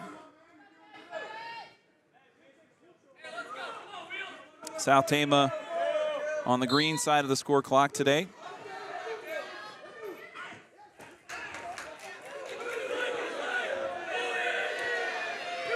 Looking for the takedown. And Weiland scores it and takes the lead.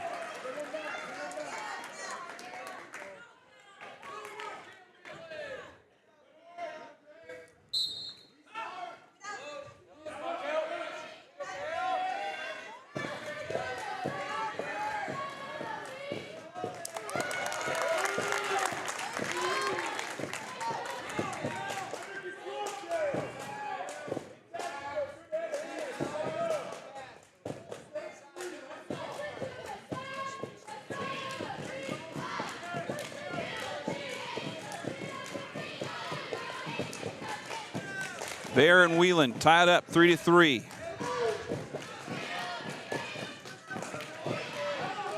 Halfway done here at 132.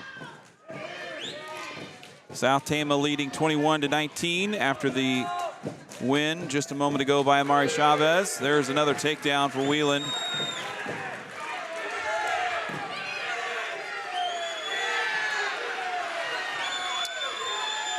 Whelan, the longer wrestler, gets Bear in trouble. And the cradle, back points there. Bear gets to his stomach.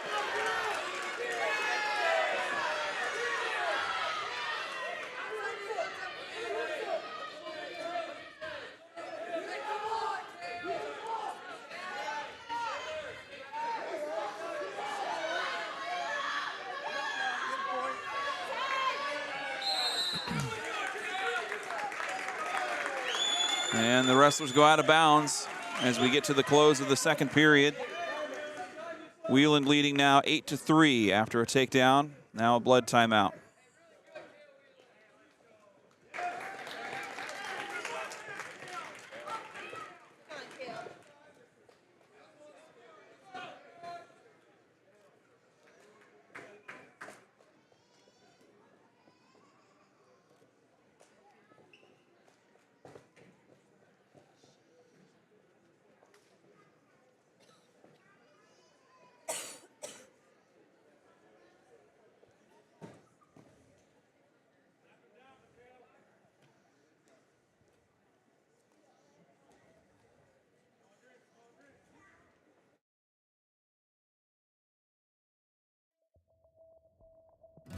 (2022) marks the 95th year in business for the State Bank of Toledo since opening in 1927. The State Bank of Toledo is Trojan Country's hometown bank, supporting its customers with loyal, friendly, and fair customer service. With 2 convenient locations, a full-service investment center, 24-hour ATM service, and online banking, you can't go wrong making State Bank of Toledo your financial services choice. Member FDIC, Equal Housing Lender. As partners in the community, Salt Creek Wind Project is committed to supporting Tama County's growth in a way that benefits all residents. Construction on the project will bring hundreds of new opportunities for Tama County's workforce and will allow workers to gain valuable, transferable skills. Hundreds of millions of dollars in tax revenue generated by the project will help improve county services, such as schools, roads, and emergency response. And the clean, emission-free power generated will support a more reliable delivery system in the county and beyond. To learn more about Salt Creek Wind or to join our coalition of supporters, visit saltcreekwindproject.com. All right, welcome back live out of the blood timeout. You just saw the last closing seconds of the first period. McHale Bear trailing 8-3 after staving off a fall in the second period. We'll go to the third, and he'll start on top, working against Independence's 10th ranked Cale Whelan.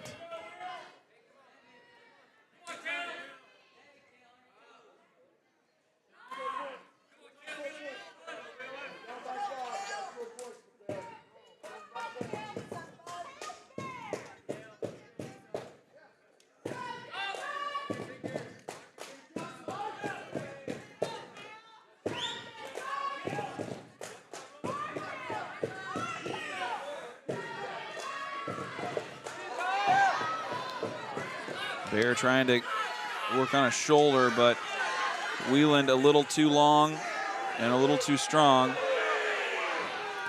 Breaks free, and the escape pushes the lead to 6.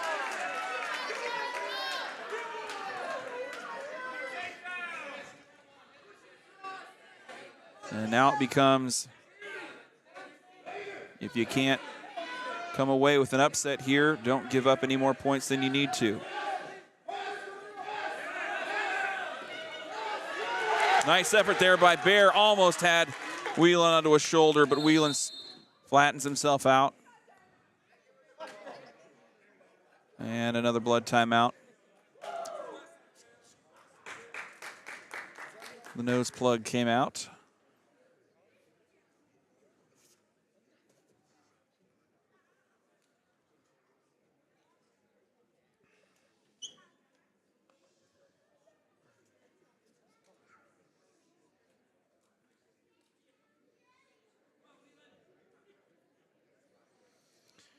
And we're ready to go again here.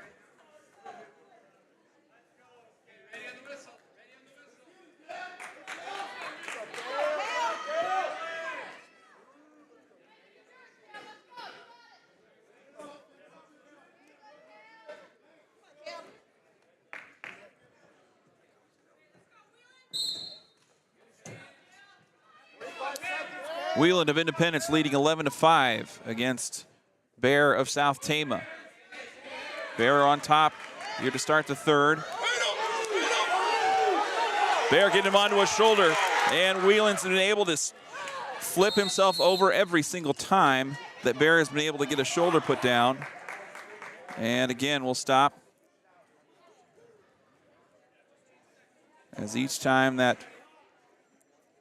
gauze comes out, we have to stop things up, clean the mat.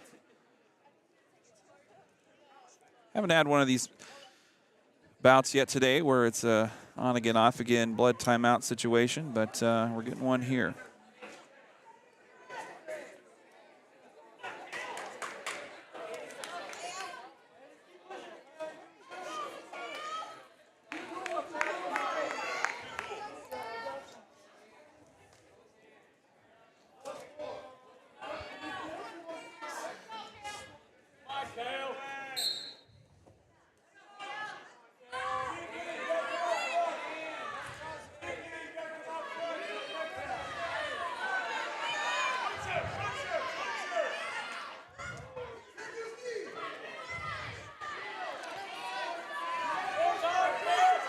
Bear trying to score here with 10 seconds left to go. And Wieland's just going to flatten himself out, finish this thing out, and come away with the decision.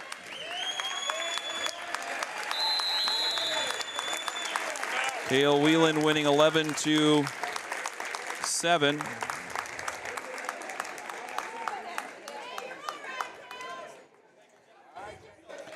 So we've seen 3 decisions decide the last 3 matches.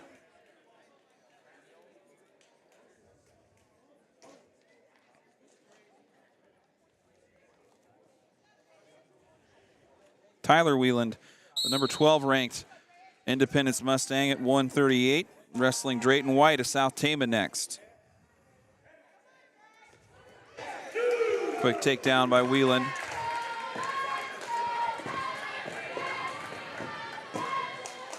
White had a comeback win early in the day.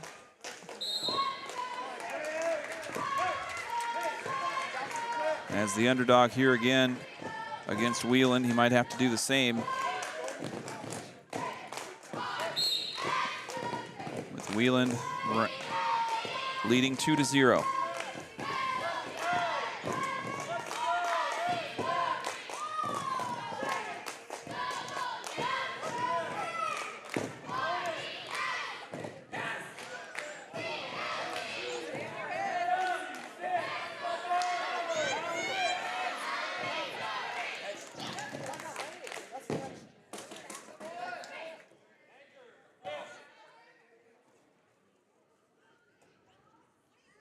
Back points awarded there for Wieland against Drayton White.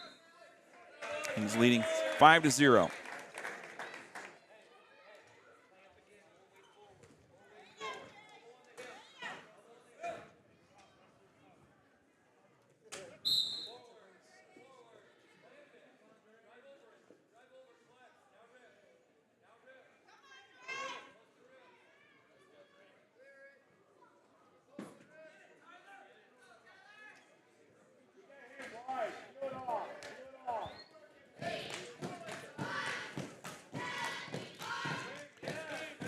Drayton White's been working underneath this entire first period so far after giving up an early takedown.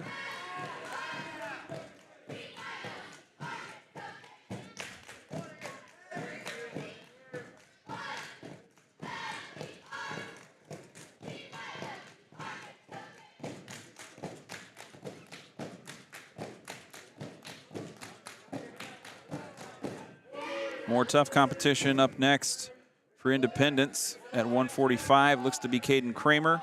I believe he's been previously ranked. And then Carter Straw, the number 5 ranked Independence Mustang at 152.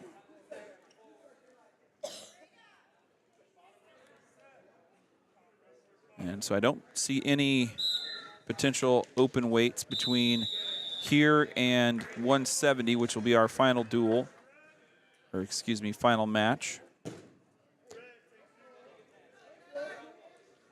South Tama trailing by 1. Drayton White trailing 7-0 here on the mat.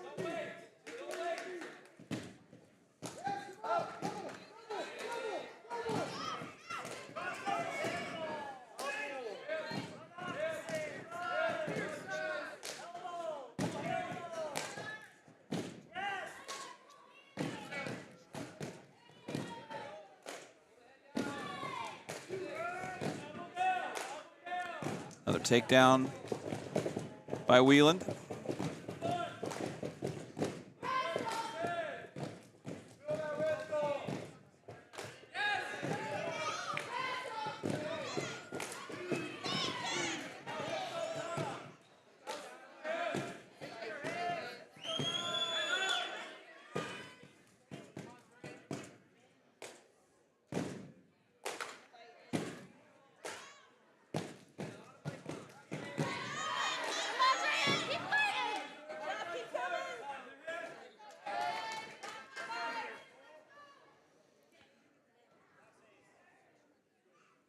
.point lead here for Wieland over Drayton White of South Tama.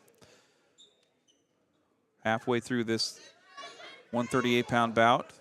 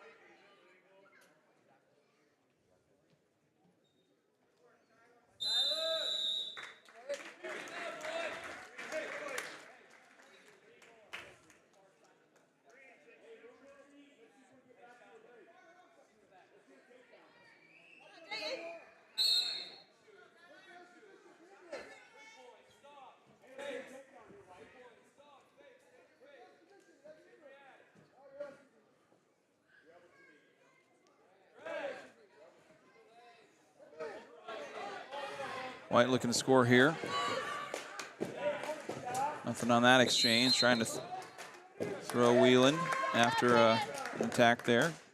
Out of bounds the call, and they go back to the middle.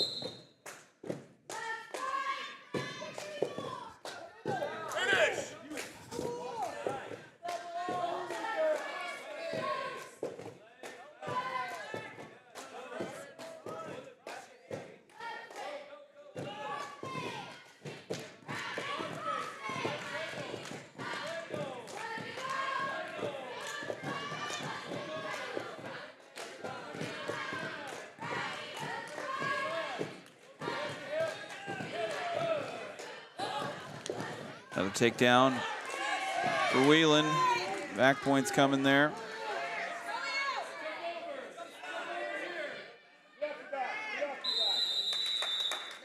And the tech fall for Tyler Wheeland, winning over Drayton White of South Tama.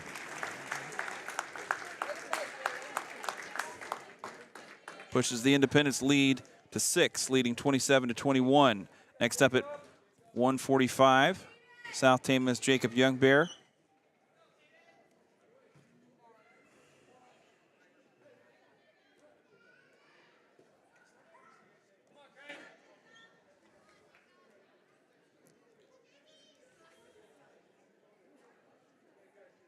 Taking on Caden Kramer of Independence.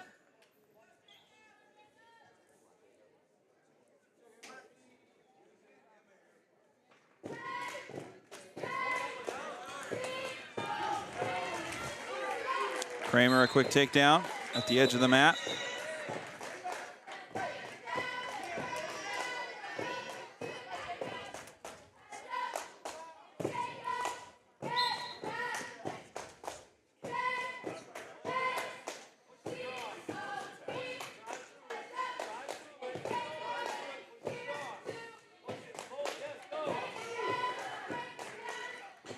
Youngbear in trouble here, getting tied up into a cradle. Back points, 3 awarded there.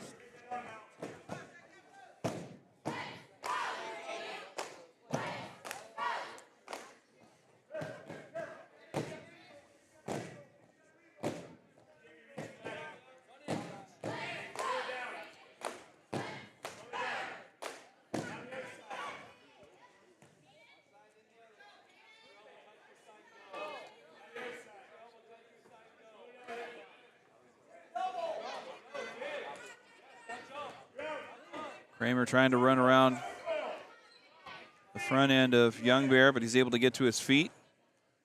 Trying to reverse here, got to get that arm free though. And Kramer reestablishes himself as they go out of bounds.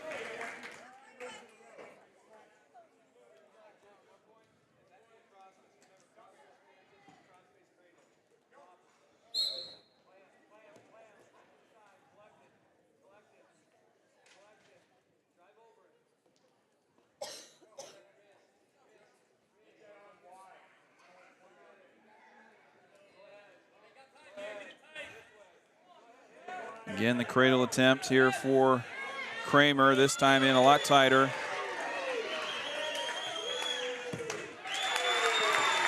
And the pin.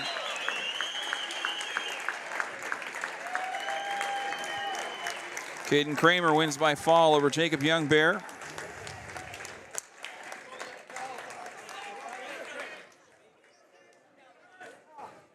That'll take us to 152.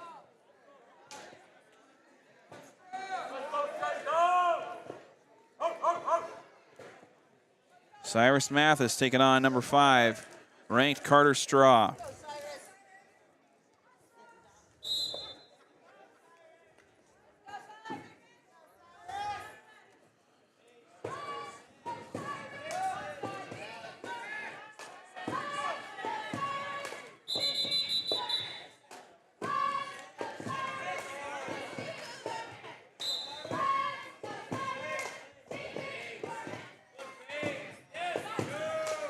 Straw quickly gobbles up a single leg to the back of Mathis and scores 2-0.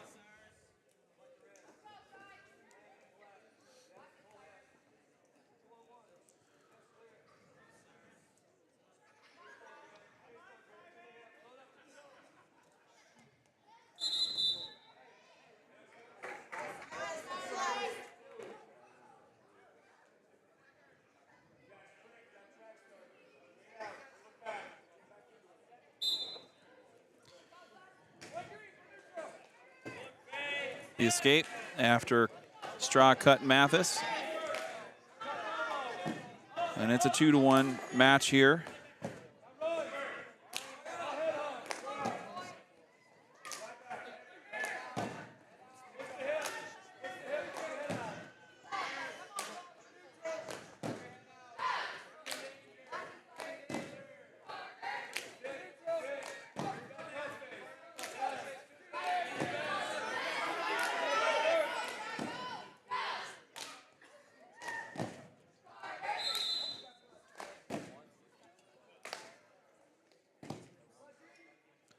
Blood timeout.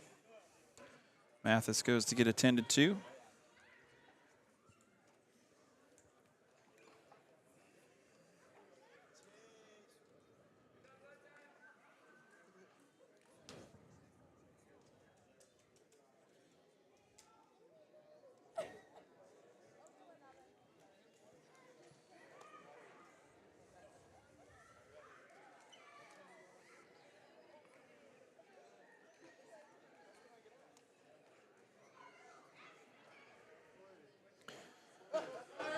And we're ready to go here again. Carter Straw of Independence leading 4-1 against Cyrus Mathis at 152.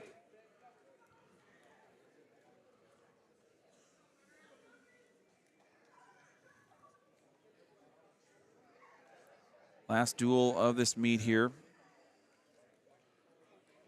Winner is going to take first place here at this team duel format meet today, as both are undefeated coming into this duel.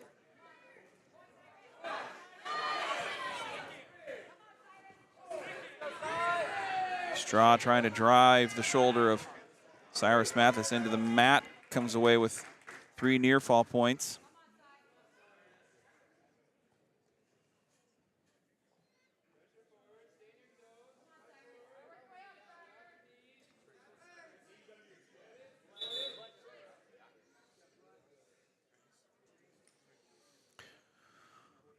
So a couple matches here in this duel that have stalled up with the blood timeouts.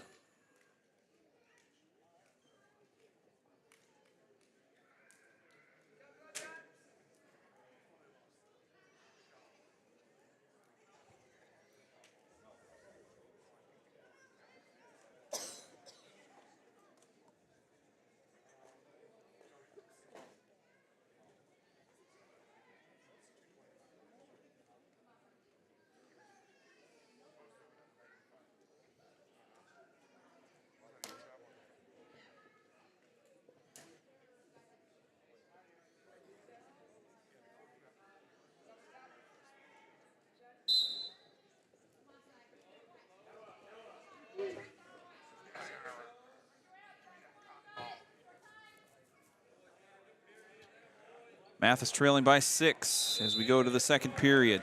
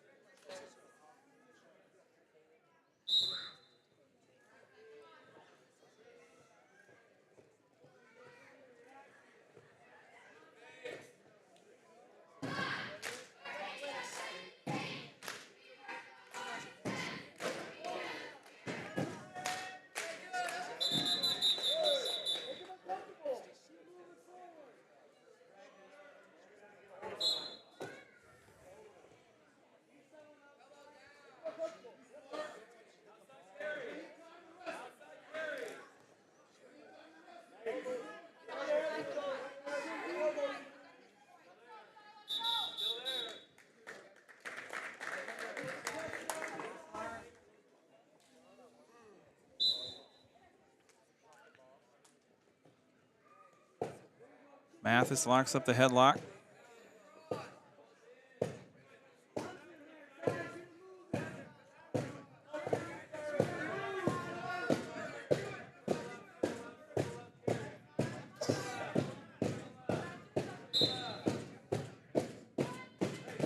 Stalemate, the two wrestlers go back to the center.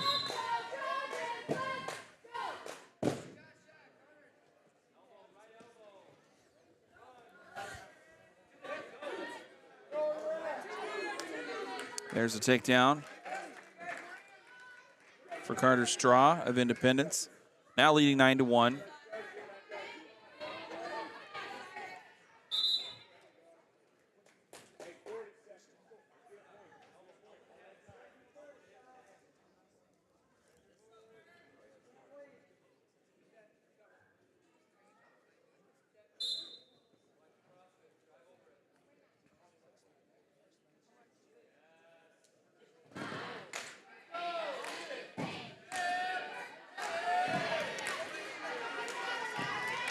And the win by fall for Carter Straw over Cyrus Mathis of South Tama. So here in the midweights,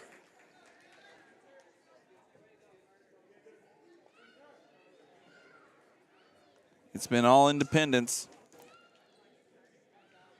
since Amari Chavez's decision win at 126. Mikhail Baer took a decision loss. Drayton White was tech falled. Jacob Youngbear lost by fall. And now just a moment ago, Cyrus Mathis getting pinned at 152. At 160, we've got Kinzer Jeanette up for the Trojans, taking on Talon Conrad.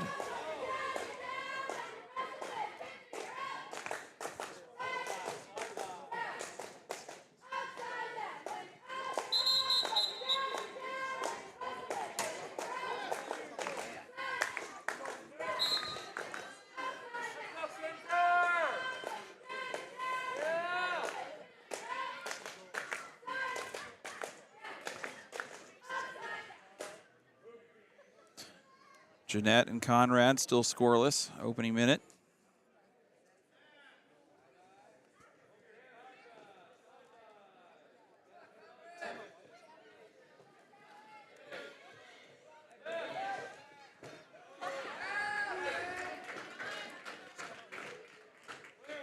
And the takedown by Conrad.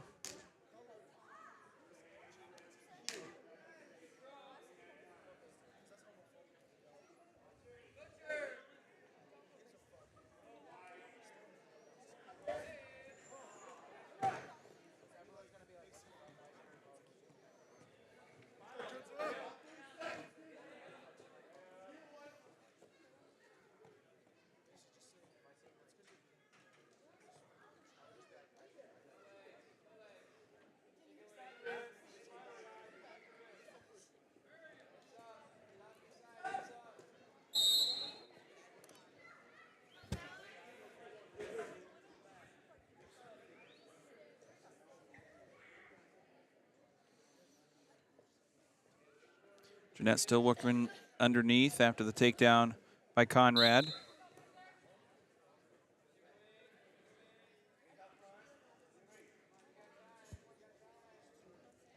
Next broadcast for us here on Trojan Country is going to be on Thursday, and we'll have wrestling again up in Vinton-Shellsburg, South Tama, Vinton-Shellsburg Vikings, and Clear Creek Amana on tap for a WAMAC double duel.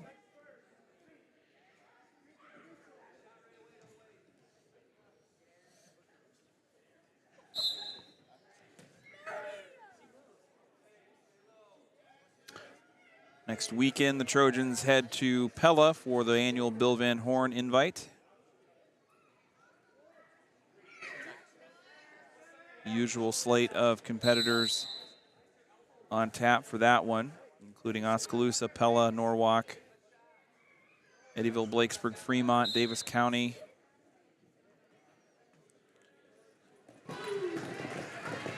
Another takedown here by Conrad of Independence. Independence has captured this team win here and will take first place.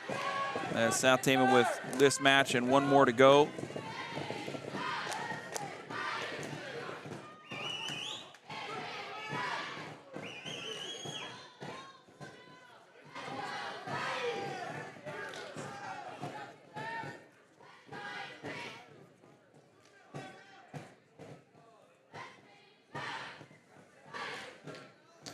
Jeanette pretty stretched out here at the edge of the mat. 3 near fall points awarded to Conrad.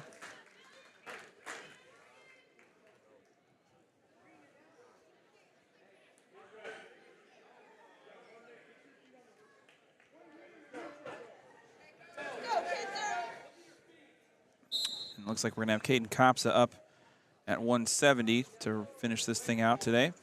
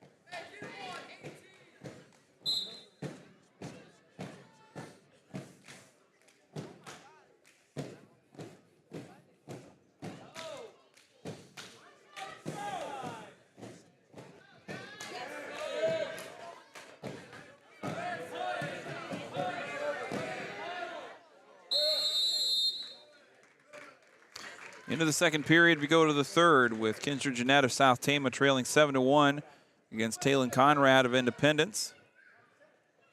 Conrad's been in control this entire match, and it'll be Jeanette to start on top for the final period.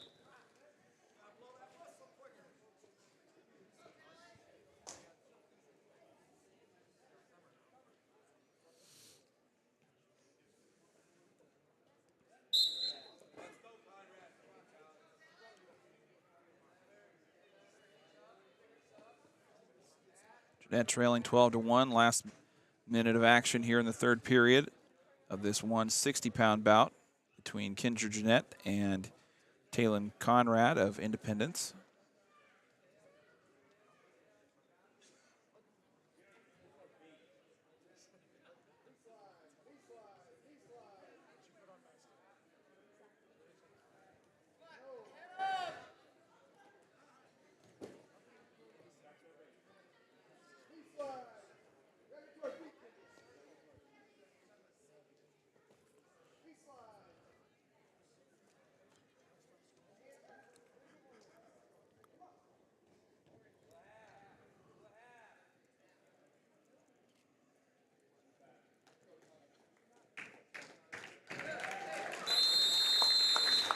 And that'll do it at 160. Talon Conrad finishes it up, winning 12-1.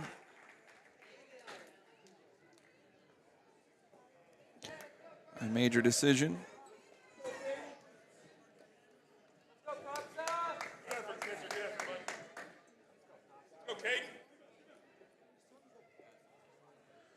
And now Caden Compsa taking on Carson Cameron of Independence in the final duel of this meet today.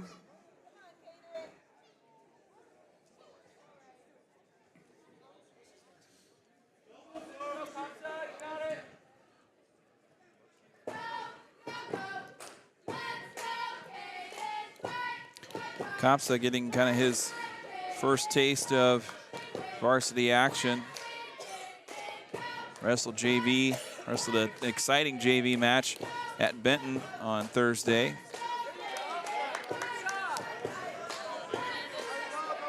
And he's stepping in at 170 here today.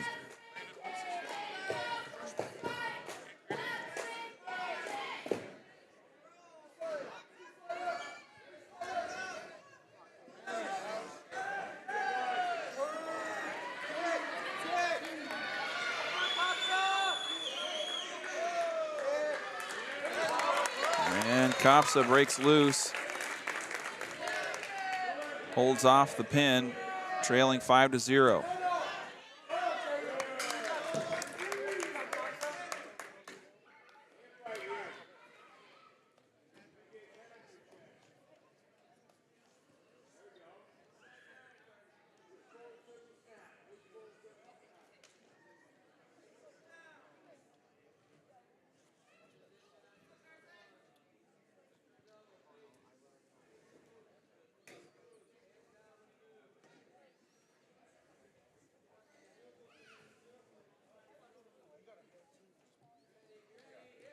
The shot from Compsa, defended well by Cameron. He runs it around, scoring another 2.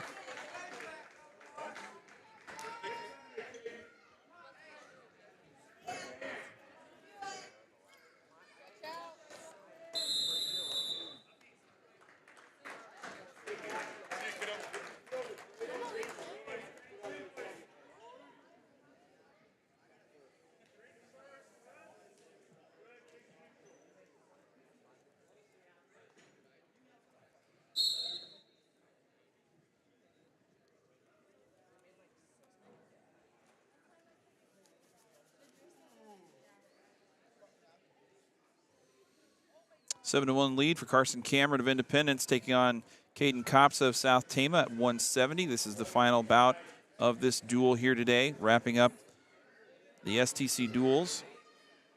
Independence will go on to take the team win. And we'll run down the final results after we get the conclusion of this match here between Kopsa and Cameron.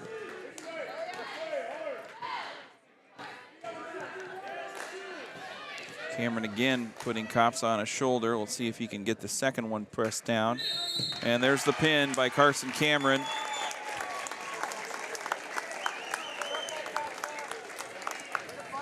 (49-21), the final score. South Tama taking the loss to Independence. At 106, Cale Graff lost by fall to Adam Fish. South Tama was open at 113. At 120, Eli Brandon took a 12-6 loss to Tanner Wilson. At 126, Amari Chavez won 5-3 over Keaton Jacobson, excuse me. At 132, Mikhail Bear lost 11-7 against Cale Wieland. At 138, Drayton White was tech-falled by Tyler Wieland. At 145, Jacob Youngbear lost by fall to Caden Kramer. And at 152, Cyrus Mathis lost by fall to Carter Straw. A decision win for Talon Conrad of Independence at 160 as he beat Kinzer Jeanette 12-1 by major decision. At 182, Damian Castellanos won by fall over Kane Schultz. Marcus Bear at 195 won by fall over Landon Duffy. Gavin Bridgewater also got a pin against Jackson Krogman. And at 285, Nathaniel Palmeraz took a major decision loss 19-5 against Corver Hupke of Independence.